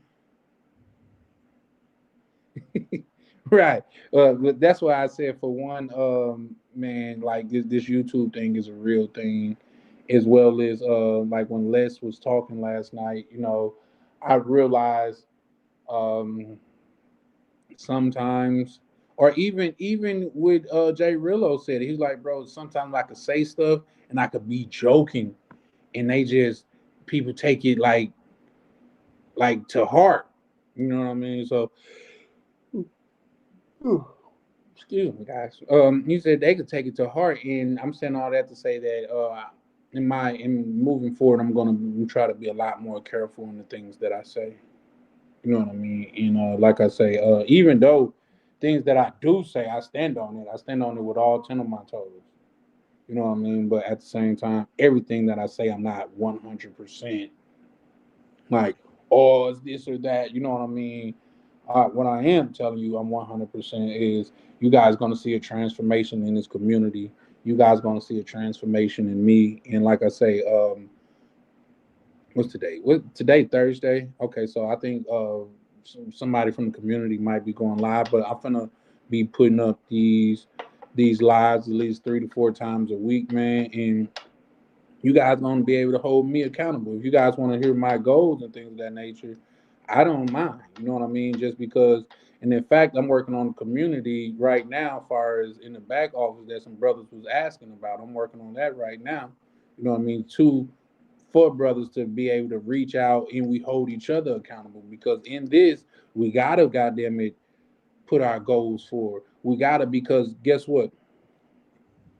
You'll go a lot further knowing that somebody's looking at you. It's easier to quit when it's a promise to yourself. You didn't let yourself down. That's why I tell people about credit, and you guys know I'm big on credit and things of that nature. Like everybody in my family know not to ask me to co-sign shit. Cause I'm not asking y'all to co-sign nothing. Like because a lot of times when you need a co-sign, it's because your credit don't stand alone and you need somebody else's credit to stand with you. And my thing is you didn't let yourself down. You didn't let yourself down. How am I supposed to believe that you're not gonna let me down? That's crazy. You the star player in your life, and you didn't let you down. So yeah, no, I'm not finna. Yeah, no. How am I supposed to believe you're gonna prioritize me over you? That's crazy. So that, and I'm saying that, goddamn it, just as almost a side note. But like say, I like say when I come back up, I could have go over my goals, my fitness journey, my YouTube journey, my when I say my journey, I'm talking about things that I intend to accomplish in these spaces, even with my econ journey. You know what I mean? So which y'all won't because listen, I bring myself to the altar of this. I volunteer as tribute. Like I said, this here is either gonna age like wine, fine wine, or it's gonna age like some goddamn collard greens that somebody left on the stove and didn't put them up. You know those things get toxic too, don't they? Black cleaner. Oh yeah, most Yeah. definitely. Yeah, It's they green, I, so it's and I definitely thought they gonna was get capping all when they said bolted it, and but moldy. it definitely emits a gas out when you just leave it Yeah, out because like. especially if you put that vinegar in it. Oh yeah, because you got Mm, acid and oh yeah, mm. you're gonna So that's be that's what you. I'm saying now. But at the same time, like say, even with my weight, I have to. Yeah. With my weight goals and things of that nature, I'm cool with it. Like, say, if y'all, well, I don't know. I think this is probably gonna be a back office thing, but I don't mind getting on the scale, showing y'all, document every day what I'm eating. Shout out to Ryan and things of that nature. I'm going on the back on the eating one day, one time a day thing. You know what I mean? Black Cleaner, you like to share some of your goals and things for the 2026? It's none of y'all business. Y'all just gonna see it. Hey, Because I'm listen. about to be it. That's all. I'm not even gonna tell y'all what I'm gonna do. Y'all just going. I'm just gonna pop out and show niggas, like Kendrick Lamar say. Sometimes you gotta pop out and show niggas. Well, sometimes, other times, you gotta really just be a man about your word. You know what I mean? And that's what I intend to do is be a man of my word and show everybody that that I am who I say I am. You know what I mean? The fact of the matter is this is I'm either gonna be like, yeah, he really did what he said he was gonna do, or that he's not a man of his word and you shouldn't trust him. In fact, you shouldn't even interact with him. You know what I mean? So that's where I'm going with that. That's where I'm going with this new community that's being built to the things of that nature. Something tangible to where y'all could see, y'all could feel. You know what I mean? You could see a person healthy, or you could feel a person that then lost weight and things of that nature. So, and it's not a. I've been me my whole life, so it's not a thing of, oh, I don't like my appearance. It's just that I'm getting older and shit, nigga. I want to prolong life. You know what I mean? So that's my thing. That's where I'm coming from with that. But all of it will you guys will see. I will be very transparent about it. You know what I mean? Like say even waking up in the morning, I've got to start waking up at a lot earlier. So once I get this list together and things of that nature, I'm definitely gonna be on Front Street with it. Mm. Yeah, I mean, I'm like that myself. But one of the things that my mother taught me a long time ago is when you're nearing the finish line or you're nearing, some of your goals, don't don't. It's like in jail. You never tell nobody the date that you're leaving because they're gonna try to do something in order to extend your date. So Right. that's Yeah. where I'm at with the situation. It's like there's some things that's in the fire, some irons in the fire right now for me, where I can't talk right now. I'm pregnant. Pause. You know what I'm saying? I'm about to pop this baby out. So since I'm about to pop this baby out, I don't need it to be exposed to light because once it gets exposed to light, it dies. So, and as I was telling you, my mom would say, "Don't talk about it because you might talk it away." So I'm Yeah, just going. yeah, I get that. So I I don't definitely. want to talk it away. But yeah, I mean, I do got some goals that's going on but these goals I've been working on. You know what I'm saying? Like the when I did the refinance on the house, my aunt was all calling me. Did you get the financing? I'm like, you wasn't calling me before. I'm not telling you. Yeah, Leave me alone right now. Black Cleaner, believe it or not, that hit home more closer than you know because like some people that's close to you, and I have personally experienced that in my life. People will take your testimony as you bragging. People will take your Mhm. testimony as you trying to belittle them. You know what I mean? Just because you're giving thanks for the blessings in your life, you're trying to belittle someone else. And I learned to not share my wins, but the goals that I'm working on achieving, no one could stop. Only person that could stop that is Mhm.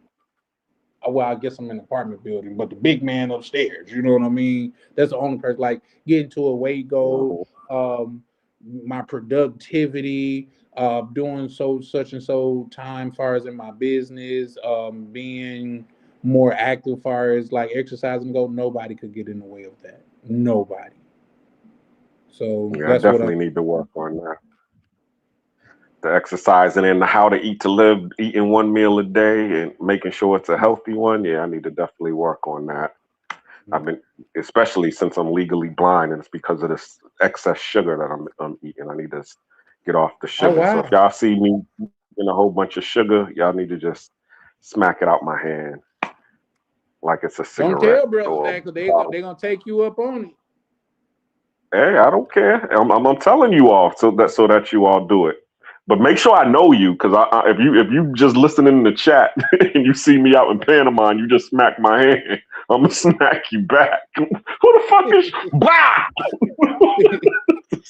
They just slap down black cleaner. No, no black cleaner. You're like, nigga, who? What? But shout out to my good brother YV. He said intermittent fasting, 23 hours, break fast with eggs and avocado and water. Repeat. That's dope. I like the avocado. I don't like the eggs though.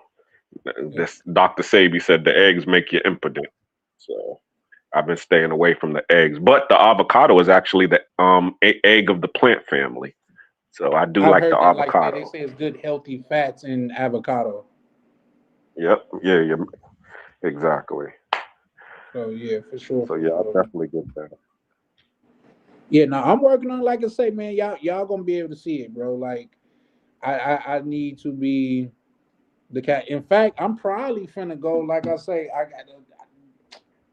I got some little chicks that I want that I told. Oh, shit. I got some female friends that I told today to where like say if you want to have a drink, you probably got to the end of this week or something like this weekend or something to like get in and get that drink. Like if you want to pull up and goddamn and kick it, you probably got to the end of the week because I'm shedding all of that shit off, bro. Like I think success is sacrifice. Is are you willing to become? Are you willing to sacrifice who you are now for the person that you going to become? So Word. that's That's that. And to speak on what you were talking about with Jay Rillo, he's already cooked. To be honest with you, I mean, I never followed him, but I did see when BMT interviewed and how the reaction of him, and then he just kept going down that rabbit hole. And Jay Rillo, he would have to definitely he can, I mean he cannot just say, okay, I'm going to change, my content, and I'm just going to, clean up some stuff, and you're going to see a different Jay Rillo. No, Jay Rillo's probably going to have to do what you doing right now, just burn that whole thing down and throw it all away. Because the, number one, I'm gonna tell you this, okay? And Charleston White said it. The people who are really, really gonna do something positive, those are the people they don't really support. They don't give money to people who are really gonna take the money and do something with it to uplift black people. That and I mean, based on life experience, that's what I see with the people who are really going to do something is usually going to come from the sweat of their own brow. The people who's out here doing ratchetness, they're always going to fund that. So when I used to see all of this money going to Jay Rillo and all of these e-beggars that you see going on, I see it coming from that other community because they're paying to see niggas do nigga shit, and Yeah, and that's something that I you bring up to him. Yep, I agree. and and and that's where the problem lies. You have gotten addicted to them supporting you, and therefore them supporting you has not only brought you down, but has brought the community which you are a part of down as well. So By default, they're right? winning by default. So therefore, the question is, are you willing to sacrifice your whole channel and then try to rebuild it from scratch and don't even use the name Jay Rillo anymore and come back as something else totally different and then build it up that way? Well, me personally, I think he can rebrand because there's so many people that have rebrand. You know what I mean? Oh shit, that Hmm. has rebrand and things of that nature. But I think it's gonna take some work as well as I think he started with the rebranding last night because, like I say, when he pulled up, I was in my mind prepared for a completely different Jay Rillo. You know what I mean? Hmm. And when he was coherent and I felt like he was being genuine and he was keeping it and he was being like he was keeping it a buck. Like I was like, okay, this is even though I haven't watched much of his um what's name where I've seen his clips and things of that nature. Um this not the Jay Rillo that everybody else had previously explained to me. And even when he asked me like, okay, well, what have you seen to where you say you just don't disagree with? I said, well, when you was in Medi and you was goddamn it, you was acting a certain type of way like that, like you was just out on just on some overly shit, in my opinion. He was like, and he explained the whole situation. Like, well, you probably got that out of context because you didn't see the whole thing. You know what I mean? And when he explained it the way that he explained it, what it do, PNC? How you doing, good brother? Hey, I urge you guys to go back and watch the beginning of this, man, because I got a lot of important things out that I felt like I needed to get out, man. Happy New Year to you, good brother. But yeah, as far as Jay Rello, like I say, I have a lot less disdain for him. You know what I mean? And even when I told him, like, say where it originally came from, like, cause I felt like he was trying to play my nigga Ryan and shit like that.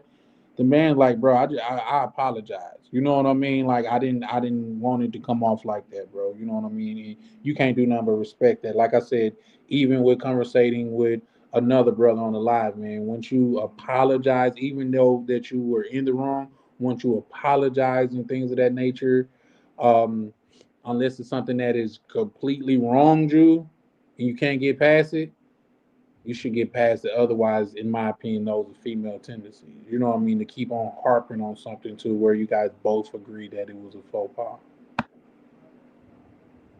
I agree. I mean, as I said, even when he was on BMT's interview, and he you could tell that he's very respectable, even though, other cats was still trying to, jump on him. He was still like, nah.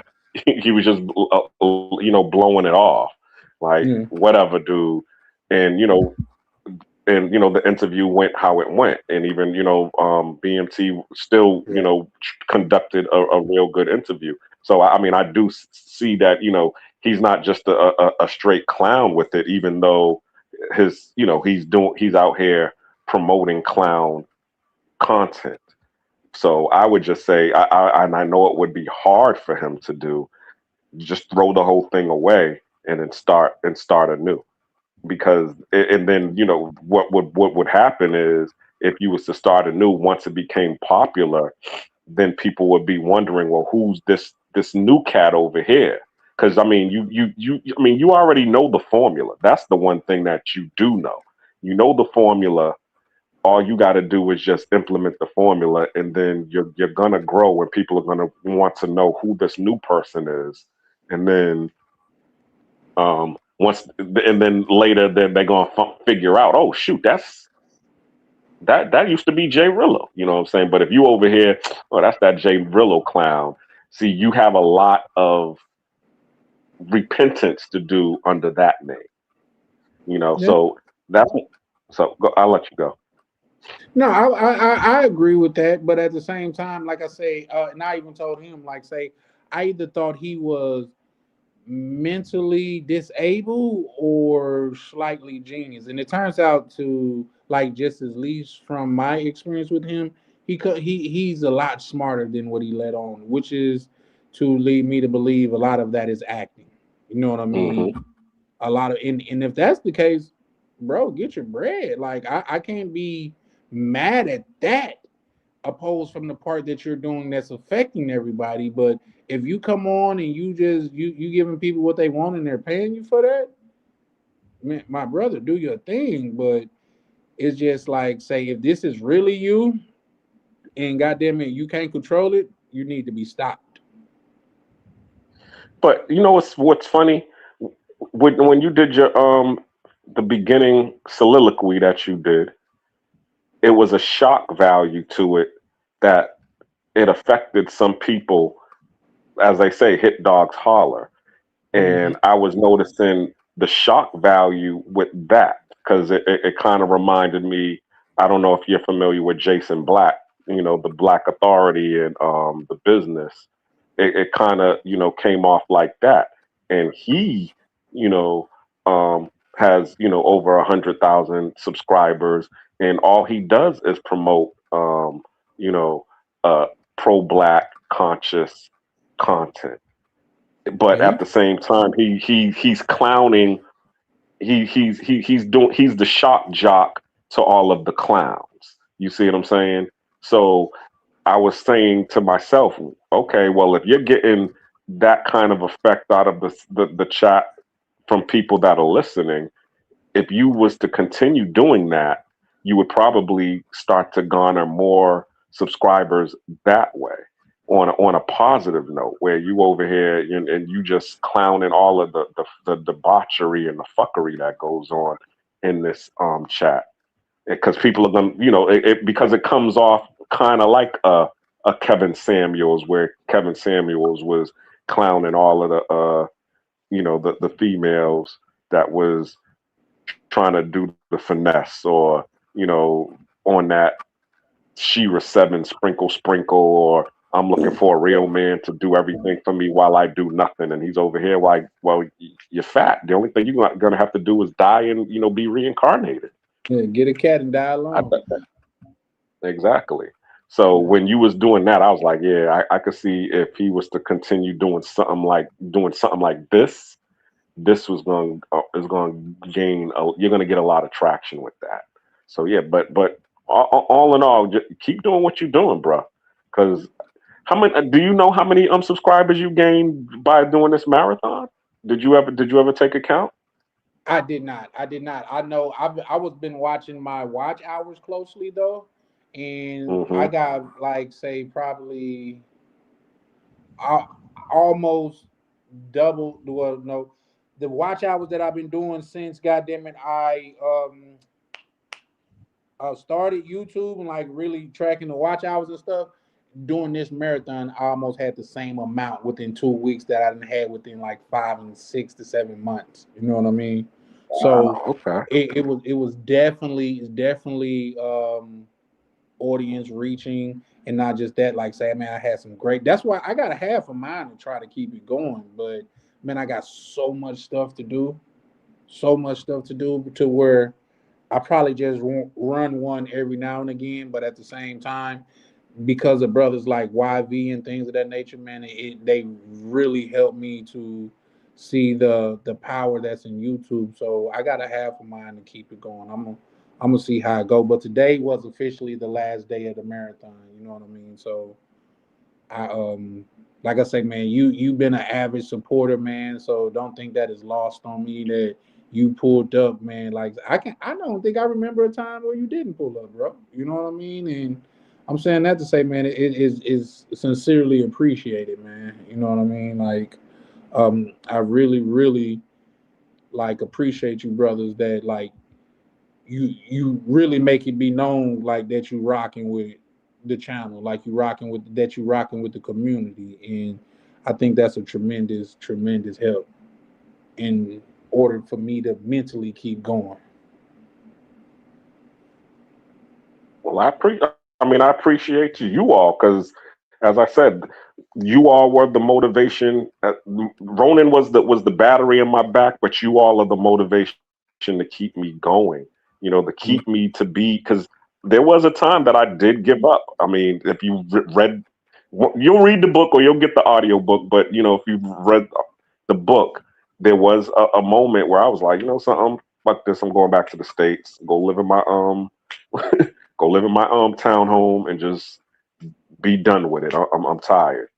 But Mm, you know what I'm saying? Keep I mean watching content like yours and Ryan and Ronan and you know just being out here was the motivation to keep me wanting to find love. And actually that's what my um page is going to be about. It's going to be about my journey looking for love out here in the mm. country because they're always talking about, oh yeah, these passport bros is out here, you know, they just sex tourists. Where the guys looking for the wives at? So I'm like, okay, y'all looking for a brother who's out here who's actually looking for some wives. I'm gonna show you him. That's me, the one who's actually sincerely out here looking for love, and you all are gonna follow me on my journey looking for that. But also because I'm going to be on purpose too because you know I can't just be out here just you know chasing you know chicks all the Yosadies in the world. I gotta also Right. be out here trying to build something, build a community. Because as you said, okay, if I ain't got nothing to offer, what are they coming to me for? You know, am I just gonna be one of these dudes out here just giving up my pension? Because I mean, there's plenty of retirees out here who's just looking for, you know, who's exchanging their pension in exchange for a warm body to lay next to them. That ain't me. I'm sorry, I'm not that neither. I ain't your sugar Right. daddy, No, you I know. feel you. So I feel you, bro. Like and like you say, man. I feel like I could speak for the community as a whole, man. Is that you are an avid member of the community? You know what I mean? Like, say, not only do you support, man, by just like showing up, but you support by giving your input, sharing your experience and things of that nature. And that's something that I'm figuring out about this because I'm still fairly new to this YouTube joint. But that's one thing I'm figuring out about it is that you never know who is listening. You never know who, excuse me, that you could help. You know what I mean? You never know who like taking your word as goddamn it law. That's why I hmm said earlier, I gotta be more like careful of the things that I say because I would last thing I would want to do is like give advice jokingly and somebody take it and it didn't pan out well for them. mm, So I that's hear one. you. But yeah, no, don't ever think that you like you're not a part of this what we got going on, man. That's why I say it's brothers like you that's making me real live know that I gotta go to Colombia, man. You know what I mean? And that's the thing about me, bro. Like, yes, the chicks in Colombia are beautiful and things of that nature. I was gonna skip the whole thing, bro, because it's not all about the chicks for me. The deciding factor was all my brothers is going, all my people is pulling up. Like the first link up that they had was so successful, man. I was like, bro, how can we miss this? I damn near felt ashamed for considering not going. Hmm. I hear So you. man, so yeah, man, like it's brothers like you, man, that I can't wait to goddamn it, meet and converse with in a real life type of setting. Yeah, I'm looking forward to it myself because I definitely that'll be one of the moments when I'll be able to, learn something from you all in terms of, the whole content, getting my actual footage, chops out there. Because right now I'm just, as you say, you don't know what you don't know, and one of the things I don't know is, the proper footage to be out here getting. I'm just out here just, yeah, here I am in a JW Marriott. Oh yeah, here I am at the club. See me dancing? Yeah. Just putting out these little shorts. As my daughter, she saw me on one of my long form contents on my other page that she was like, yeah, I see you out here doing your manic rants. So I was like, okay, so I guess that content is trash. So I was happy that my ex girlfriend, she pretty much took the page and didn't want to give it to me. So I was like, all right, well, I'll just, as I said, the advice that I'm giving Jay Rillo, I did for myself personally. I'm like, okay, I'm just going to throw that whole thing away and start over a whole new one and just go with what I've been doing because I've actually had the Black Cleaner page for about 7 years, but I really haven't done anything with it Right. because my goal was to show, me out here doing my cleaning jobs and showing, that black people can make good money in the cleaning industry because that's what I was trying to promote. Because people are always complaining there ain't no jobs out here, and I'm like, yo, the number one industry that we used to dominate back in the day was domestic services. You Yeah, know, that's for every rich white man, there was a black nanny wiping his ass. yeah. Even Oprah Winfrey said that her mother was a cleaner, was a black cleaner, and that's Mm. how she was able to get to where she was at. So I was like, see, you be surprised how many people made their chops off of the cleaning industry, or somebody was out there cleaning and put them through college to be able to get them to where they are now. So you should, the cleaning, if you're trying to make some money, cleaning industry is a great entry level place to start because you can make, especially if you ain't got no skills, because we all need to know how to clean. And then once you That's a master fact. that, as you said, then you can go out here and do it for other people because other people are lazy. They don't want to clean. They don't want to mow their lawn. That's where you start. You do the things that people don't want to do. You do it for them and get paid for it. Hmm. Nah, that's a And then you fact. grow from there. That's the fact. Like I say, I don't know what it is. Like I say, it's just something about chicks who like say, that's probably gonna come out bad, but like say, outside of my last relationship, because she was the opposite of OCD.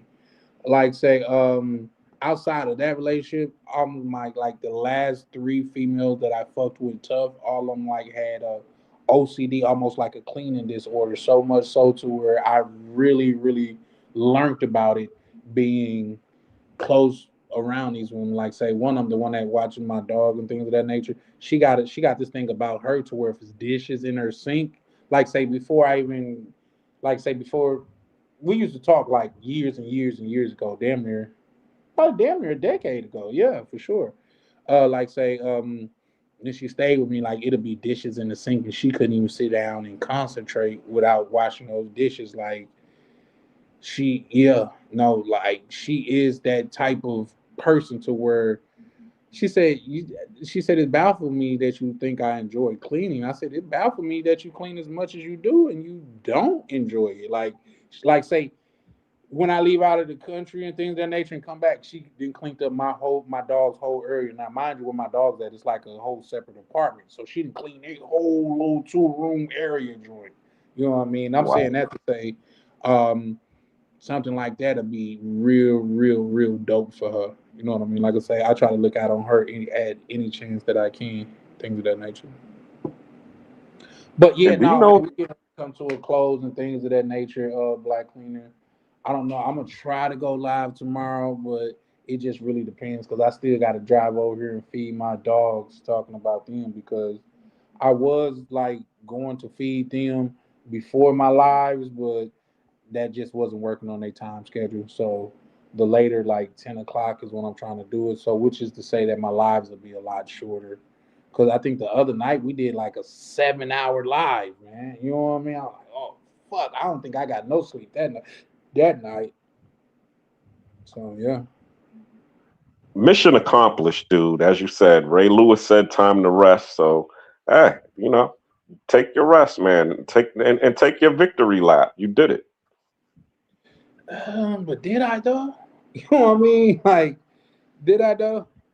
Yes, you were a man of your word. You said you was going to do it every day until the end of the year. You did what you said you was going to do. Well, Congratulations. well, I And that's appreciate and that. My yeah. apologies. So yeah, take your bow, take your victory lap. Listen to that Jay-Z encore a couple of times, and then let the people call you back. Charlie Chan, Charlie Chan, Charlie Chan, and then you show up. Yeah, for sure, for sure. Let me read this chat from the this coming from the Scream sponsor. Shout out to my good brother YV, man. It said women public restrooms are the dirtiest place on earth. There is some trifling chicks out there. That's why I say my last chicks and stuff like that, outside of the one that I was actually in a long term relationship with, like these chicks is superbly clean, like superbly clean, like here's the thing, like say the cleanest stuff that I got in my apartment right now, she did more than likely bring it over. You know what I mean? Like say the little Dawn spray I got, she brought me some sponges. She brought a lot of things. Last time she was over here, she brought some screen lights, and I'm like, I'm not finna put them. I just like for one, she like why? Like for one, I don't know how. For two, I don't know where, and for three, I feel like it'll be time consuming. First thing she said is I'll put them up. You know what I mean? Like them the type of women that I have in my life. You know what I mean? And we're not even in no like big serious relationship. So, but I was yeah, but shout out to you for that, YV. D Nice says great job and like man, I appreciate it, man. That's why I say I don't. I even though I've learned so much like in this short time with YouTube and things of that nature. For one, I learned like it's some people that's in this space, whether they're doing well or not. I just don't want to associate myself with. You know what I mean? It's some people that they're just agents of chaos. It's some people to where once they pull up, it's just gonna be bad for all parties involved. Not only that, this community that we're fostering here, man, is man, you guys, I cannot tell you how much I appreciate you guys because, like, say, a couple of those lives and things of that nature. People hit me up. Some of the brothers hit me up like, "Bro, man, you good?" Like, "Yeah, I'm good." He's like, "Bro, I'm not a couple of brother. I'm not trying to tell you what to do with your channel and things of that nature, but man, certain people are parasites, man, and they could really fuck up your growth." And I was looking at it like, "Damn, I'm doing numbers." In fact, some of the lives that I'm talking about was some of my best lives. But I'm like, at Hmm. that point, it felt like selling my soul. You know what I mean? Like because that's not what I stood for. So I'm learning a lot about this YouTube space and things of that nature. Like I said, even with last night when Jay Rello pulled up, I could have easily just went on and like co-screen with Ryan and was like, "Oh, me and Jay Rello finally meet or whatever," or go back and forth. But it's not about all the views to me. You know what I mean? Me personally, I'm trying to build this thing like not just carefully, but I'm trying to build it not right. Just because we know any foundation in the world is predicated on this. I mean, any building or structure in the world is predicated on its foundation. So I'm trying to build a strong foundation here. That's just like with my channel. I haven't showed no women on my channel yet. I'm sure Mm. I could be up a couple hundred views, goddamn it. I mean a couple hundred subscribers and things of that nature. It's just not it's just not like my primary focus. You know, my primary focus is, believe it or not, is to, like, for one, foster relationships over here, build a community that could be, well, aid in a community that could be looked at as the catalyst of black men that travel. You know what I mean? Because we all not out there trying to cause chaos. We all not out there just looking to take advantage of poor countries and things of that nature. There's some stand up gentlemen in this space, man, and I think it's high time that they recognize that. Not just recognize it, but salute. Yeah, I agree. I definitely agree with that. So, but yeah, Black Leaner. Before I close out, man, you got anything that you want to say? Let me see if I can post your book again. Was that your book or your page? That's my page. Like and subscribe. Check me out. I got, as I said, I got one of my first videos, the debut video, coming out soon. It should come out next week. So I look forward to seeing it. Um, but other than that, yeah, follow the journey. That's my hashtag. Follow the journey. Nate's Odyssey. That's what I'm presenting out here. And yeah, just keep doing what you're doing, man. Because it's slow mo, but it's for show though. You know what I'm saying? And those are the best things. Somebody told me a long time ago, an oak tree takes 6 years to sprout out of the ground to grow into a tree. So just keep doing what you're doing because that's what you're growing right now. It's going to be slow, but hey, you growing an oak tree. It's going to be Sure. here for a while. For sure, for sure. I'm gonna be hitting you up in the back office, man, because I got an idea for a for a show, and you know it highly like involves brothers like yourself. Cool. I'm looking forward to it. I'm taking everything that's positive. You know what I'm saying? Yeah, sure, for sure, for sure, for sure. And that Positive. but yeah, no, man, I definitely appreciate you pulling up, man, and kicking it with me, man. Like I said, I appreciate, man, all the support that you have shown, man. It's been you and a couple other brothers, man. No matter what the weather, what the score is, man, y'all always pulling up and showing your guys solidarity, man. So shout out to the men that's not a straddling the fence. Shout out to the men that make their decisions known and stand there with their head up and their chest out. So I appreciate Word. you, Black. All right. Happy New Year. Black Cleaner signing out. Black Cleaner over and out, man. Appreciate you.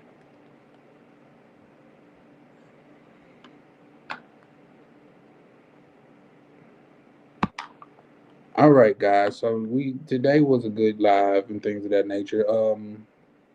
I guess I'm taking it down anyway. I'm taking it down anyway. So let's go ahead and close out. I got a couple things to say before we get up out of here. So I thoroughly appreciate each and every one of you guys pulling up. Thoroughly. I also appreciate the support from you guys. I thoroughly appreciate the support from YV. I appreciate from everybody that pull up, hit the like button, hit the subscribe button, and all of that. But my brothers, my brethren, we got to draw a line in the sand. And that sand is now. That line is now. Make known what you stand for. Make it known. And when you make it known what you stand for, stand there with your head up. And you deal with the consequences of it. Because that's what we do as men. We've been, goddamn it, co-opted by women for so fucking long that we don't even know feminine behavior when it's coming through our own fucking actions. So I'm telling you, Me, myself, gentlemen, and Tam, I pull up. I volunteer as tribute. Yes, I volunteer as tribute. I will be the catalyst for whatever this community needs to be, long as it's positive. Stand on the side of righteousness. Stand on the side of what is right. Stand on the side of being a man. Because if a woman fucking want a bitch, guess what? She could go get a bitch. We have to motherfucking really stand on this. The time is now. And the revolution will be televised. It will be, I assure you that. But it's going to be some of you that don't make it. Everybody's not built to go. Everybody's not even wanting to go. So I'm not here to convince you to stand on goddamn it business. I'm not here to convince you to stand up as a man. I'm here to tell you, if you're not with what we with, get out the way or become a casualty. For this war that we're in, it's only 3 sides. My side, your side, and the spectators. Sorry to say, if you're a spectator, you become a casualty of war. Pick a side, stand on it. Stand on it with all your might. We have to stand up when something's going on to where we know it's not right.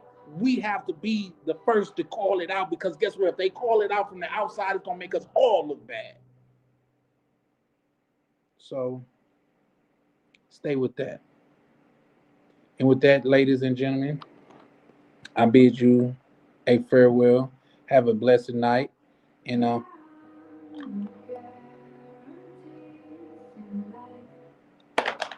I just really like that other song. But you guys have a great night. And hopefully, no, not even hopefully, because we're not leaving it up to hope. If I'm not up in the next 24 hours, I'll be up in the next 48. I bid you, ladies and gentlemen, a good night. And this is Charlie Chan, over and out. Oh, I got to do on both screens too.